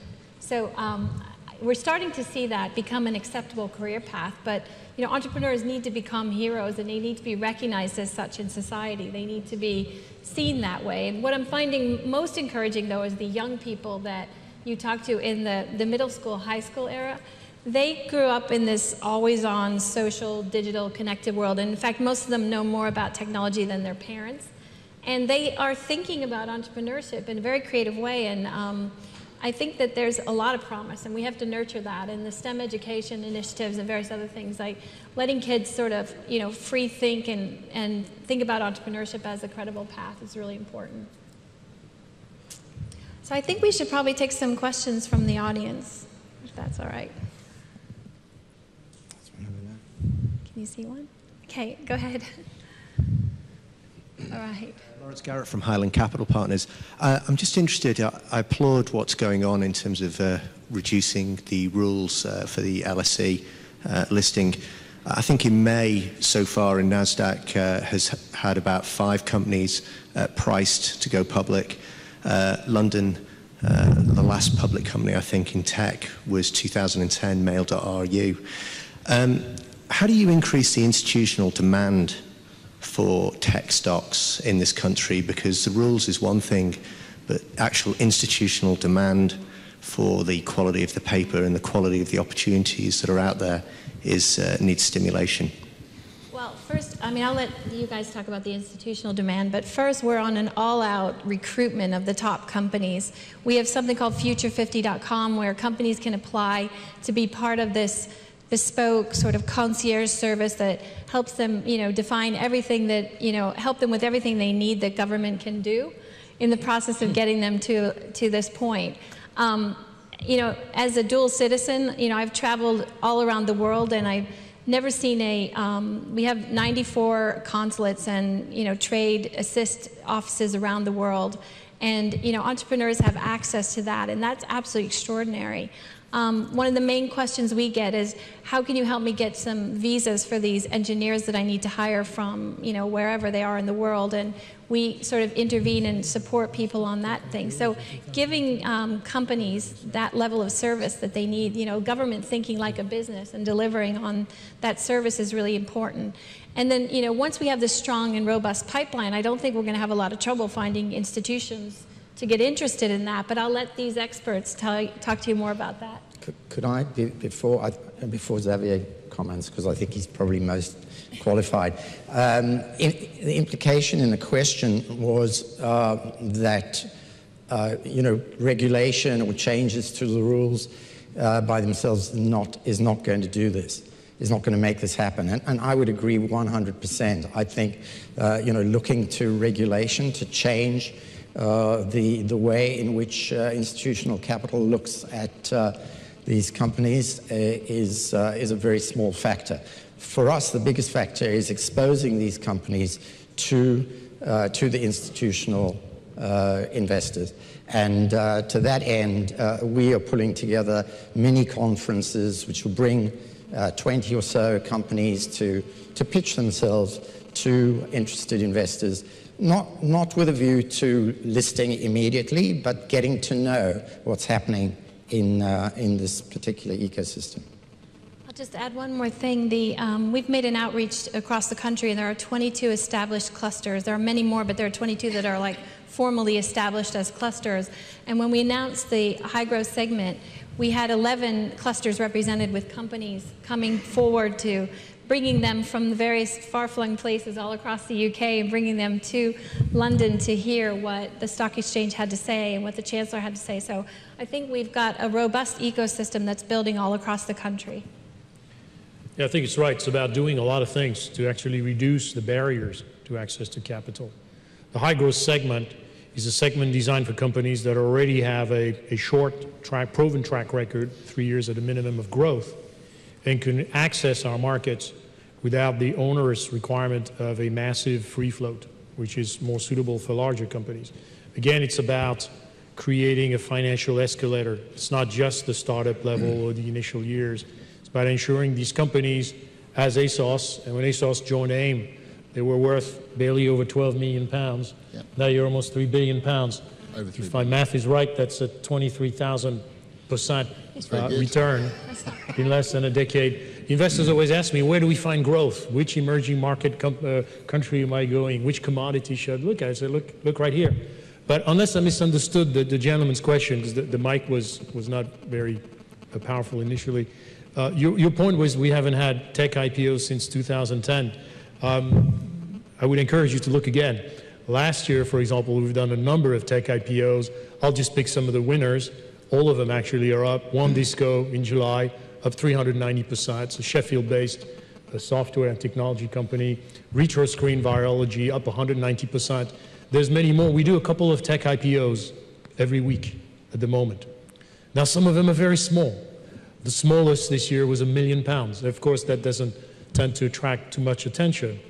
But if it's another ASOS, I'll take 2 of those IPOs every week of a year, and every year of the rest of my career in that industry. The technology market in the UK is vibrant, but it could be substantially more vibrant if, and as the government has supported us in that, all the stakeholders, that includes the exchange. We're an infrastructure company. Thank you, Tijan, for the pitch for infrastructure company. We help others create wealth and value. It's the investors, it's the bankers, the underwriters, the financial advisors, the PR companies, the lawyers, making the rules a little bit more streamlined, a little bit easier to comprehend, speeding access to market, reducing the imbalance in the fiscal treatment of equity. I mentioned that earlier. It's very substantial. Equity in the UK and now in the European Union is taxed at the corporate level, at the capital gains level, at the dividend level, and at the financial transaction tax level, which is a real killer of value in the investment world, as well as a significant increase in the cost of capital of companies. It's effectively a financial transaction tax is a tremendous unemployment creation engine, unfortunately. So looking at the imbalance between the fiscal treatment equities on the one side, which the government has done with EIS, CDIS, inclusion of AIM stock in ISS, which helps lower the rate of capital gains tax, repeal of the stamp duty, whereas on the other hand you have deductible debt, particularly as it applies to the financial sector, which increases the imbalance ultimately between the stock of debt and the stock of equities. All these measures taken in isolation make a contribution, but as a whole, backed by determined government will to facilitate the life of entrepreneurs, from helping them secure visas to helping them secure, the right location for their business, help with government processes, the Future 50 that Joanna is overseeing, which is a wonderful idea. It's about this combination of measures that send the message that the UK is open for business, that entrepreneurs are welcome, and that they are considered as the solution to that growth conundrum that has been evading us so far. That, I think, is the power of the message. So we have a minute left. Any last words from the panel? I would pick up on one thing within the high growth segment, which I think was an inspired move, which is reducing the minimum listing requirement from 25% to 10%, and it's something that three colleagues here on my right were instrumental in doing. When you're taking a company public, it can be quite a painful experience. And previously, you were forced to sell a quarter of the company. So in embarking on this journey, you were taking quite a lot of risk to do that. And in the US, you didn't have the same level of minimum requirement. So fundamentally, you know, in that respect, it was more attractive to look at the US. By reducing it to 10%, you could now go out and do that on the UK exchange.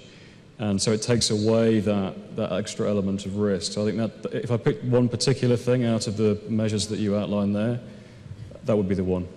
I think that's a good point to close on, because what Simon's pointing to and describing here is that private sector and government are working hand in hand, and we're learning from the private sector what is needed to facilitate growth and to, change direction and ensure that innovation is the change agent and the entrepreneurship is our path toward economic growth. So I think with that, I'll thank the panel for their support and their wisdom, and it's a great working with all of you guys. Thanks.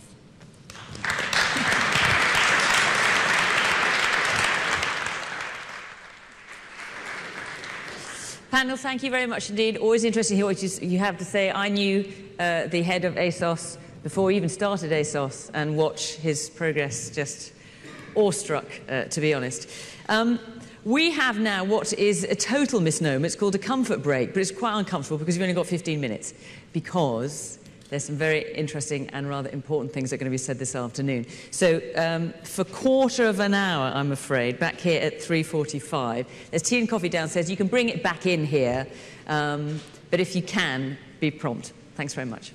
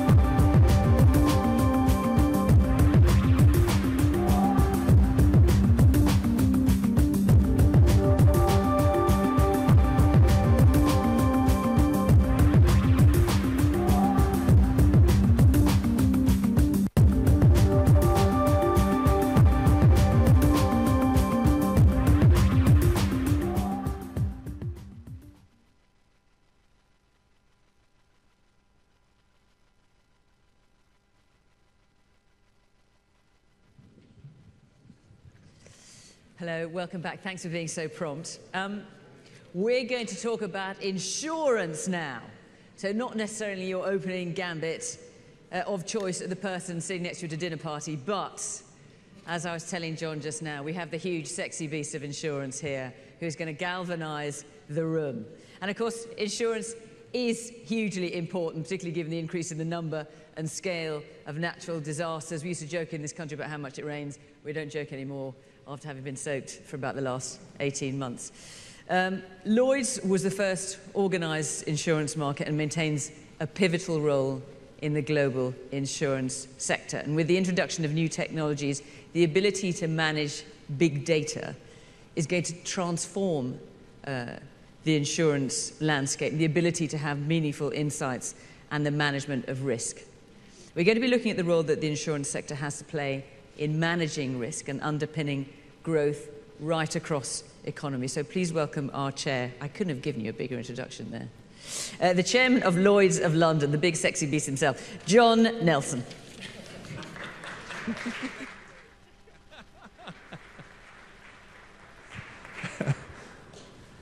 Well, I hesitate to respond to that, but what I will say is that obviously we have a change of pace here with insurance. We are the warm-up act for the finance ministers, and just to warn you, I've been warned, you may hear a rustling coming down here as they arrive. Please concentrate on insurance while they arrive. It's not often that general insurance actually gets an opportunity to expose itself to an audience like this. And by general insurance, I do mean general, not life.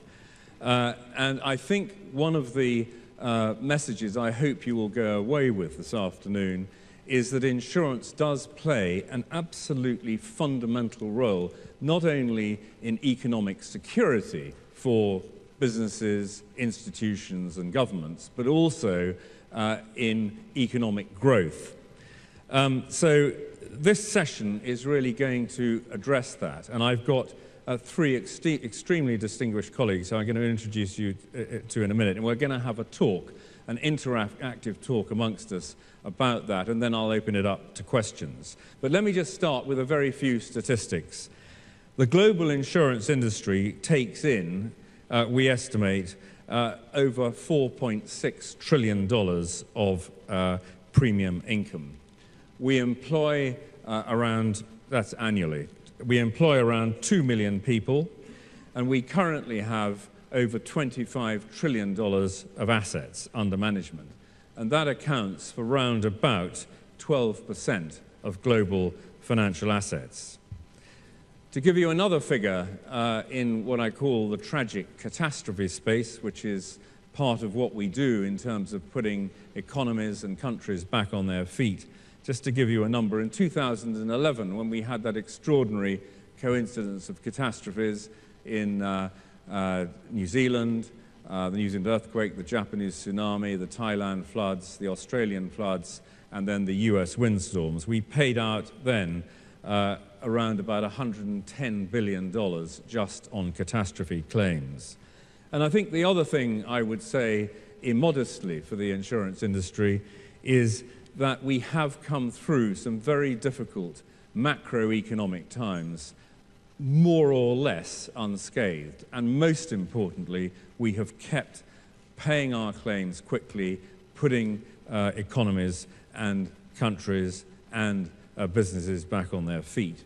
And one thing I think which is going to come out of this, as you'll hear, is the fundamental importance of the commercial discipline of insuring these risks and these emerging risks, and how that improves risk management. And if we look at the developed world particularly, I think one of the successes of business generally is a massive improvement in risk management. And I think that's something which we will talk a bit about.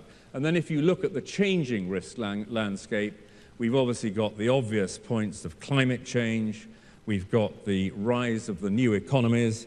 At the moment, 70% of world GDP, as you know, is in the developed world, 30% in developing. 25 years' time, that's going to flip. So the challenge for the insurance industry, obviously, is to adjust to that. And then, of course, we have the digital revolution, the tech we were hearing about earlier, And that creates a whole list of new risks. And I think the other question is relating to insurance is underinsurance. Lloyd's, my own organisation, published a report at the end of last year which showed there is a significant degree of underinsurance. The developed world is pretty good, not surprisingly. That very well-organized country, the Netherlands, is top of the tree. At the bottom, not surprisingly, is China. But the Chinese government, it's interesting, are taking this very seriously, because part of what our research shows is that if you improve insurance penetration by 1%, you actually create funds equivalent to 2% of GDP in most countries to help the economy grow. And secondly, you relieve the insurance claim burden on the taxpayer by anything up to 10 times that, 22%.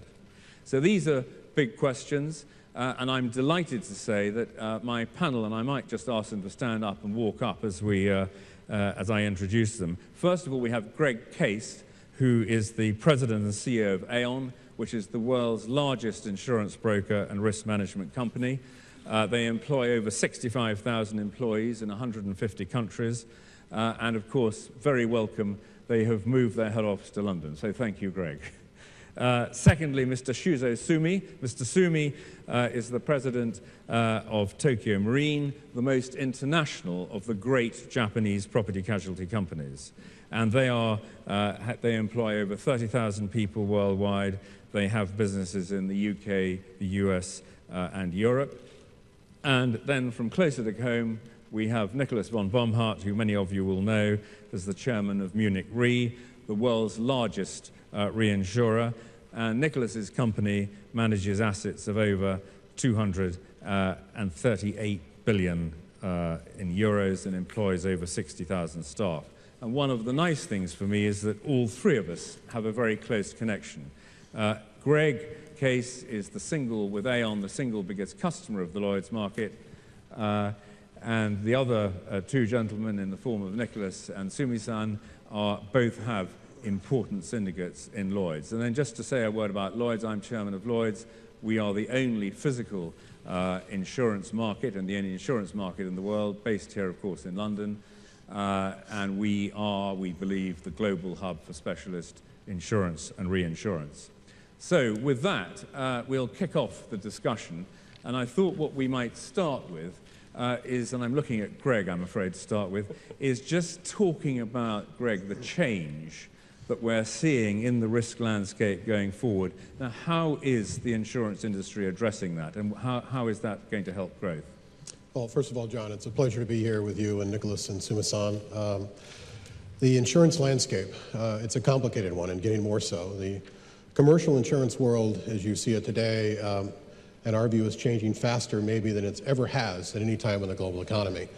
And it's important because when we talk to clients all around the world, one of the big roadblocks, barriers to growth, is fear of risk. So it's an absolutely relevant topic.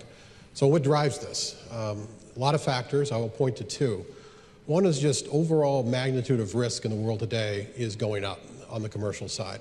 It's true for a whole variety of reasons, changing demographics, greater urbanization of the population, but the magnitude of risk in the world today is in fact increasing. Not just traditional risks as we know them and that Lloyd's has looked at and my colleagues have looked at over time, but the non-traditional risks. Risks like how do you deal with global warming and sustainability and pandemic, cyber risk, identity theft, even supply chain, create a level of risk today that's greater than ever before. That's then compounded by complexity. Not only is there more risk now than ever before, it interacts in a different way. And an example I just might give is, if you think about the floods in Thailand, that was obviously an incredible personal tragedy in the region, but it ends up being a global supply chain trauma that was greater than anybody could have ever envisioned. So the level of risk in the world today, John, as we see it, is going up and going up substantially. In that context, how's the insurance world that we access every day, how's it reacted? I think you'd have to say it's been profound and very, very positive.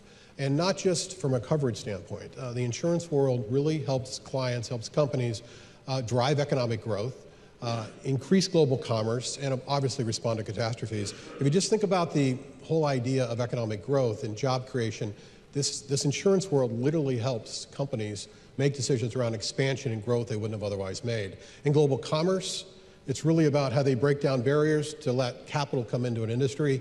As an example, City Rail here in the UK, we just finished an arrangement in which £1.5 billion is coming into City Rail to help the Great Western Line and obviously create thousands of jobs. It was made possible by a public-private partnership involving the UK and a Japanese investor. That doesn't happen without the insurance industry in the context of it. I mean, I think, Mr. Sumi, I think what we would be interested to hear, because Tokyo Marine were obviously very heavily involved, you've mentioned the Thai floods. Just talk us through the process that the insurance industry undertook to put Thailand and Bangkok back on its feet so quickly. Yes. Okay, I will tell you the Thailand flood case of Tokyo Marine. Thailand flood caused very serious property damage to the manufacturing companies, facilities in Bangkok and the regions. And even worse, as Greg said, that mentioned that it led to disruption of the global supply chain and followed by large-scale consequential losses. In case around nearly 400 Japanese industries, manufacturers received insurance payment of around $10 billion US, which enabled early recovery and the resumption of operation. And thanks to insurance, the affected manufacturers stayed and contributed to the local economy by reviving the production activity and perhaps most importantly by sustaining the employment. Yeah, and I think another example would be in the developed world would be Superstorm Sandy in the east coast of the United States, particularly in New York, just a few months ago in a way. And it was extraordinary, it has been extraordinary how quickly businesses have recovered. And I was there last week and we received many plaudits, the insurance industry, for the speed with which, as they say in the States, we cut the checks. And I think that was a good example. Let's come on to, Nicholas, the developing world, the growth countries, and how you look at that in terms of both in a sense that the service we're providing economists, but also the opportunity for the insurance industry? Well, I think that we are talking non-life, that the most important growth driver for us is the quantity of risk that is out there. And of course, we will grow with the original economies like the emerging markets. So it's not so much about demographics that sometimes people say that this driver of growth in insurance, yes, but not in non-life. And for us, the challenge is being there and supporting. There's two major features of insurance in general insurance specifically. One is stabilizing. We talked about that as regards Thailand. The other one is what I call pacemaking. And that means securing investments, securing entrepreneurial activity, securing the activity of individuals. And it starts with microinsurance at one end, and it ends with securing huge enterprises and making sure that they can focus on growing their businesses, growing their countries, the entire economies being there. But I must admit, and you so kindly only insinuated it, we are falling behind as an insurance industry right now on the non-life side, behind the development of risk overall. So we really have to do a lot to catch up again and make sure that we offer coverage to those who need it. Not only microinsurance is one big challenge, but also in terms of the new risks that we see out there. Yeah, and in terms of the, how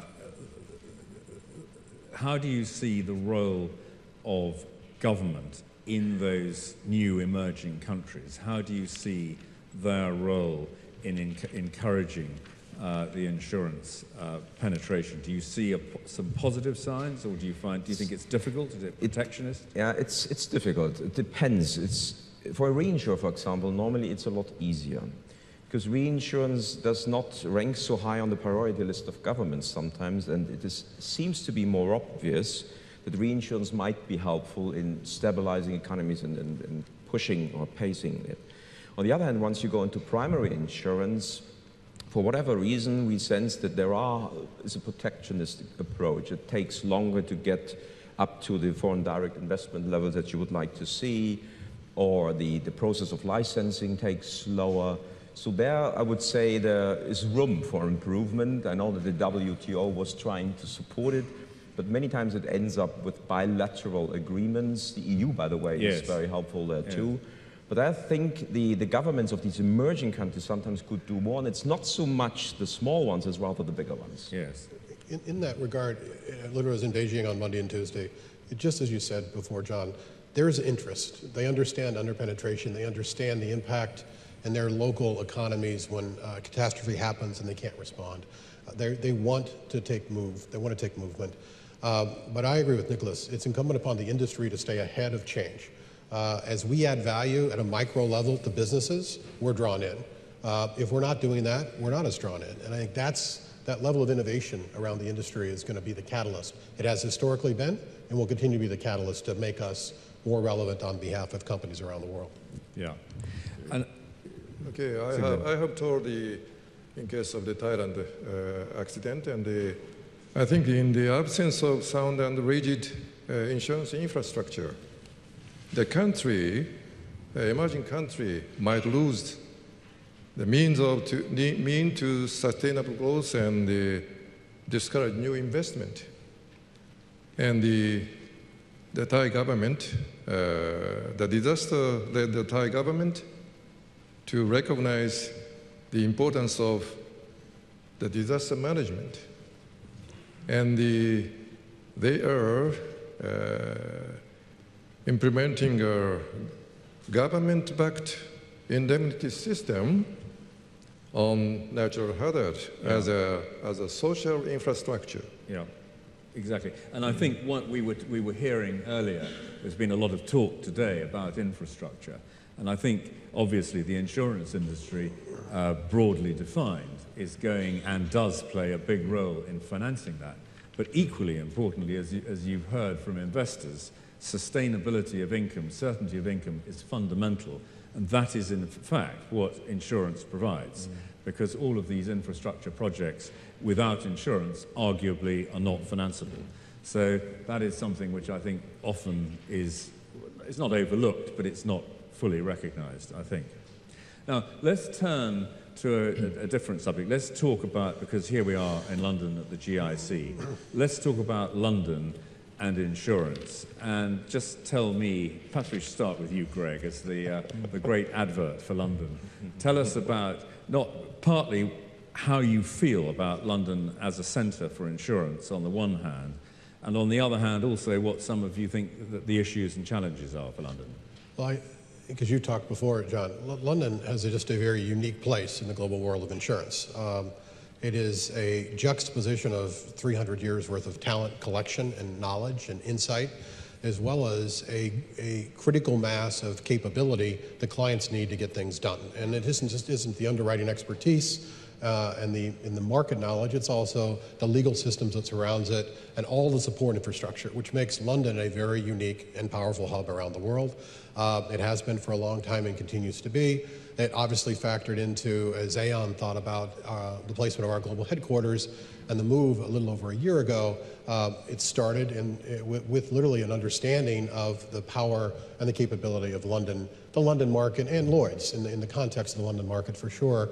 And was built on, by the way, a foundation that we heard this morning from Prime Minister Cameron around the 5 ideals and the foundation that sort of laid that out. So that combination is a powerful one in terms of the world of insurance. And it isn't just, I would say, if I may, it isn't just the conversation around the UK and London. For insurance, it is magnified quite substantially in the context of where we are. And that's how we've seen it. The piece around what to do, again, I would come back to, it comes back to innovation and staying ahead. Nicholas is right. The world of risk is changing very, very quickly.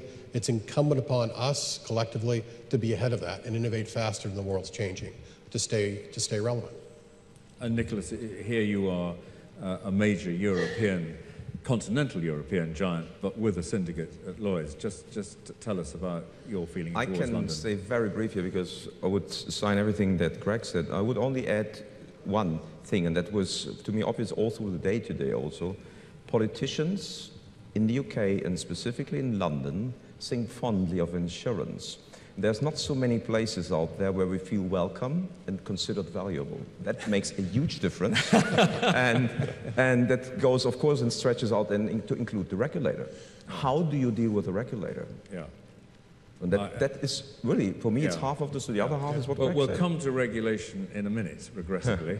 But Mr. Sumi, would you like to say a word about London? In fact, Tokyo Marine, I think, are our second or third biggest managing agent in London, with the Kiln Syndicate, and where they've been with us for you've been connected with London for 120 years, is it? 133 years. 133 years. Yes.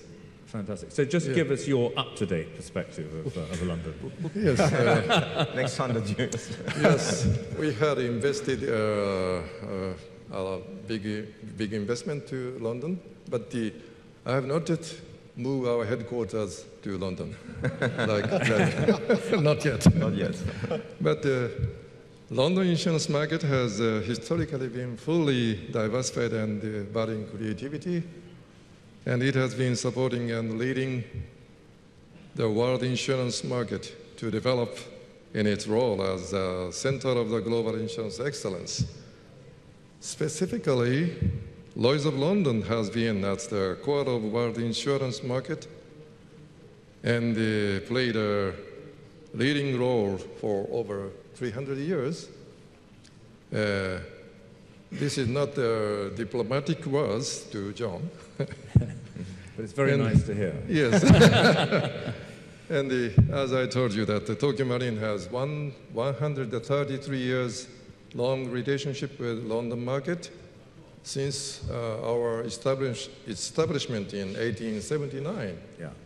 And I do hope that the City of London stays as a unique and flexible market. Yeah. And I think, what I would say with my Lloyd's hat on is that London is, from many points of view, a very, very competitive place for us to operate in, partly because, frankly, of the quality of the underwriters that we have and the number that we have covering a hugely broad spectrum within London, and I think that is a unique asset. The second thing, I think, is that we have to recognize, and this is a challenge not just of innovation, it's a challenge of footprint, is that at Lloyd's, most of our business still is in the developed world. 40% of our business, for example, is in the United States, and it's still growing.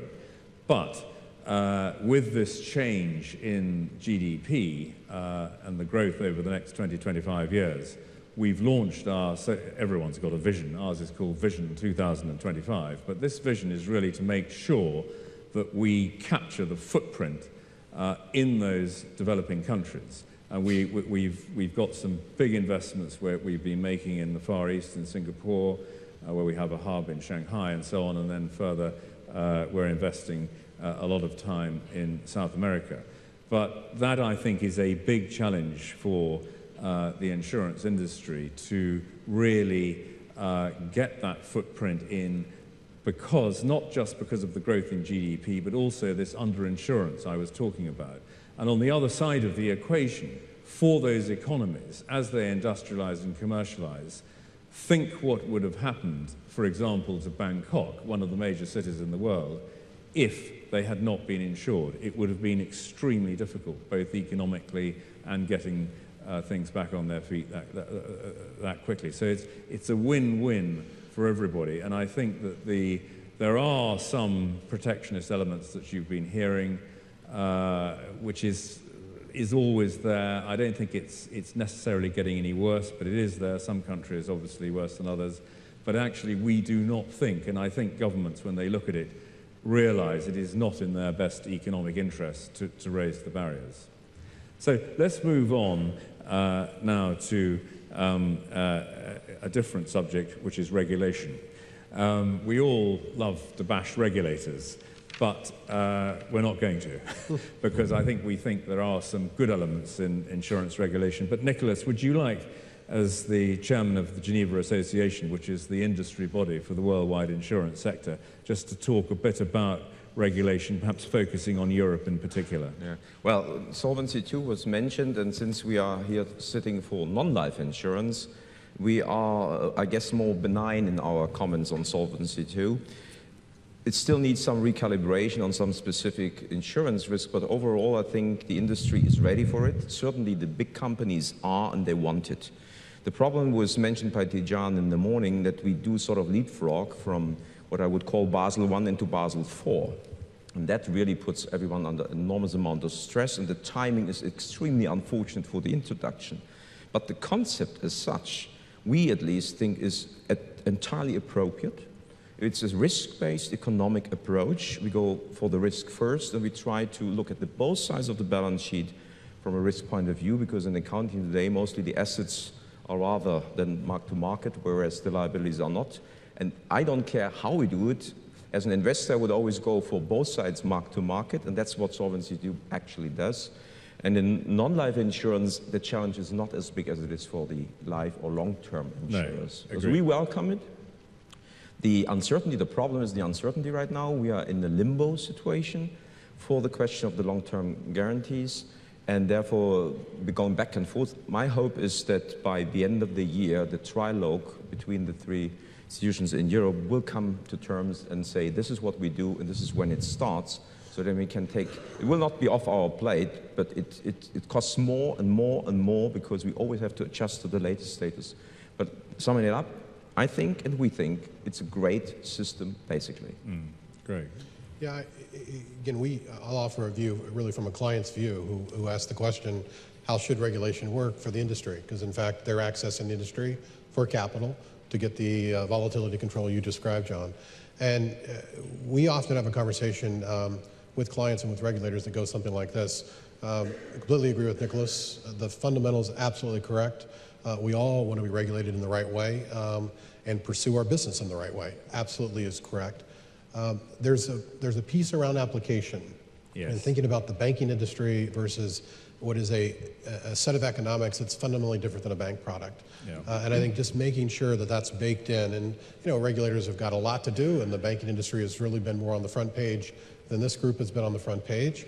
But just understanding that there's a difference, and the application is quite important as they come to terms with making sure the right set of regulations are in place. Yeah, I mean, I think from where I sit, I'm personally a great believer in firm, tough, and prudential regulation for the insurance industry. We, in a sense, didn't have that until fairly recently. I think we now have got that. It's more prudential than it was, which I think is a good thing. The issue I think we all have, as you say, is application.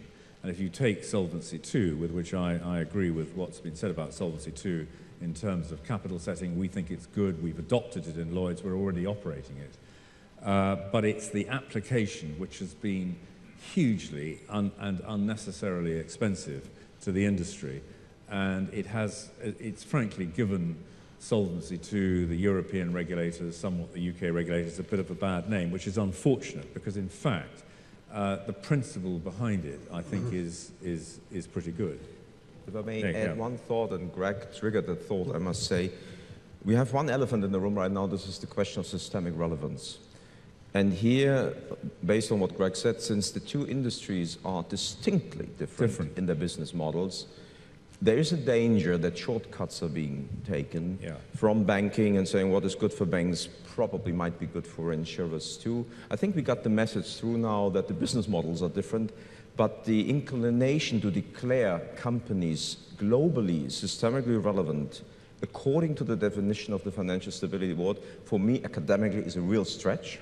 I would dare to say I can hardly think of anyone, as long as insurance companies stick to the knitting, means that they do insurance. Yeah. Of course, whoever runs an asset book can do silly things, and then of course you turn yourself into something systemically relevant, but if you stick to insurance as it is, you shouldn't be systemically relevant. Yes. As a government, you should do everything to avoid that. Yeah.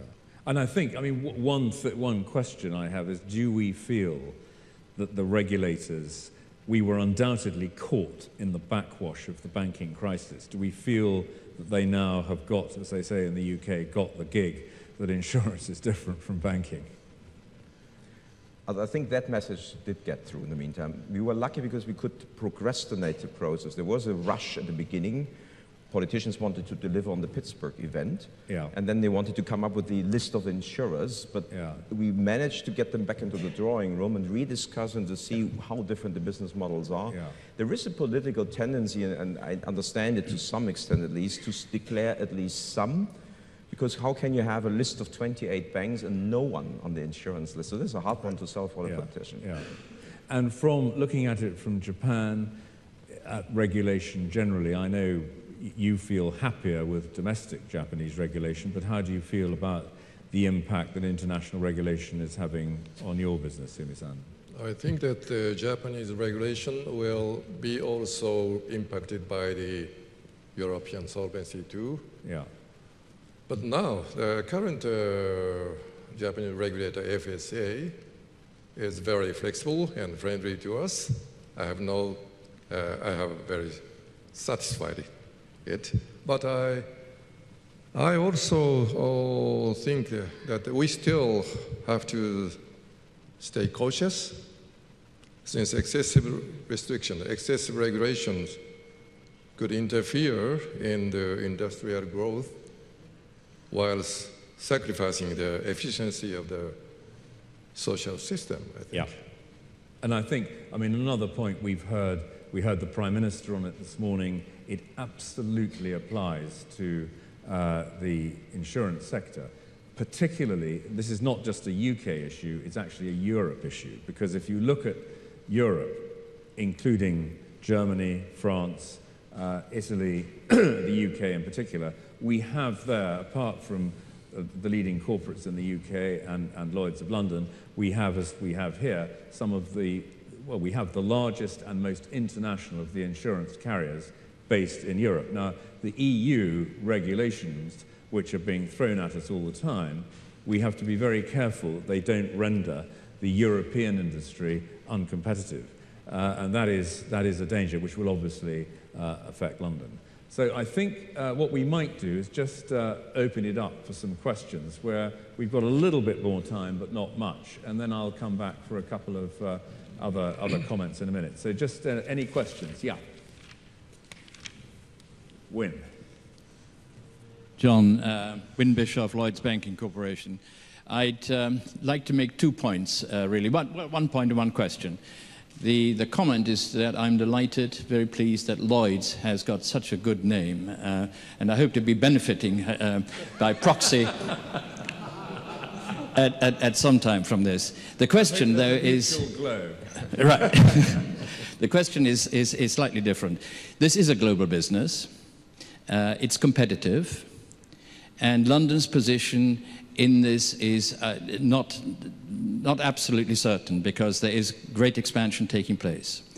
Do you feel, or does the panel feel, that the association of having an insurance market needs almost automatically to be a part of a larger financial market? Is London's insurance, is Lloyd's position, your position rather than mine, is your position really enhanced by having a financial centre? And therefore, does this impact places like Bermuda, which obviously is is an important market, but is very much smaller? Rather than interesting, I'd be very interested in your comments. Yes, and it's a question that one often asks oneself and often considers. Rather than me answering it with my Lloyd's hat on, which I've got a very clear view on, let me turn to our biggest customer first, Greg. Yeah. I always follow John, of course. Fundamentally, we think it is enhanced, because part of this is not just the basic underwriting risk and risk management function. It really is all the things that surround it and really bring it to life on behalf of clients. But fundamentally, it comes back to, are we helping clients? Yes or no?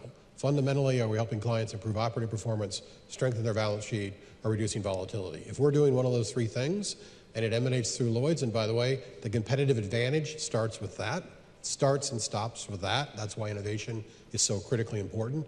As long as this marketplace continues to evolve in that way, the strength on the global scale actually goes up.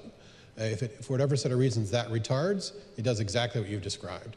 The ingredients are here, the history is here, and we just all have to collectively make sure it happens. Adding some flavor, I doubt it.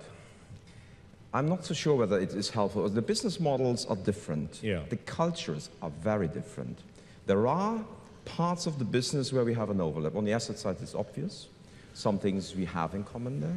On the other hand, the approach to the business is different. So that may be enriching for the two cultures being close to each other. There is business that are being blurred. Take credit risk. We take it on both sides of the balance sheet. We need the same talents to some regard. On the other hand, the cultures are different. And that's why I would always say both is possible. And that's why we're on both places. We're on places where you have insurance only. We're on places where there's banking as well. So I would rather say, let's wait another 100 years to really find out. I mean, I must admit, I've spent 30-odd years as a banker before having a 10-year break before coming to insurance. And one thing that I have noticed is that there is very little, because of the different business models, there's very little synergy between banking and insurance. It's obvious because we tend to get our premiums in advance. We invest. We don't, in a sense, need a lot of what the banking system provides. On the other hand, I think where I would be cautious is people. I think one of the great things about insurance is that over the last 10, 20 years, the quality of the people coming into the insurance industry has increased dramatically. The professionalism has increased. And when you look at the work, the mathematical modeling, for example, that's done on catastrophe risk, this is absolutely state-of-the-art. And you need to have an environment where there is a hotbed, if you like, of financial expertise, lifestyle, all the rest of it, which attracts really good people. And I think London does that, and it's certainly, I see very clear signs of it in Lloyd's. And one of the other things, I think, just coming back to the challenge that I was talking about earlier, in terms of increasing our footprint, part of the Lloyd's strategy is to attract really high-quality trade carrier capital from emerging countries with people.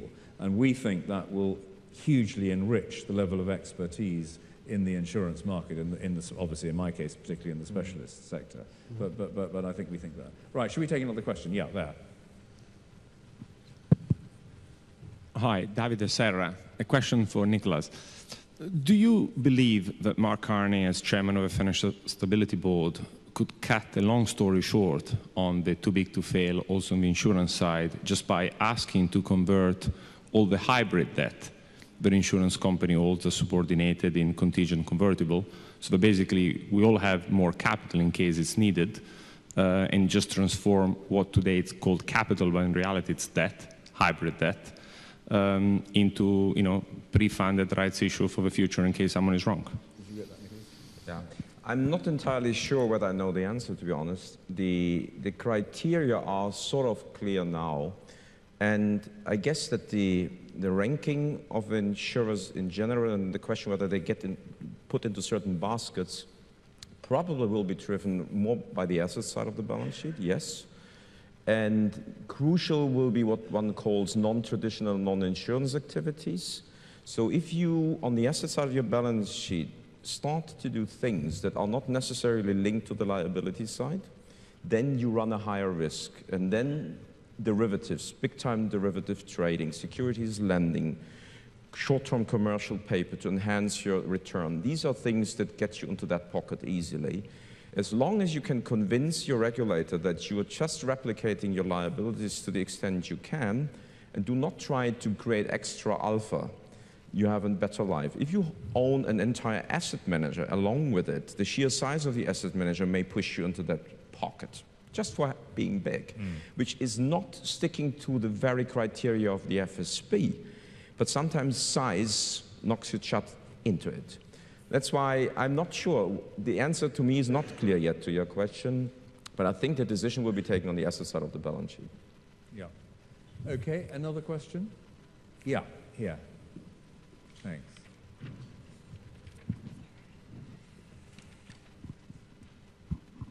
Thank you. John Godfrey from Legal & General. I'm delighted, Chairman, you covered the issue of under-penetration, where governments decide to self-insure, which is to say to not insure. This is a connected question because governments and insurance companies, and insurance broadly defined, fish a great deal in the same pool of addressable risk. And I wondered if the panel thought that given governments are constrained in their spending ability, whether there could be a further adjustment between what is done through the private sector by insurance companies and what is done through the public sector through tax and spend. I'm thinking here particularly around some of the issues of welfare funding, for example, healthcare and other risks of that sort. Greg, you want to? Yeah, I think, again, back to the whole public-private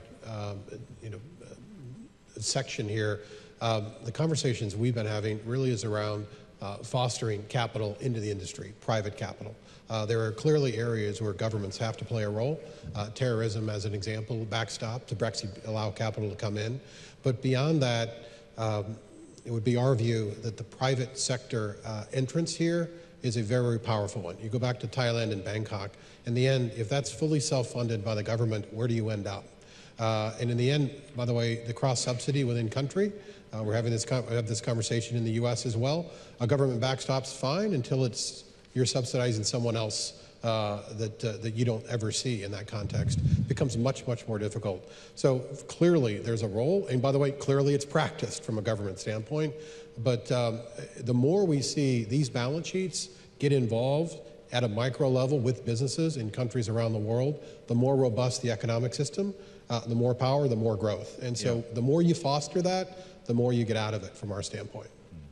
And you can see that in a number of countries where they've internationalized, they've allowed private sector capital in. It has had a real impact on growth, security, all the rest of it. And, you know, regrettably, there are other cases which we can see in places like India or Pakistan where, frankly, it's a real problem. Right. And the protectionist barriers are not helping them. There's also a piece which is the discipline around risk management actually doesn't happen as well when it's sort of covered from a public standpoint. It's there as a backstop, but the day-to-day operations of a business don't change as much. When you actually have balance sheets investing money, they force a discipline which changes the operating outcome. That actually improves the underwriting. Yeah. There are interesting examples in the world. It's a non-life panel, and I should probably add non-health as well to avoid the unhealthy panel. If we stick to non-life in a narrower sense, you have private-public partnerships, for example, on the agro side in the US. Yeah. A very interesting example. And here's what you said, Greg, that the government says, yes, there's something to do. It's WTO compatible if we subsidize premium, but we do not ourselves run the fund of the assets in the first place, nor do we settle claims. And so we leave that all to the private industry. The advantage or disadvantage is that the corridor of earnings or losses is a slimmer one. But, well, it's up to us to decide whether we want to be in that business. We think that makes sense in that very one. And there's other examples, but cat business is one. Do we want the Florida state to take up the bill? Do the taxpayers of Florida want that? To take up the bill for those losses? I think they shouldn't. Yeah. But they do. Yeah. Okay. One more question. Yes.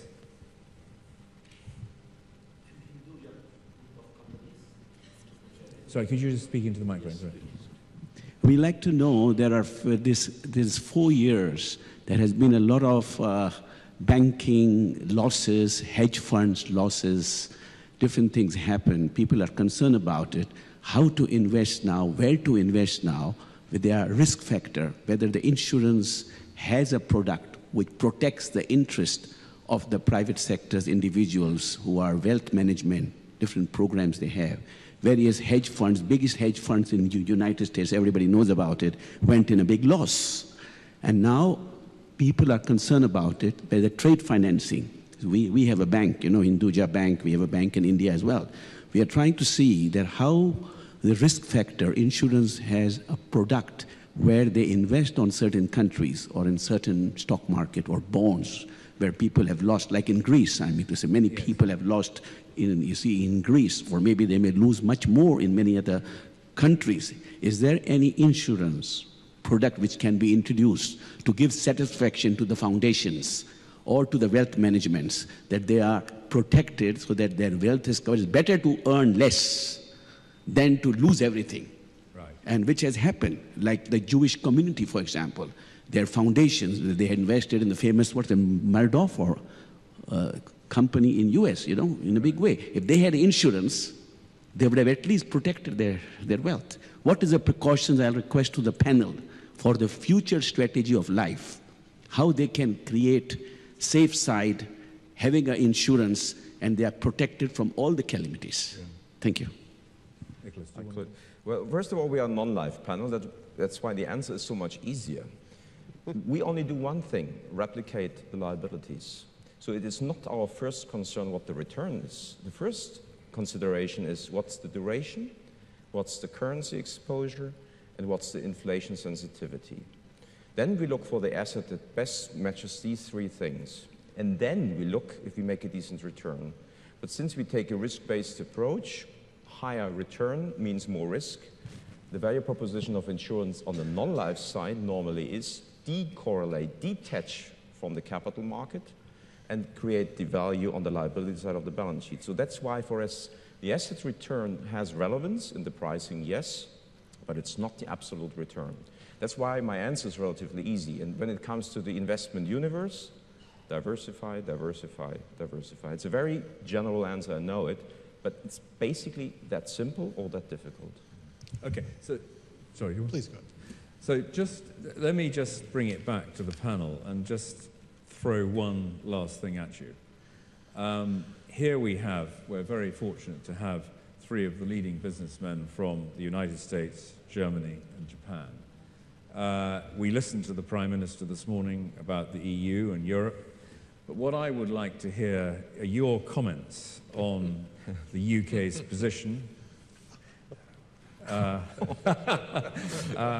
as both business partners of ours, investors in the UK. What would your advice be to the audience here in terms of the UK's position on the EU? Do you want to kick off, Mr. Sumi? Why don't you kick off? Oh, difficult questions. And as you know well, now Japan is becoming totally different countries half years ago, and now the Japanese stock market is booming. Stock prices are rising. I don't know the exact reason, but we Japan has still a lot of difficulties. We have to find a new growth strategy, domestic growth strategy. I think that the UK has the same difficulties. That not only the board monetary easing and the government spending, but I think that the most important thing is the growth strategy, both in Japan and the UK. So this morning's Prime Minister's speech is very, very energetic. Yeah. And I'm very happy to watch him. Yeah, good. So on the EU, Greg, from a US point of view, just give us some advice. So there's no advice to be had, but I would observe, and maybe it's from around the world. Look, at the end of the day, EU unification, consistency, you can make your own decisions around currency, but stability and clarity. Stability and clarity. In essence, for any business leader around the world, you can't ask for more than that, but you absolutely need that to make investments and to drive forward. So the sooner we can get stability and clarity around where you're going, very, very important, and there's some obvious outcomes that you've got to have. Yeah, I agree. Uncertainty is not a good thing. Now, Nicholas, from inside the tent of the EU, just relate your comments also to competitiveness and the German view versus the UK view. Well, I think that the European Union without the UK is no European Union. Two, I think the European Union needs a lot of UK, and as a German, I meant that Germany even more so. Yeah. So if we deduct the noise from whatever is irrelevant in politics to make your position clear to whoever in the party or outside the party, If you deduct all that, what basically was said, I would say 80% of the Germans, if not 100, would sign it right away too. Recalibrating the setup in Europe, making sure we go for the right goals. And I think when you talk strategy, always it's first talk about what we want to achieve. And that tends to get forgotten, and we meddle around all the time. What is it standing for? Stability, predictability, whatever. If we get that clear, I think the answer to the other questions is not so difficult.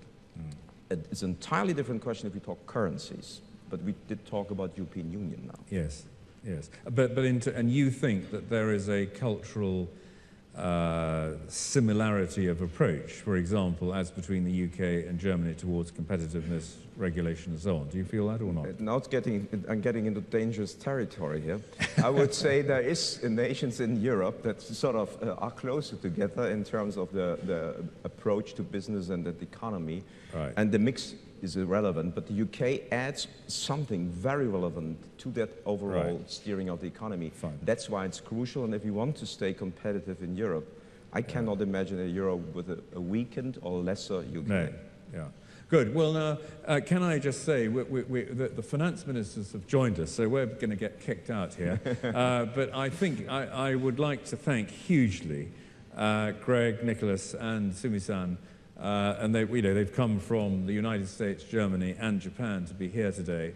But I think they provided us with a very good warm-up act, if I may say so, for the ladies and gentlemen sitting over here. So thank you very much indeed. Thank you. Thank you. Right. Thank you. Thank you. John, thank you very much, and thank you very much to the panel as well. We certainly had an illustrious group sitting up here. We have an even more illustrious group about to take their seats. There's a bit of a flurry in the room and a lot of press here, which is a sign that something rather interesting is about to happen. And who knows, something controversial might be said, might even make it onto my own news bulletin. That's what I'm hoping for. Anyway, as president of the G7 this year, the UK will be hosting a meeting of finance ministers and central bankers over the coming days to discuss the challenges facing the global economy. And that's very much, of course, what has been part of what we've been talking about so far today. And the august panel we are about to hear from provides an insight into some of the conversations they will have, including how to secure growth and improve trade and investment. Please welcome their chair, the Chancellor, George Osborne.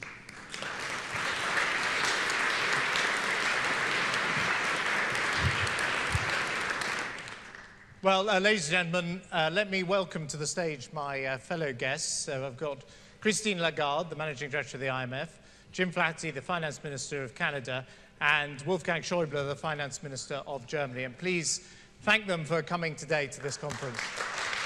Christine, why don't you sit there? Jim, you sit at the end.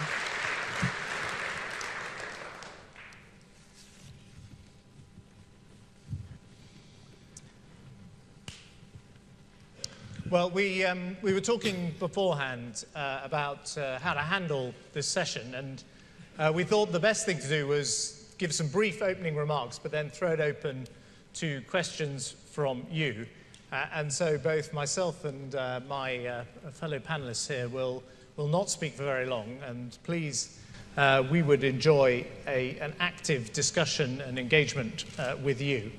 One of the reasons that my colleagues are here is that tomorrow Britain chairs the G7 finance ministers meeting, and that's a two-day conference that happens over the next couple of days, where obviously we have the 7 largest Western economies, if you like, and also the European Commission and the IMF represented. And we will be talking about the global economic situation in an informal setting. It's a less formal gathering than some of the other meetings and discussions that we attend. We will be talking about how to nurture the recovery. I think there's no doubt that there is greater stability, and that is reflected in financial markets, than perhaps there was last year. But that doesn't mean we should let up in taking the necessary steps to secure that recovery and ensure a sustainable recovery. We will, of course, be talking about the fiscal issues that we all face, and how we can make sure that our public finances are in good order. We will be talking, since we'll be joined by the central bank governors of our countries, about monetary policy and what that can do to support demand. And of course, there's been a lot of interesting monetary innovation over recent months. Indeed, Mario Draghi at this event last year said his famous comments about doing whatever it took to support the single currency, and that was the beginning, I think, of a period of greater stability. But we'll also, of course, hear from the Fed and from the Bank of Canada and from the Bank of England. And we'll also be talking about the... James is pointing out that, of course, the Governor of the Bank of Canada is soon to be the Governor of the Bank of England. So we'll both be interested in what he has to say at the conference. And then I think, and I hope we have time in our G7 meeting to talk about some of the structural reforms, not just that we undertake individually as countries, and of course the primary responsibility is on national governments to undertake structural reform to make sure we're more competitive and more productive. But I think also to confront some of that pessimism that says there's nothing the international community can do collectively to improve the performance of the world economy. And I would take, for example, free trade. There's been disappointment at the stalling of the world trade talks. But actually, if you look at the initiatives that the EU has undertaken in terms of seeking free trade agreements with Canada, Japan, there is real prospect there of progress. The President of the United States has talked about the opportunity of a transatlantic trade and investment partnership, which certainly in Europe and here in the United Kingdom, we are very keen to progress, and there is the Trans-Pacific Initiative as well. And we'll also be talking about financial regulation. I know many of you are involved in finance, and addressing some of the collective issues we face about the regulation of the global financial community.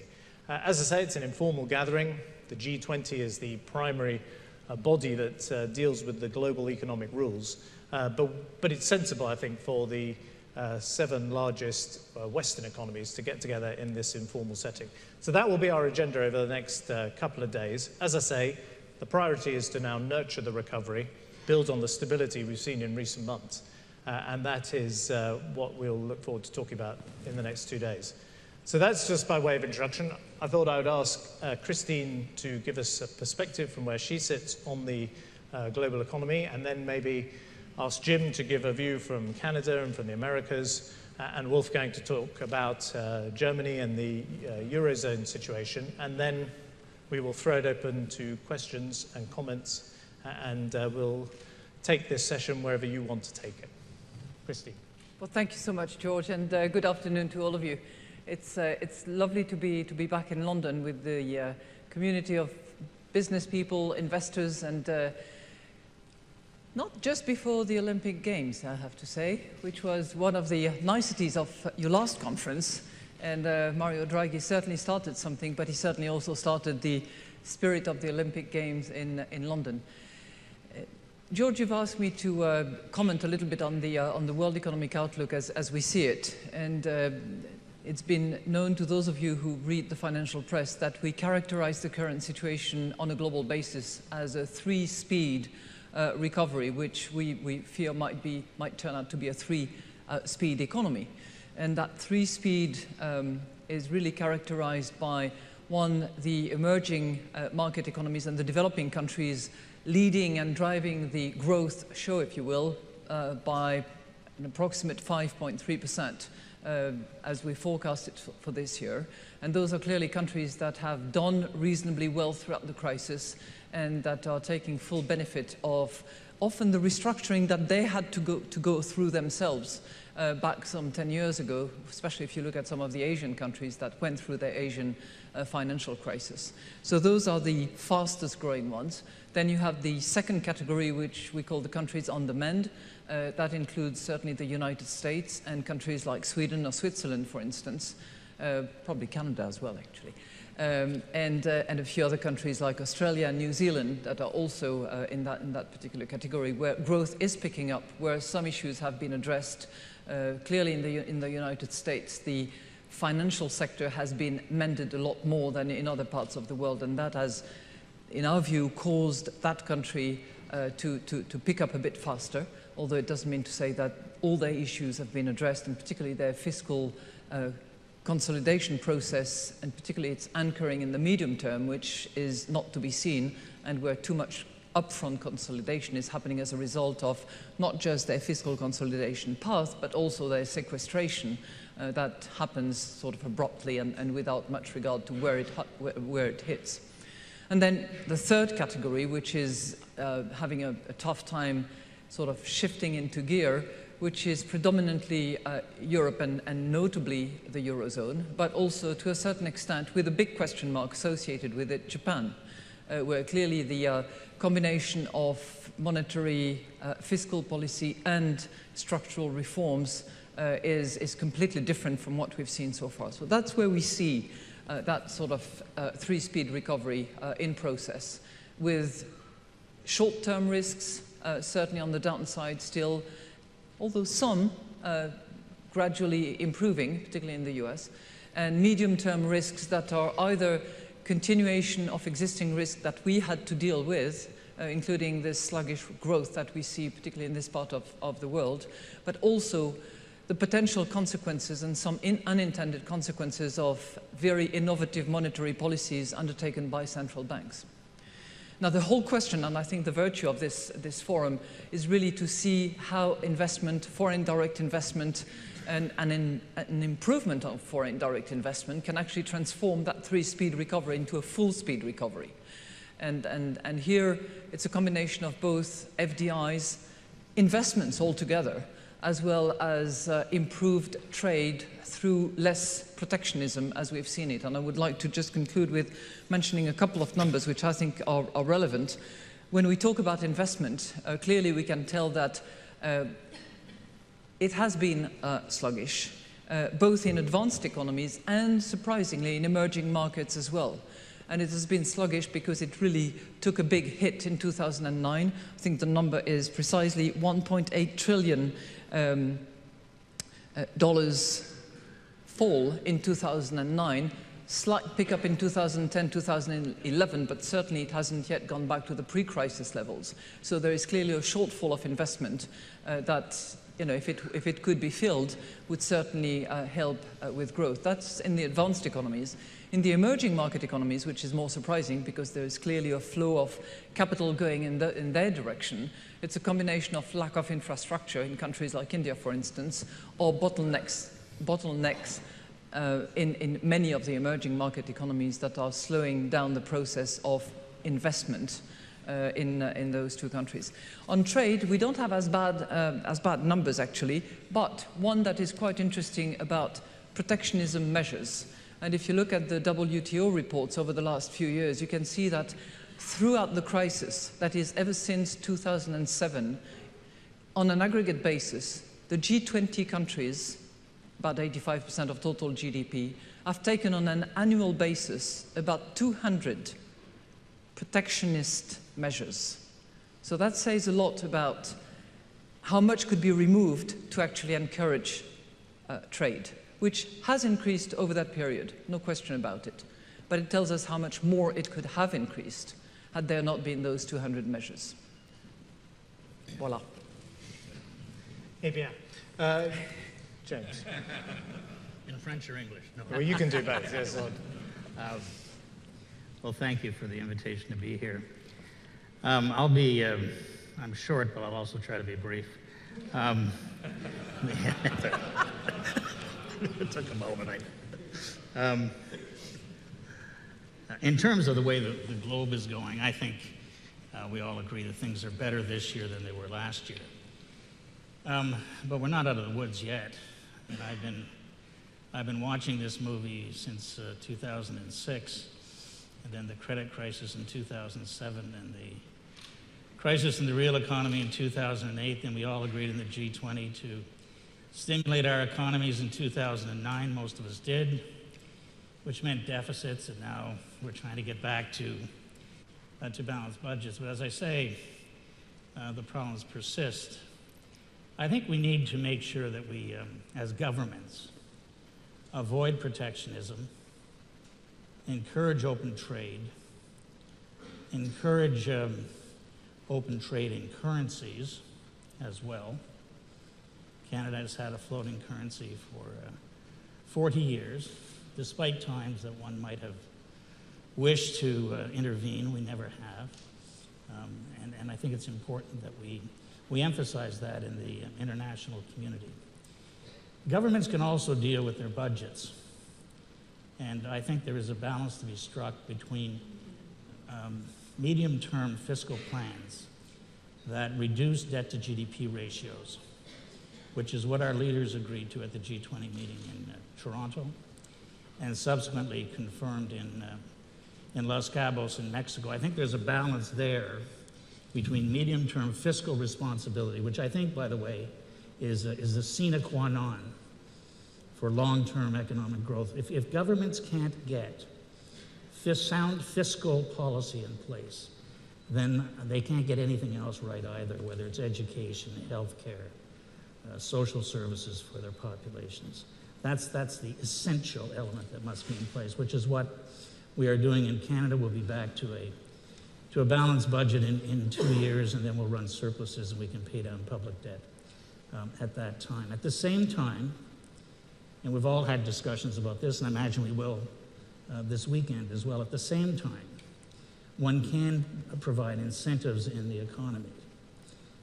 I'm doing it now in Canada, another infrastructure program, another skills training program, more tax assistance to manufacturers. Yeah, this isn't a single horse that one must ride. You can do both, but again, it's striking that balance so that you have growth in the economy at the same time that governments are moving in the correct direction fiscally. Why is that important? Well, you know, it creates fiscal direction, creates certainty. If governments have goals and they meet them, it creates confidence, creates investment, creates economic growth, and it creates jobs, all of which are very desirable, particularly if one is elected in government.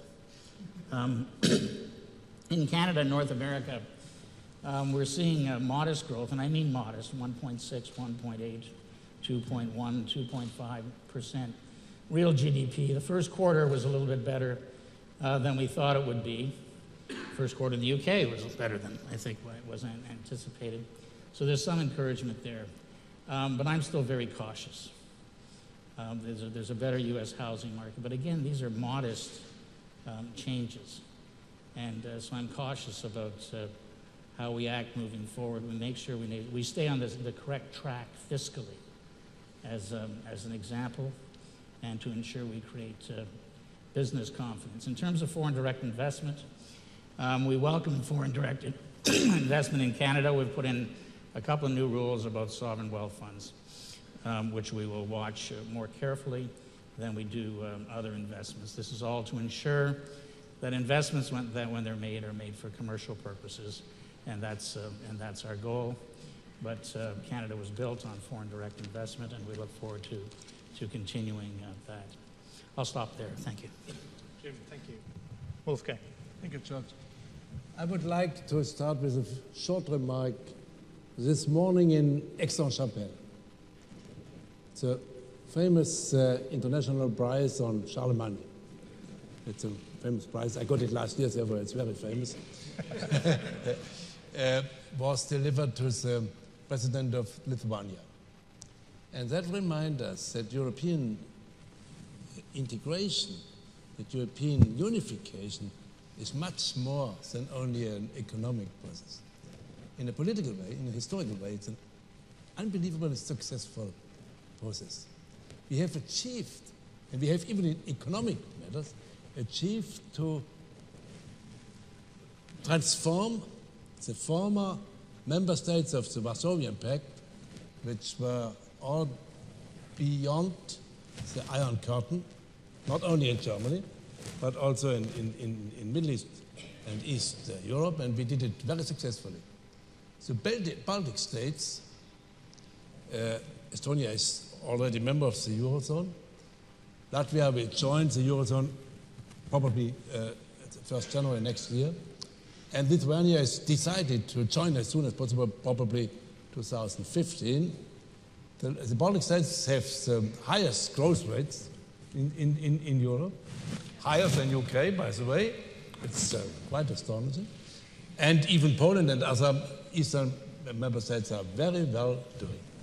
Having said this, as a result of the financial crisis, markets became aware of the problem of sovereign debt. Until the financial crisis in 2008, markets didn't care on the sovereign indebtedness in the Eurozone, which is, by the way, half of other major economies in the world. Since that, the markets have detected that, of course, the construction of the Eurozone, a common monetary policy, 17 half-sovereign member states in fiscal policy and economic policy is very complex, very difficult, sometimes boring in decision-making. That's everything is true. But nevertheless, it works. And if sometimes I tell to my colleague, have you ever tried to unify, to integrate 17 or 27 sovereign nation states? Therefore, it's not as easy, but we are doing it step by step, and we achieved in the last 3 years, and that is what I should contribute to this discussion in the beginning. We have been rather successful. So, crisis of confidence in the European currency it's not solved, but the lack of confidence has diminished. We have achieved, and the deficits in all member states of the Eurozone have been halved in the last 3 years. We delivered to the Toronto commitments as a Eurozone as a whole.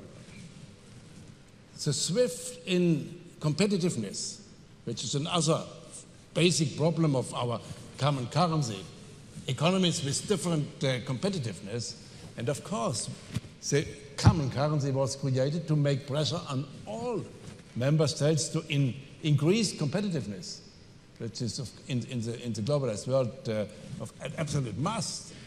But some forgot it in the first years, joining low interest rates, and now we have to change it. We are doing it. The differentiation in the labor costs have halved in the last 3 years.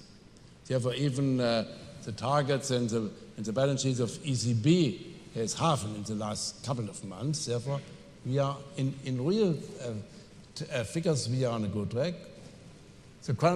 We have increased the legal construction of the Eurozone to get decisions in common fiscal and economic policy. It's complicated, but it works. It's much better than it used to be. We have enough room of maneuver not to react in the wrong way in a case of a weakening of conjuncture. It's quite clear. We have seen it in the last week with the judgment of European Commission in giving a little bit more time for Spain and France. It's absolutely okay. German government has been, what was for some people is surprising, supportive for this decision of the government. But of course, the precondition is that everyone sticks to the medium-term obligation to deliver what we have all achieved. We have to reduce sovereign indebtedness. We have to reduce global liquidity. I am very concerned. We will discuss it with the governors in the coming days. We have some increasing problems in interest, in too low interest, and interest is not longer the mechanisms for the right decisions on allocating resources. It's becoming more and more critical. So we have a functioning mechanisms for European solidarity. By the way, Portugal and Ireland will gain access to financial markets in the coming year, as has been agreed 3 years ago. That's on the way. The interest for sovereign bonds have come down. Spain is about 4%, below 5%, Italy is below 4%, and Ireland is lower. Irish interest rates are lower than they used to be before the crisis, the Lehman Brothers crisis. Even Greece is achieving remarkable success in the last couple of months. Greece is very difficult, it remains very difficult, but unemployment is going down in Greece. Exports in third countries are increasing. Greece achieved in the last months a primary surplus, what is not sufficient, but it's much better than it used to be some months ago, and therefore I think we are in a better mood, and even we have regained confidence in markets. Therefore, the euro crisis will no longer be the main obstacle for a global economy. What we not have still is insufficient growth in Europe. That's true. Therefore, we have to work on this, but we have to work step by step, and I think in this direction we are rather successful. Thank you very much, Wolfgang. So questions and comments, and I think we've got the first one over there. America. I'll try and sneak in 2 quick questions if I can. You're allowed 1. Am I? Okay. You shouldn't advertise in advance you want to ask. I was going to, exactly. Well, on the financial transaction tax, which I think perhaps there'll be some questions on, I wanted to actually perhaps ask a slightly broader question, which was raised this morning, where somebody contrasted the amount of financing of companies and institutions in the US that's done through the capital markets versus Europe, where a large percentage is done through the banks. And I don't have the exact statistics between the two. Does the panel think that that matters as we think through the medium-term solutions for Europe? Because a lot of the debates and the legislation we see seems to suggest that the capital markets are things that are not a focus for Europe as such. But it is an interesting contrast that if you look at the US economy, a lot of institutions, middle market companies, etc., are financed through the capital markets versus Europe. Well, maybe I'll say something first and then ask.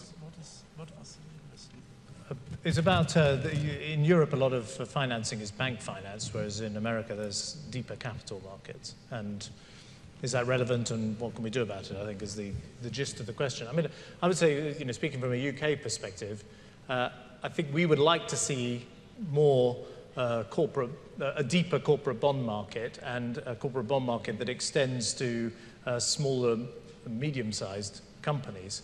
I mean, one of the consequences, as you would know, of the financial crisis over recent years has been a lot of our larger corporates have actually found it easier now to get financing by going directly and raising that financing rather than going through the banking system. And the impaired banking system has caused that to happen.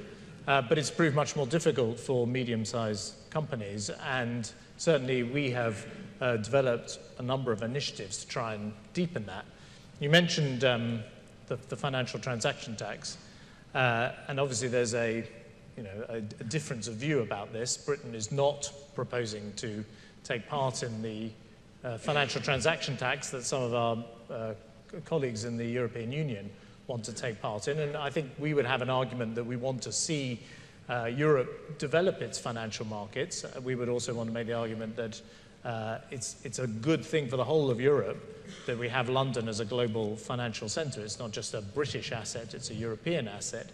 And of course, we're not against financial transaction taxes in principle. We have stamp duty on equities in this country, although in my last budget I abolished stamp duty on the AIM market.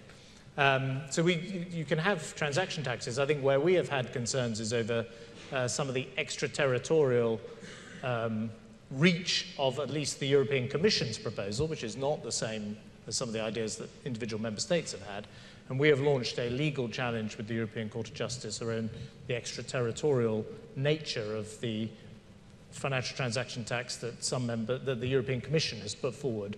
But hopefully we will be able to resolve these differences of opinion amicably. Wolfgang. I would like to add to the issue of financial transaction tax. I think for the time given, this year, next year, it's not your major problem.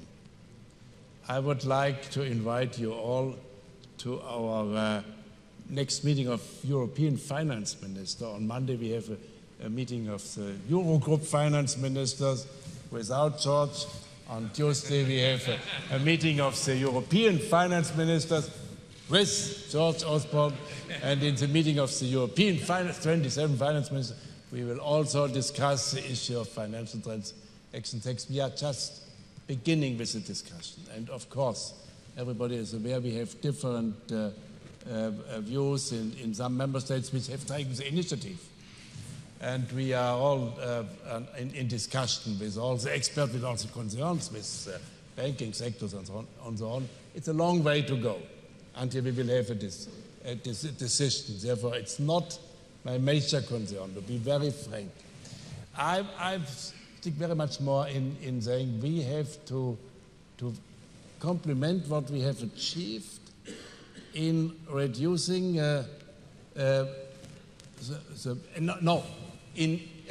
increasing the right incentives for all member states of the Eurozone. We have made, what I just said, a lot of progress in rebalancing the different situation in competitiveness.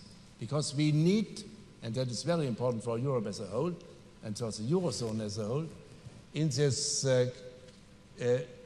changing world of the globalized world, we need to be very innovative. We need a lot of structural reforms to get a sustainable growth, which will not be in comparable figures with the figures of emerging economies in other parts of the world, to be very frank. But if we achieve in Europe on the basis of the European demography and on the basis of the European social standard, which is totally different to other parts of the world, if we achieve a sustainable growth, we need high competitiveness. And that's what we are delivering. It needs a lot of structural reforms. We need a lot of reforms which make a lot of problems for our populations. Therefore, I mentioned the experience of the Baltic states, which had a lot of efforts to deliver to join the European Union and the Eurozone. They did it very successfully, and that is the lesson we are doing all together. And the major problem in Europe is actually to fight the high rates of unemployment in some member states of the European Union, which is our major problem. And we will have to speed up in fighting youth unemployment, because otherwise we will lose the support in a democratic way in some populations of the European Union. And therefore we have a difficult task in enhancing growth, but in a sustainable way. And in Europe, confidence is the most important thing for enhancing growth. When I started as finance minister, I was very much questioned, how will Germany stick to its obligation to reduce its deficit? Because I started with a high public deficit 3 years ago. 1 year and a half, 6 months later, the then American Secretary of the Treasury came to Berlin and said, please be careful not to reduce your deficit too fast. Think in growth. My answer was, to enhance growth in Germany means to regain confidence. When he came 1 year later, he said, oh, we have been rather successfully because we reduced our deficit and we had a growth by 3.7%. And the reason was German investors, German consumers, German population regained confidence in the sustainability of our long-term financing. And that was the very reason. And that is the main issue. By the way, continental Europe, it's a little bit different to UK. You are right, we always have more financing by banks and compared with Anglo-Saxonian economy. Maybe we will change it step by step because we have common experience. That's what I... Just a microsecond on that, because it's clearly an important point. You indicate the different pattern between US companies, European companies, and their financing. 80-20, one way and the other way. Capital market banks. What it creates at the moment is a real discrepancy between the large corporate companies, many of them represented here, that couldn't care less because they don't need to access the banking financing. They can go to the capital market, and they can do it here in London, they can do it elsewhere if they want to. But the small, medium-sized enterprises throughout Europe, and I'm sure that's the case in pretty much all members of the European Union, cannot access the capital market, and that's, in my view, an area where the Europeans together can actually do a bit more homework. Euronext is nice to have, but there are probably Altanext of some sorts that can be developed, expanded, and appropriate rating and ranking institutions who can actually develop their job in helping out the deepening of this market. Because otherwise, you'll have this dual financing system. The corporate accounts, big corporate can go where they want. SMEs have a really tough time. And that raises the second issue, which is that of proper monetary transmission, and where the private sector investment decision meets the monetary policy decisions that are made at central banks levels, where the attempt is to actually try to lower the rates at the receiving end, and where it's not happening. Very quickly, George, on the proposed financial transfer tax, when this, just so that no one is mistaken about this, when this has been discussed at the G20 level, there is not a consensus in favor of this. Canada is opposed, so are most of the emerging economies. The major reason for that is that it is, in effect, a tax on customers of banks. The cost will be passed along to customers, and it wasn't customers' fault that the banking crisis happened. They're always quite lively, the discussions of the financial transaction tax at the G20. Who has a next question? In the second row here. If you just also, if everyone would say who they were and which institution they represent, if they represent. Ed Nussbaum from Grant Thornton accounting firm. This morning, the Prime Minister talked about upcoming free trade agreements between European Union and Canada and the European Union and the U.S. And I think everyone in this room, I would suspect, would see that as a very positive move, very beneficial, benefiting all parties involved, including Estonia. But I'm curious from your perspective what you see as the real benefits and the real impact of those free trade agreements. Who wants to start?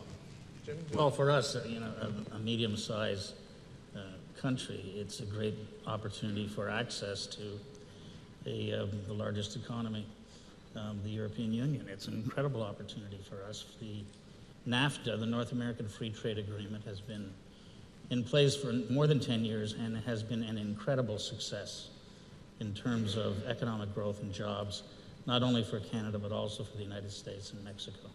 We're very keen on free trade agreements. I mean, I'd say something, and then maybe ask Wolfgang to say something. I mean, one of the, I think one of the challenges for the United Kingdom, and where actually I think Germany has been more successful than the UK, is I think Germany was more successful over the last decade in connecting itself to the fast-growing parts of the world, and German exports to China are incredibly impressive. And in the UK, 50% of our exports go to the rest of Europe, 40% to the Eurozone. And we see the free trade agreements as an opportunity for the whole of Europe, including, of course, the United Kingdom, to connect ourselves in a better way to North America, and we're also seeking a free trade agreement with the United States. With Japan, we've just recently concluded a European free trade agreement with South Korea.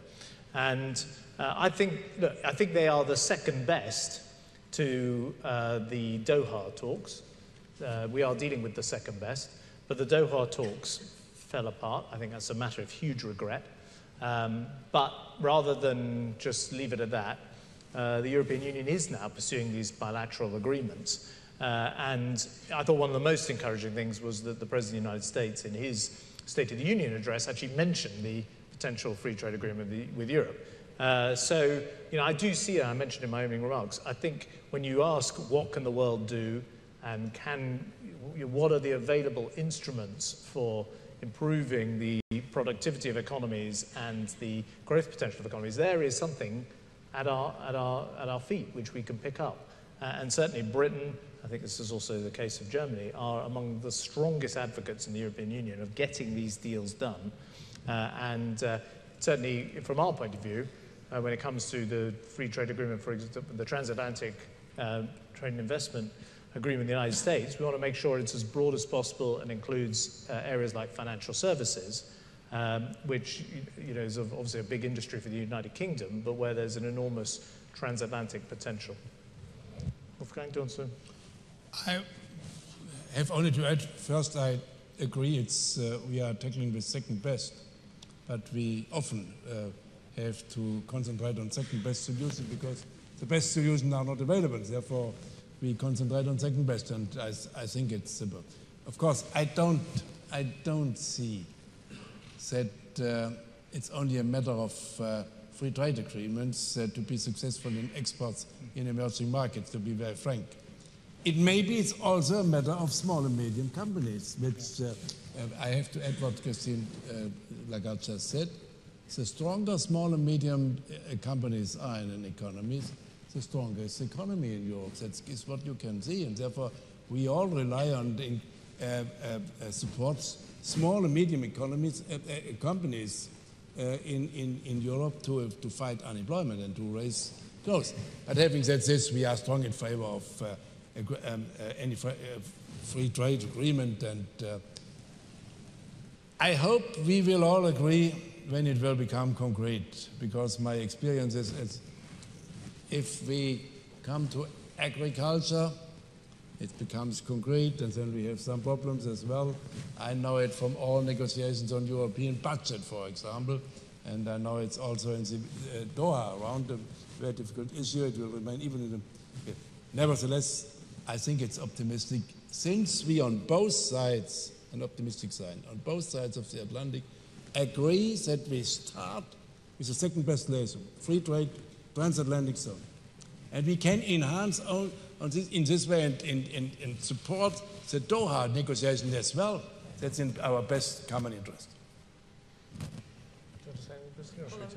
You could actually end up with the second best and half the first best, which would not cost too much, because the trade facilitation side of the Doha round might be something that could be agreed without all the trouble that you referred to. So that would certainly be an improvement and would not cost that much in terms of tariff reduction. Next question over. Nicholas Beale from CITEB. I think most of us from the business community greatly welcome the effort to get deficits down on a sort of 3 to 6 year time frame. But it seems to me, at any rate, that for much of the G7, if you take a sort of 10 to 30 year view, the rocketing entitlement spending is going to sort of swamp anything that's done in the shorter term. Now, as a non-politician, it seems fairly obvious that there needs to be a long-term program to raise the retirement age and a long-term program to move to something towards more like a Singaporean model, which gets better health outcomes for about half of the EU's health expenditure and about a quarter of the US's. But I can see that from a political point of view, this is jolly difficult. So perhaps addressing this to the former politician on the panel, who now is above politics, is this something that you can encourage your colleagues at G7? Because taking collective action to deal with this might be politically less difficult than one country sticking its neck out and saying, frankly, we've got to raise the retirement age by 6 months a year for the next 20 years. Which is actually what some countries have actually done. I was in the Netherlands a couple of days ago, and that's one of the reforms that they're working on, to actually push into time, but also link it to the longevity and the improving longevity. But you're right, the issues of entitlement are going to haunt many of the G7 countries for a long time, and the sooner right measures are taken that will anchor in the medium term and in the long term the determination to actually reduce the weight of entitlement programs, whether it's pension, whether it's health, whether it's welfare. It has to be rebalanced relative to GDP and anchored into the medium and the long term. And collectively, it's always a little bit easier. You're right. I mean, I don't know whether Wolfgang, do you want to say something about pension ages and entitlements in Europe? Or? We have started in Germany some years ago to raise slowly but steadily the pension age because it's a must. If you look at the demography, it's a must. It's not to be disputed. But I would just add, I can understand that in some of our member states in Europe, as long as you have so huge figures of youth unemployment, it's very difficult to get a political understanding that you raise pension age because people are saying then young people have even longer to wait, and therefore you have to have in mind, maybe we should have first success in reducing youth unemployment. And then we will get much more room of maneuver for rebalancing what is needed in our social systems. Many of us have aging societies, of course. The good news is we have healthy aging societies. People are living longer and healthier. So it makes sense to increase pension and retirement entitlement ages, which is what we've done in Canada, but you've got to give people notice, 12 years, 15 years, so that they can adjust their savings to deal with the new reality. I mean, and in the United Kingdom, I agree with the premise of the question that tackling entitlement costs and the cost of an aging society is a real challenge for Western democratic societies. And in the United Kingdom, where we've brought forward the increase in the pension age to 66 to later in this decade, we've brought forward the increase to 67 in the next decade. And actually, because of a reform taken some years ago, the female pension age is increasing to 65 as we speak. So, and these changes, when you're a finance minister, the savings dwarf almost everything else you do. I mean, they are absolutely enormous savings. And I think they enable you to go on providing a decent retirement income. So you're not necessarily reducing the entitlement of people who are retired, you're just reducing you're increasing the age at which that retirement entitlement kicks in. And of course, when these were first put into practice, these pension systems, life expectancy was dramatically less. So yeah, I found it actually one of the less controversial things that we've done, and yet probably has saved more money than anything else we've done. So question over here. Davide Serra from Algebris Investments. Christine, you talked about the fairness of access for financing for SME.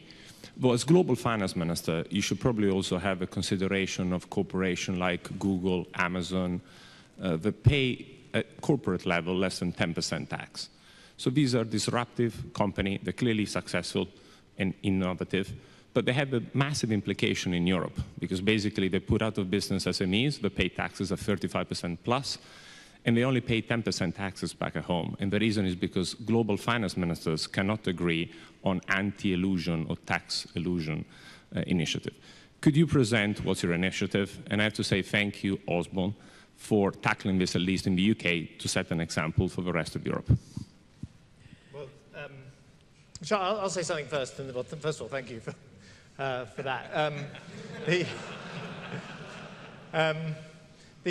Look, I mean, I'll give you the British perspective. I'll say something also about what a number of European countries, Britain and Germany, working together. In fact, Wolfgang and I started this last year, are doing on the development of the international corporate tax rules. I mean, first in the UK, we are, unapologetically and aggressively reducing our corporate tax rate, and we are reducing it to 20%, and that is going to give us the lowest corporate tax rate in the G20, or the lowest equal.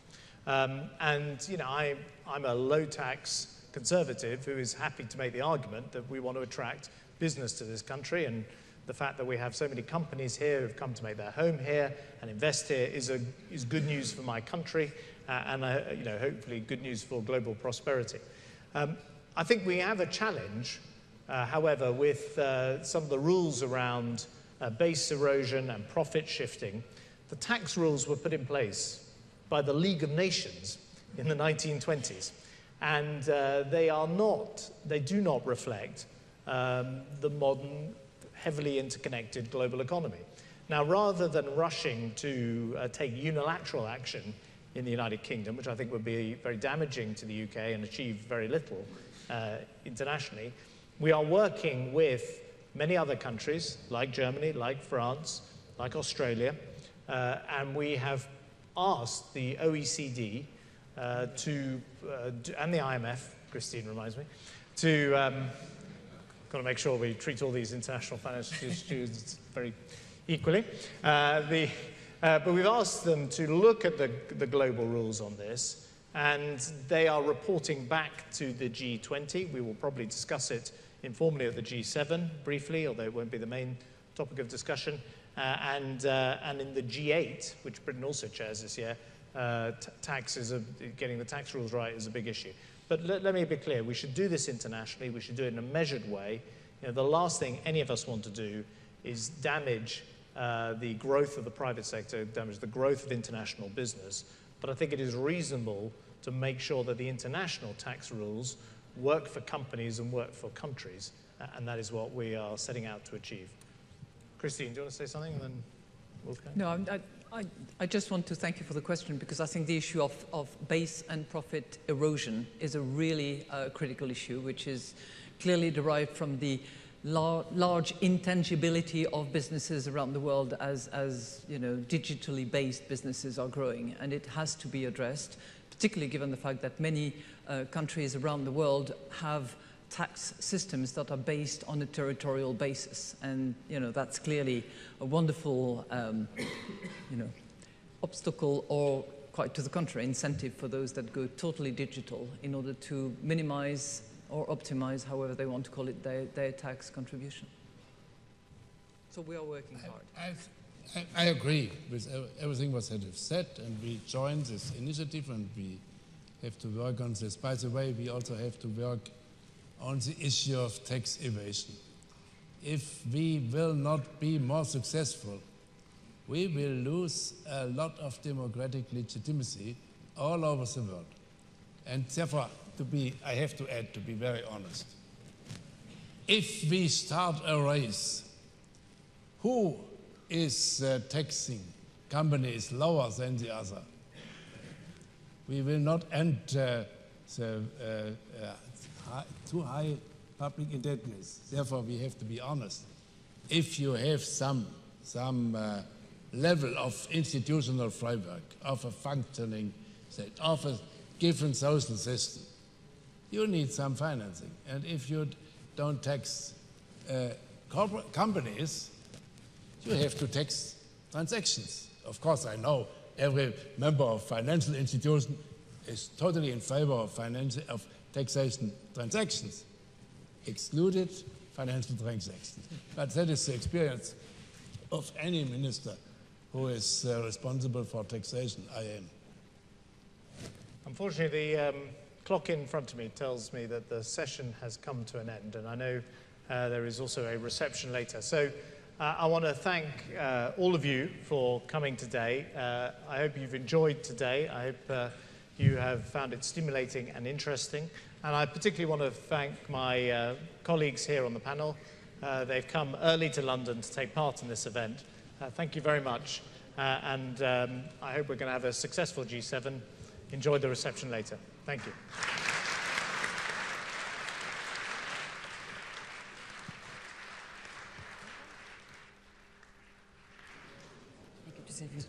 I just want to say, before you all head off, thank you very much to the panel. I'd also like to thank the partners for today, HSBC and Ernst & Young. You've not had a mention yet. Rather tediously, I've got to mention again that evaluation form. Fill it in, if you would. Everyone would be very grateful. Don't take those event iPads with you. Apparently last time, about 40% of them went missing. So hand them in when you leave, please. Collect your items from the cloakroom downstairs. And for those of you who are going to the royal reception, please meet in the lobby for the coach transfers. And you'll need to keep your badges on for access. It all gets all very strict about that. I hope you found today informative, stimulating. I certainly have. For a moment, I thought the Chancellor might commit to collective spending on pensions and NHS throughout Europe. That was going to be very exciting. Of course, it didn't happen.